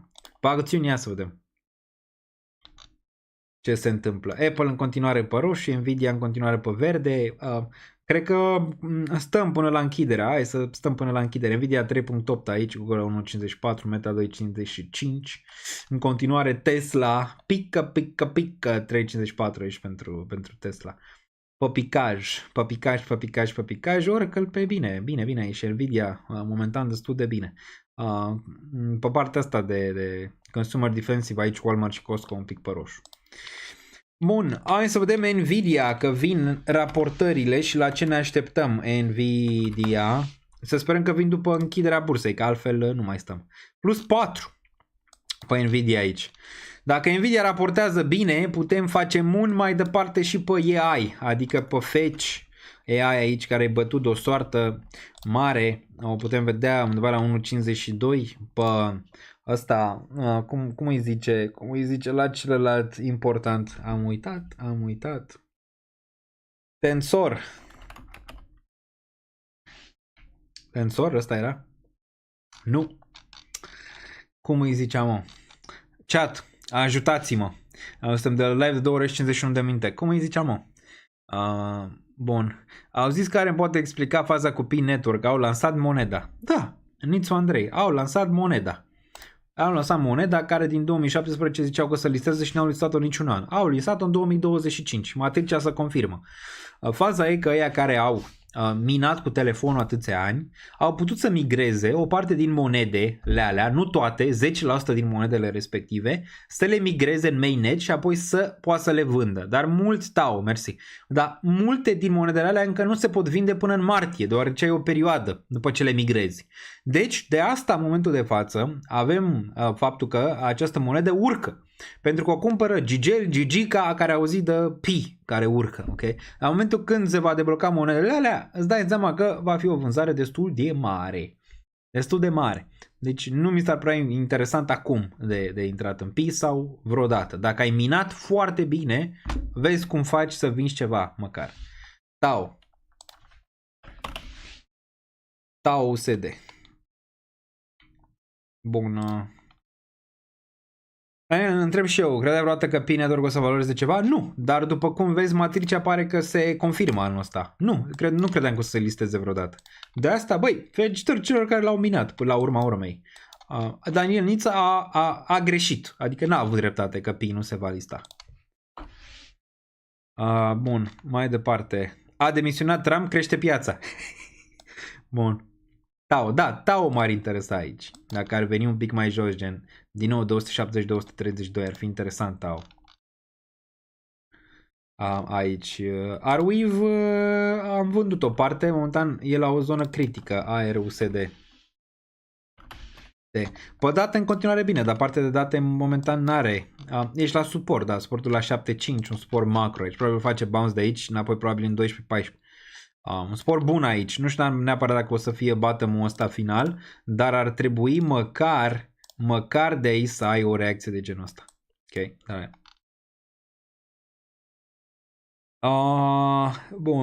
Bun. PS Electroneum, da. Deci în martie mulți le-au blocate pe 2026. Mulți care le-au deblocat la mainnet înainte, în martie le deblochează 10%, ca să știi. Și atunci probabil o să ai o corecție. Vai de capul meu, TIA $4.40, fucking fart aici pe live. Bun. Hai să ne uităm că mai sunt 4 minute. Hai să mergem pe... O să implementăm în dashboard-ul ăsta pe care îl vedeți aici și partea de raportări financiare. O să fie tot în secțiunea de stocks. Aici o să ai 24 de ore astăzi și o să ai și aici butoane în care să ai raportări financiare. Aici. Totul într-un singur loc vrem să fie, tot ce ne interesează pentru a nu intra pe 10.000 de site-uri obscure pentru a putea vedea toate astea. Dar durează, adică ceva de genul ăsta durează. Și la calendarul economic, de exemplu, pe săptămâna asta, aici putem să vedem, poți să dai la nivel ridicat, poți să dai la monedă, poate te interesează doar USD-ul, nu te interesează și altceva. Aici putem uita, pe 28 avem Core PCU care mă interesează, undeva vedem prognoza, e frumos că e și pe română, prognoza e undeva la 2,6 aici, iar anterior 2,8, dacă ăsta vine în 2,6 ar fi excelent aici. Ok? Pe zona de prognoză. Iar Core PCI, month over month, la fel și el să vină zona de prognoză, un 0,3 ar fi destul de bun. Asta, ok? Bun. Hai să ne uităm acum la, ziceam, la partea de Nvidia, la earnings calendar. Bun, la earnings calendar, dacă ne uităm, avem nevoie de puțin timp aici să se încarce, dar putem să vedem că se așteaptă 38,02 miliarde în raportare la nivel de încasări, iar la nivelul ăsta de EPS, earnings per share, ai undeva la 0,84. E posibil să lovească earnings per share. Rămâne de văzut aici dacă o să lovească partea de earnings. E probabil să lovească în continuare aici partea de earnings sau destul de aproape. Depinde și de așteptarea pieței. Hai să mergem pe Bloomberg. Bloomberg Live. Se închide bursa. Se închide Casino. Se închide Casino, domnilor, și nu Solana. Ăla s-a închis de mult. Wall Street time, that's what we're expecting, and we've just been watching the trade in Nvidia. Despite some bouncing around on the equity trade, you got Nvidia, guys, up about 3.6% off its highs, but nonetheless, I'm not quite sure what this trade means. Look, Nvidia is the one that matters, but we can't forget we got Snowflake, we got C3AI, we got Salesforce coming after the bell as well. We are in the thick. Danielniță.ro, îl ai în descriere, te duci la secțiunea dashboard, îți faci cont și atât, îl găsești. The AI trade, stakes kind of high, aren't they? Well, if you take a look and you're looking at what 10% move for Nvidia would be a $300 billion market cap swing. That would be the biggest market cap swing that Nvidia has ever put out. Yeah, and just to go through the numbers real quick too. I mean, we're talking about revenue growth that's still. Se așteaptă un swing de 10% pe Nvidia. Wow, 300 de miliarde în swing. I think what's key here is the idea în capitalizare. 6 quarters, it was over 100%, in some cases 200 and 300%. So you're seeing a downshift. And I guess what I want to know, and I think what a lot of people want to know, is what's that forecast going to look like? It's certainly not going to be triple digit percentages, but it's still 50, 60, 70%. Minus 1, sau cât e? Minus 0,03. Nu, e minus 0,03. Se închide Casino. Hai să vedem. Aproape neutru S&P-ul, sincer. Închide pe verde. Opa, închide pe verde, fii atent.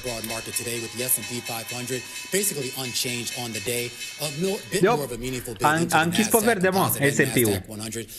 Și Nasdaq cu tot pe verde. S-a închis Casino.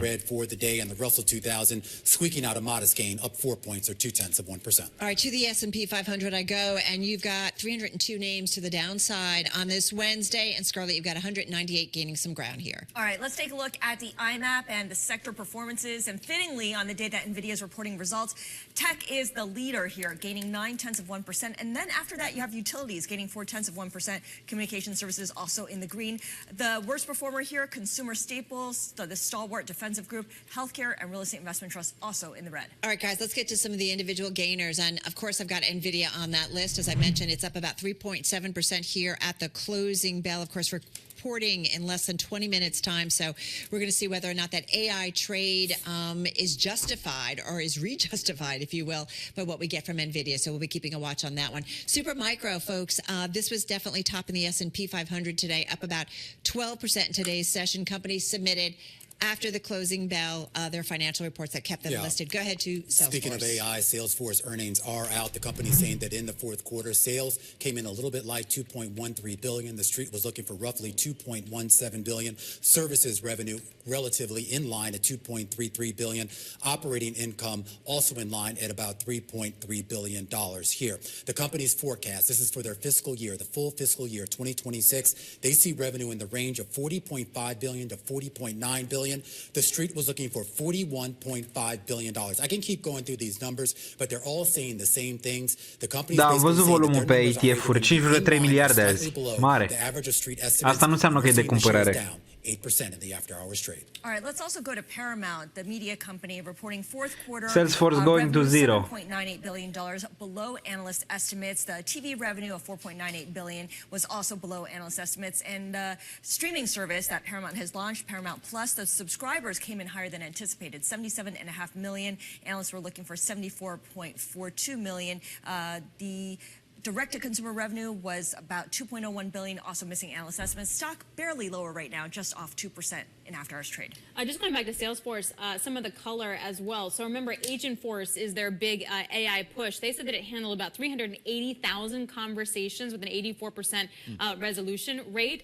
Nonetheless, you're looking at that stock down over 10% on that weaker than expected outlook. But guys, what's interesting is that $900 million in cloud data and AI annual recurring revenue, that's still up about 120% year on year. Yeah, still digging into this press release. Mark Benioff over at Salesforce, chair and CEO, saying that there's no company better positioned than Salesforce to lead customers through the digital labor revolution. He points out the deeply unified platform. He integrates our Customer 360 apps, Data Cloud, and Agentforce.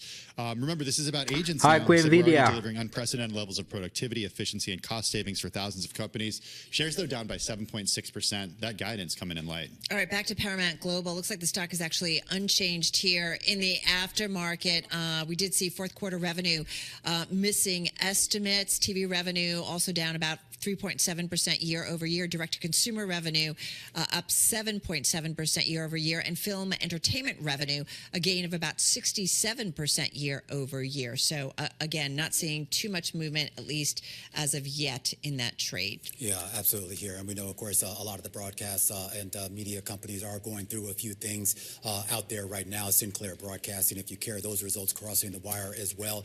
There's a slight miss there on their 1Q revenue numbers at 765 to 779 million. That's the forecast it gave. That's below the average of street estimates. But guys, I do want to just go back to that broader AI.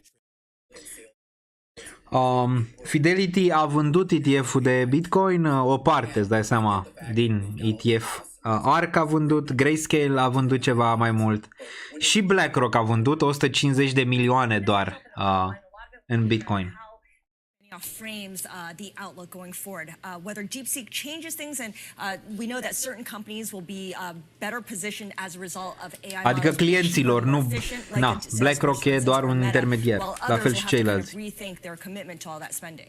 Yeah, I just want to, I know Salesforce is the mover and AI conversation and all that, but I just want to go back to Paramount for a second. I appreciate the stock's not down that much, but the read-through to CBS and MTV and that linear TV was just really not great. I mean, if I can say that. You're taking a look at Pluto, MTV and CBS, guys, sales fell 4% to under $5 billion. I mean, this is a grim world for linear TV. It really is. When do we start seeing some, real M&A happening in this space? We've seen that Netflix is the one that can pull this off, but pretty much everyone else is a distant second to Well, they're waiting Netflix. for it, right? Paramount's waiting for M&A to pan out right now. So when do we actually see that happen? Well, the government has to not get in the way. Exactly. Yeah, let me get. Urban Outfitters out. Fourth quarter adjusted EPS. The retailer is starting to report. Fourth quarter adjusted EPS of $1 for a share. That's 10 cents better than the street was expecting. Fourth quarter EPS, well, that was adjusted EPS, which is what we kind of care about there. And you see the stock right now up about 5%. So a big beat, just a few headlines so far crossing. We'll look for some more on Urban. What do you got, Ramesh? All right, let's take a look at Snowflake here. Of course, the software company out with its report here. And it's kind of interesting to see the difference between what it's doing and what Salesforce is doing. Two different companies, but kind of moving in the same direction here. The company saying that in the fourth quarter, its revenue did come come in above street estimates, 986 million. We're going to round it up to 987. The street was looking for 958 with that product revenue impressing to be sure. Diluted EPS, a beat at 30 cents a share. The street was looking for 18 cents a share. And here's your guidance. In 2026, the company's saying that product revenue for the full year will be in that $4.28 billion, which is just slightly above the average of street estimates at around 4.23, a modest bid in the after-hours trade. All right, let's move on to TKO, which of course owns Hai cu Nvidia, tată, că murim Fourth aici. quarter earnings per share matches analyst estimates at 28 cents. Revenue coming in higher than anticipated at $642 million. Analysts were looking for just over $607 million. WWE revenue $298.3 million, higher than anticipated, along with... Dacă ar bate Nvidia ar fi bine pentru piețe.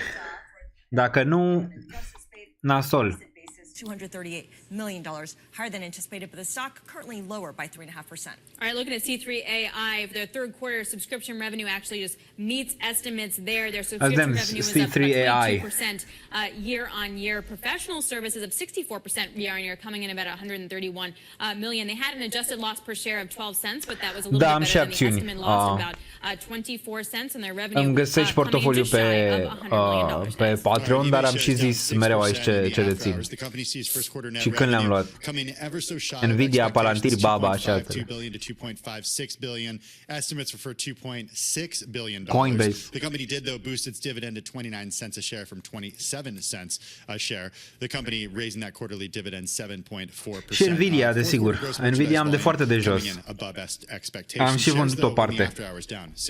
All right, guys, Beyond Meat, a bunch of headlines here. I'm going to go to it's suspending operational activities in China. It sees one-time cash charges of about $1 million to $1.5 million.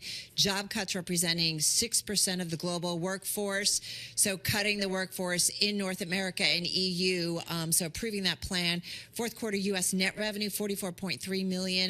The estimate was $42.6 million. Stock's been moving around just a little bit in the aftermarket, just up about 0.3% here. So not much moves, but again, a fourth quarter adjusted loss of 65 cents a share. The estimate was for a loss of 46 cents a share. So a bunch of headlines. The stock now down about 1.3%, guys. All right, let's go back to the chip space as we await those earnings out of NVIDIA. Synopsys, which of course makes basically ways to design AI types of chips. They're out with earnings, and the share is higher in the after-hours trade. Where is quarter revenue was actually down by about 12% to about 1.46 billion, and its adjusted EPS missed at about 3.03. But the company did give guidance that did appear to skew a little bit higher than what the street was looking for. 2Q revenue, a range of 1.59 to 1.62 billion. The high end of that range would be above the average of street estimates. It did something similar with its adjusted EPS forecast, and for its full year is basically saying look for about 6.75 to 6.8 billion dollars in revenue. Once again, the high end of that range above the average of street estimates. Meanwhile, you have Ambarella,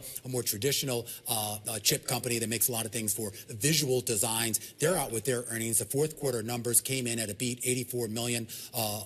The street was looking for 78 million. They're still posting, they not a loss per share. They posted EPS of 11 cents a share. That flips from the loss that they had in the year-ago quarter, and the company providing guidance for operating expenses and margins that looks like it's going to come in better than what the street was looking for. Those shares up about 15%, Scarlett. All right, I'm looking at Sweetgreen in the food space, and the fourth quarter sales rose 4%, missing analyst estimates, same-store sales, I should say, and the loss in that quarter was also wider than anticipated. You're seeing the stock tumble 19% after it's trading. In addition, the revenue forecast for this quarter is lighter than anticipated, and it expects a first quarter adjusted EBITDA loss when analysts were looking for a profit on that basis of about $2.73 million. And just rounding it out here, going to Red Robin, their loss per share for the fourth quarter came in about 94 cents. That was a little bit bigger than estimated, but their comp sales came in up 1.8%. I do want to point out that within the press release, the CEO is saying that this year is still off to a good start. Comp restaurant revenue momentum they had from the fourth quarter is carrying over for the first 8 weeks of the first quarter, guys. All right, guys, that's a wrap. A lot of earnings, and we're just about 10 minutes away from NVIDIA earnings. 10 minute, vai. Aftermarket just up about 0.4%, but all of us are going to be breaking that one down. That is a wrap. Our cross-platform, radio, TV, YouTube, Bloomberg Originals. Alex heading out. I know Scarlett's going to stick around with Romain and break those earnings. We are too here on radio. Guys, we'll see you again. Same time, same place tomorrow. Bun, 10 minute. 10 minute până vedem earnings pe Nvidia.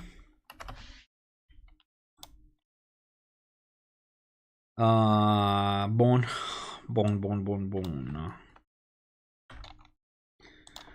Ce a zis băiatul cu Arrow? Îl vezi pe Arrow să-și atingă all-time high? Poate ne uităm. Nvidia 0.55 plus 0.56 în post-market aici momentan. Post-marketul este linia albastră de pe ecran, adică aici, dacă se vede, pentru ăsta. Bun. Acum, dacă ne uităm la R-Wave, nu? În 10 minute până vin earnings-urile aici, o să stăm un pic cu ochii pe ele, să vedem ce se întâmplă. Bun, hai să vedem R-Wave dacă mai poate atinge all-time high. Momentan, structural ar putea măcar atinge regiunea de 20, poate chiar un pic mai sus. All-time high, după cum vezi, n-a făcut nici aici 95, s-a pus 47. Greuța zice după ce nu ți-a făcut nivelul ăsta. Ai putea să vezi poate ceva de genul ăsta cu un dublu top, gen din nou 35-40 în materie de R-Wave. Bun. Pi, da. Pi Network. Plus 58% pentru Pi Network. Cei care au minat își bagă unghia în gât că nu poate să vândă, este. Bun. Ce ar mai fi aici? Ce face BTC-ul până la Nvidia Earnings? Dacă lovește Nvidia, ar putea fi destul de bullish aici. Nu numai pentru Bitcoin, dar și pentru restul piețelor. Pe week-ul ăsta din 83.000 pentru Bitcoin. Bitcoin, dacă ăsta e fake out, trebuie să-ți urce 90.000 din nou, 91, 92. Aveam și un short de aici, foarte aproape. Foarte aproape. Bun. DOT pare că urcă în plus 3% aici. Ce mai vedem? LTC urcă aici, LTC, BTC un plus 14% azi. TIA 3,98 pentru TIA, din nou pare că de înapoi. 2 aici, zona de 4, nu de 2, zona de 4 pare un pic rezistență. Dacă spulberă regiunea asta nu prea mai are nimica. Teta BTC pare că revine aici puternic. Până și Teta BTC. Pixel. Pixel. Hai să vedem dacă Pixel își atinge zona de un potențial bottom. Da, nu e rău. Ca risc reward nu e rău de aici. Ăsta. Pentru a spera la regiunile astea de aici. Pentru a spera poate chiar la regiunile astea de aici. Pentru Pixel. Risk reward bun, decent. Plus volum aici pentru Pixel.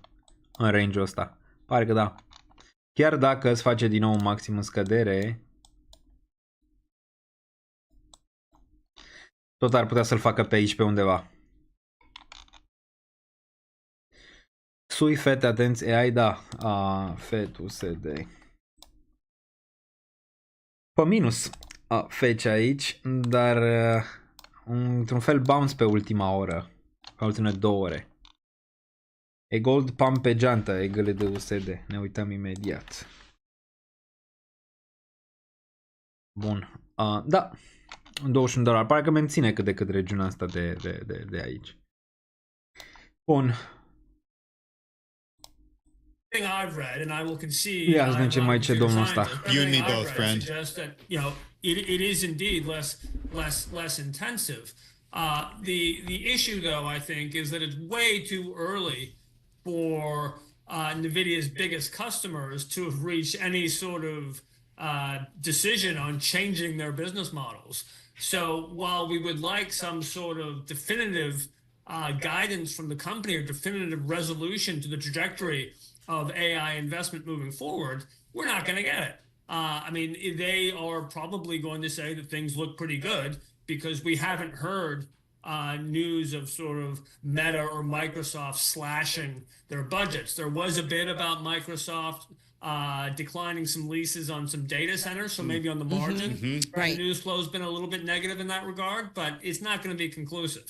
Well, the other thing is, and this is coming from our Bloomberg Intelligence editor, Joseph Richter, who says, you know, key point of interest will be on whether the first half is likely to show strong growth or a pocket of slowdown between the Hopper and Blackwell transition, right? There are things that are happening in NVIDIA's business, too, that could show potentially a slowdown just because of customers transitioning from one chip to another. And that I think you can probably say is a sort of idiosyncratic microeconomic issue within the broader macro theme of AI adoption and AI adjustment. I think people will probably look through that if it is this sort of idiosyncratic issue. I mean, the larger concern, I think, for the stock is that the market has sort of priced essentially parabolic demand growth as far as the eye can see. And, at some point, the investment curve is going to slow down. Even if growth remains strong, the rate of change is going to be more ăștia de la Nvidia n-au și ei ceasul, tată, ceasul. Că e foame. If you will. Hang, bang, hang, hai cu Nvidia. The stock and what happens to the multiple that the market assigns to the stock when that growth rate slows down, as it inevitably will at some point. Is that why investors are potentially looking for what comes next beyond data centers for Nvidia? This idea that, and Jensen Huang has talked about this. Hai, Huang, could be humanoid robots, or investments, or progress in self-driving cars. Is that key? Între timp mă găsiți și pe Instagram Real Daniel Niță și pe Twitter Real Daniel Niță, adică pe X la fel. Aveți Discord-ul unde scriere și toate linkurile necesare, de la exchange-uri la NordVPN, la tot. 70 ceva la sută le duce pe NordVPN. Microsoft are building these things out and buying the chips and what have you. So while autonomous cars or robots or flying saucers might be a story for 2028 or 2030, I think now the real issue is the trajectory of AI investment. And how that's going to pan out over the next few years. I love that you went there, Cameron. Or Ian King on the flying saucers? No, on the hyperscalers. Ian King on our live blog saying one number to keep an eye out for is the percentage of revenue that NVIDIA gets from a small group of customers, those hyperscalers. Microsoft, Amazon, and Alphabet, Google's last quarter, they accounted for more than half of NVIDIA's data center revenue, up from 45% in the prior period. So investors, as Ian notes, want that number to go down to show that the use of AI is spreading across the economy. I mean, Cameron, this is when Tim and I love to go to the supply chain function on the Bloomberg, and you see it's Microsoft, Meta, Supermicro, Alphabet, Amazon. These are their top customers. But if they're doing all the other buying, you want to see a customer base, right, that broadens out. Yeah, well, when we had the DeepSeek sort of shock that, it was a one-day shock, but shocking nonetheless it was. You heard a lot about the Jevons paradox, which is that as the cost of anything sort of goes down, as the cost of a disruptive technology goes down, the adoption rate picks up so much that the overall revenues generated by the business actually increase, even if the unit cost or the unit revenue goes down. And that's the sort of thing that if you like the stock, you're kind of gonna be hanging your hat on, I think. And that sort of speaks to this notion of diversification of revenue streams. All right, you said Jevons paradox to take a drink. Cameron Cry, so appreciate you weighing in. Macro strategist at Bloomberg News. Love reading your stuff. Joining us from Connecticut. NVIDIA shares here just before. They are just about 20 seconds away from reporting their earnings. 20. Stock is up just about 131%. Let's go. Revenue estimate, $38.25 billion. There are some estimates, though, of revenues on the Bloomberg terminal for the quarter. Highest estimate, more than $47 billion. Data center revenue, 34.06 is the number we're looking for. So they are expected to cross any moment from now. And then, of course, we'll look for some commentary about supply, about demand, and what we are seeing from those hyperscalers. We've got it. Yeah, the numbers are out. The fourth quarter revenue has beat estimates. Fourth quarter data center revenue coming in at $35.6 billion, $34.09 billion. Fourth quarter revenue, that top line, $39.3 billion, exceeding estimates of $38.25 billion. Now, coming to that revenue estimate for the first quarter, NVIDIA sees first quarter revenue plus or minus 2%. The estimate was for $42.26 billion. Fourth quarter data center revenue coming in at 35.6%.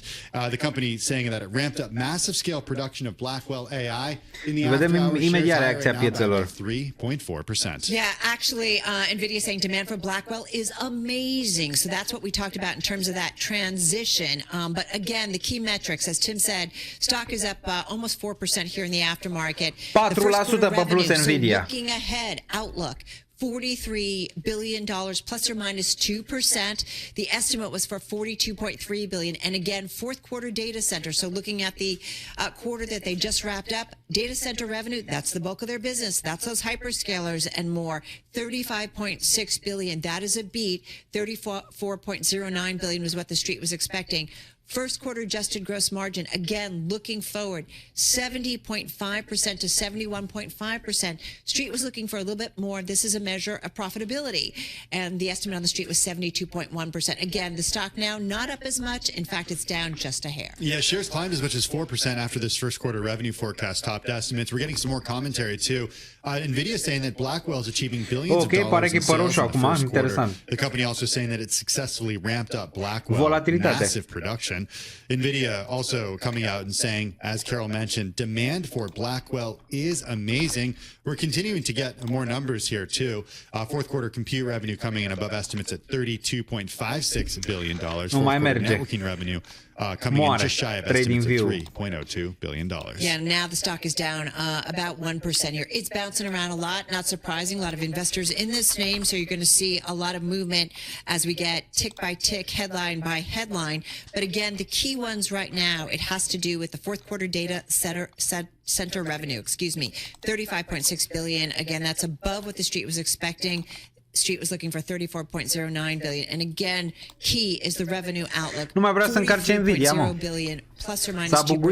Street was at $42.3 billion. And again, e Litecoin, e graficul de Litecoin pe Nvidia. Context, if you will, in terms of demand for Blackwell being amazing, successfully ramping up the Blackwell massive production, Blackwell achieving billions of dollars in sales in the first. Ok, suficient aici.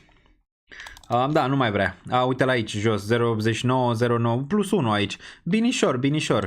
Hai să vedem cripto.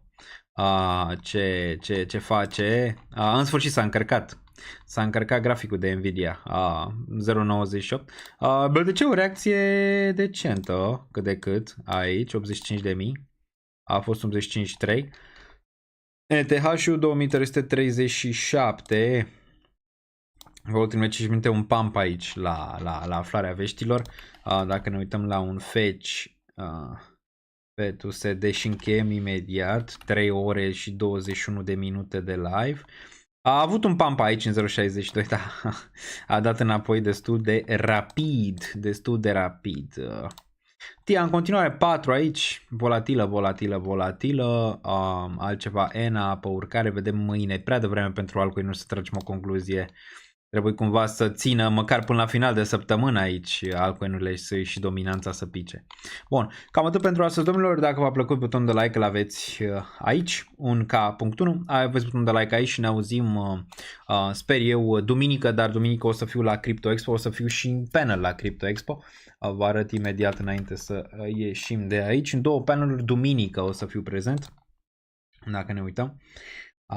Agenda, dacă ne uităm la agenda, aveți în continuare 50% reducere, dacă se încarcă. Da, pe data de 2, în prima zi, o să fiu prezent în acest panel, Understanding Cryptocurrency. Desigur o să fie în engleză și să fiu prezent în KOL, The Power of Community. Deci 2 la rând aici.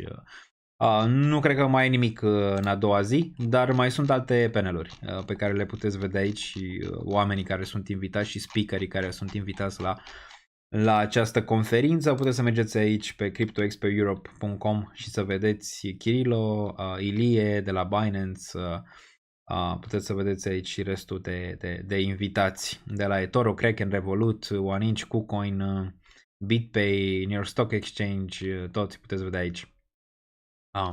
Toți speakerii puteți vedea aici, inclusiv Mr. Spread o să fie prezent la această conferință, Felix Crișan, Marius Mora, puteți vedea pe toți aici, cei de la Jasil, cei de la VDLO Group, ne puteți vedea aici pe toți Puteți vedea pe toată lumea aici prezentă, chiar și cei de la Humans vor fi prezenți, putem să vedem aici pe Roxana, Vali, și Sabin, CEO va fi prezent, probabil va fi într-un panel pe AI, Răzvan, Costin va fi prezent aici, desigur eu și mulți alții, o să fie interesant, okay? Să fie interesant.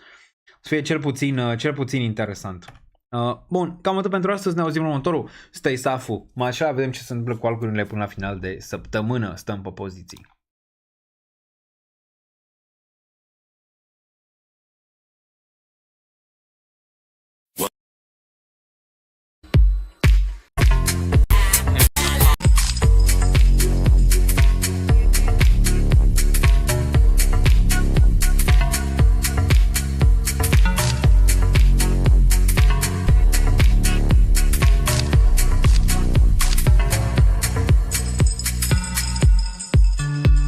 Banii, să nu vă...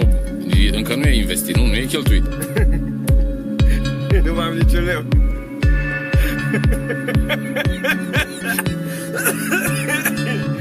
Nu mai am niciun leu.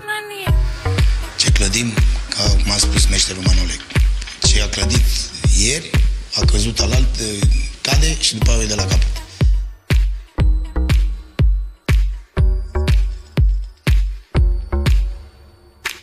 Două, trei vorbe, bună seara și...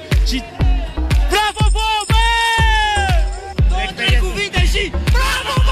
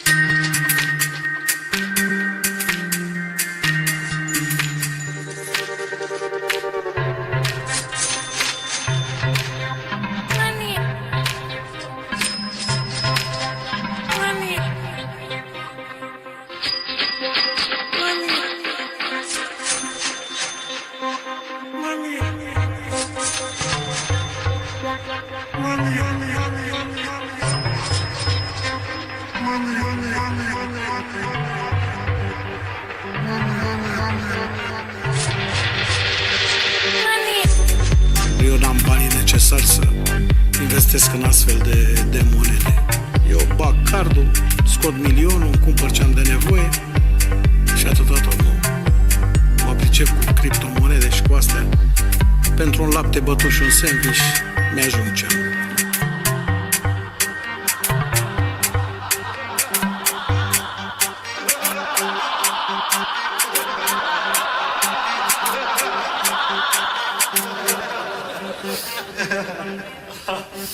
Ha ha ha.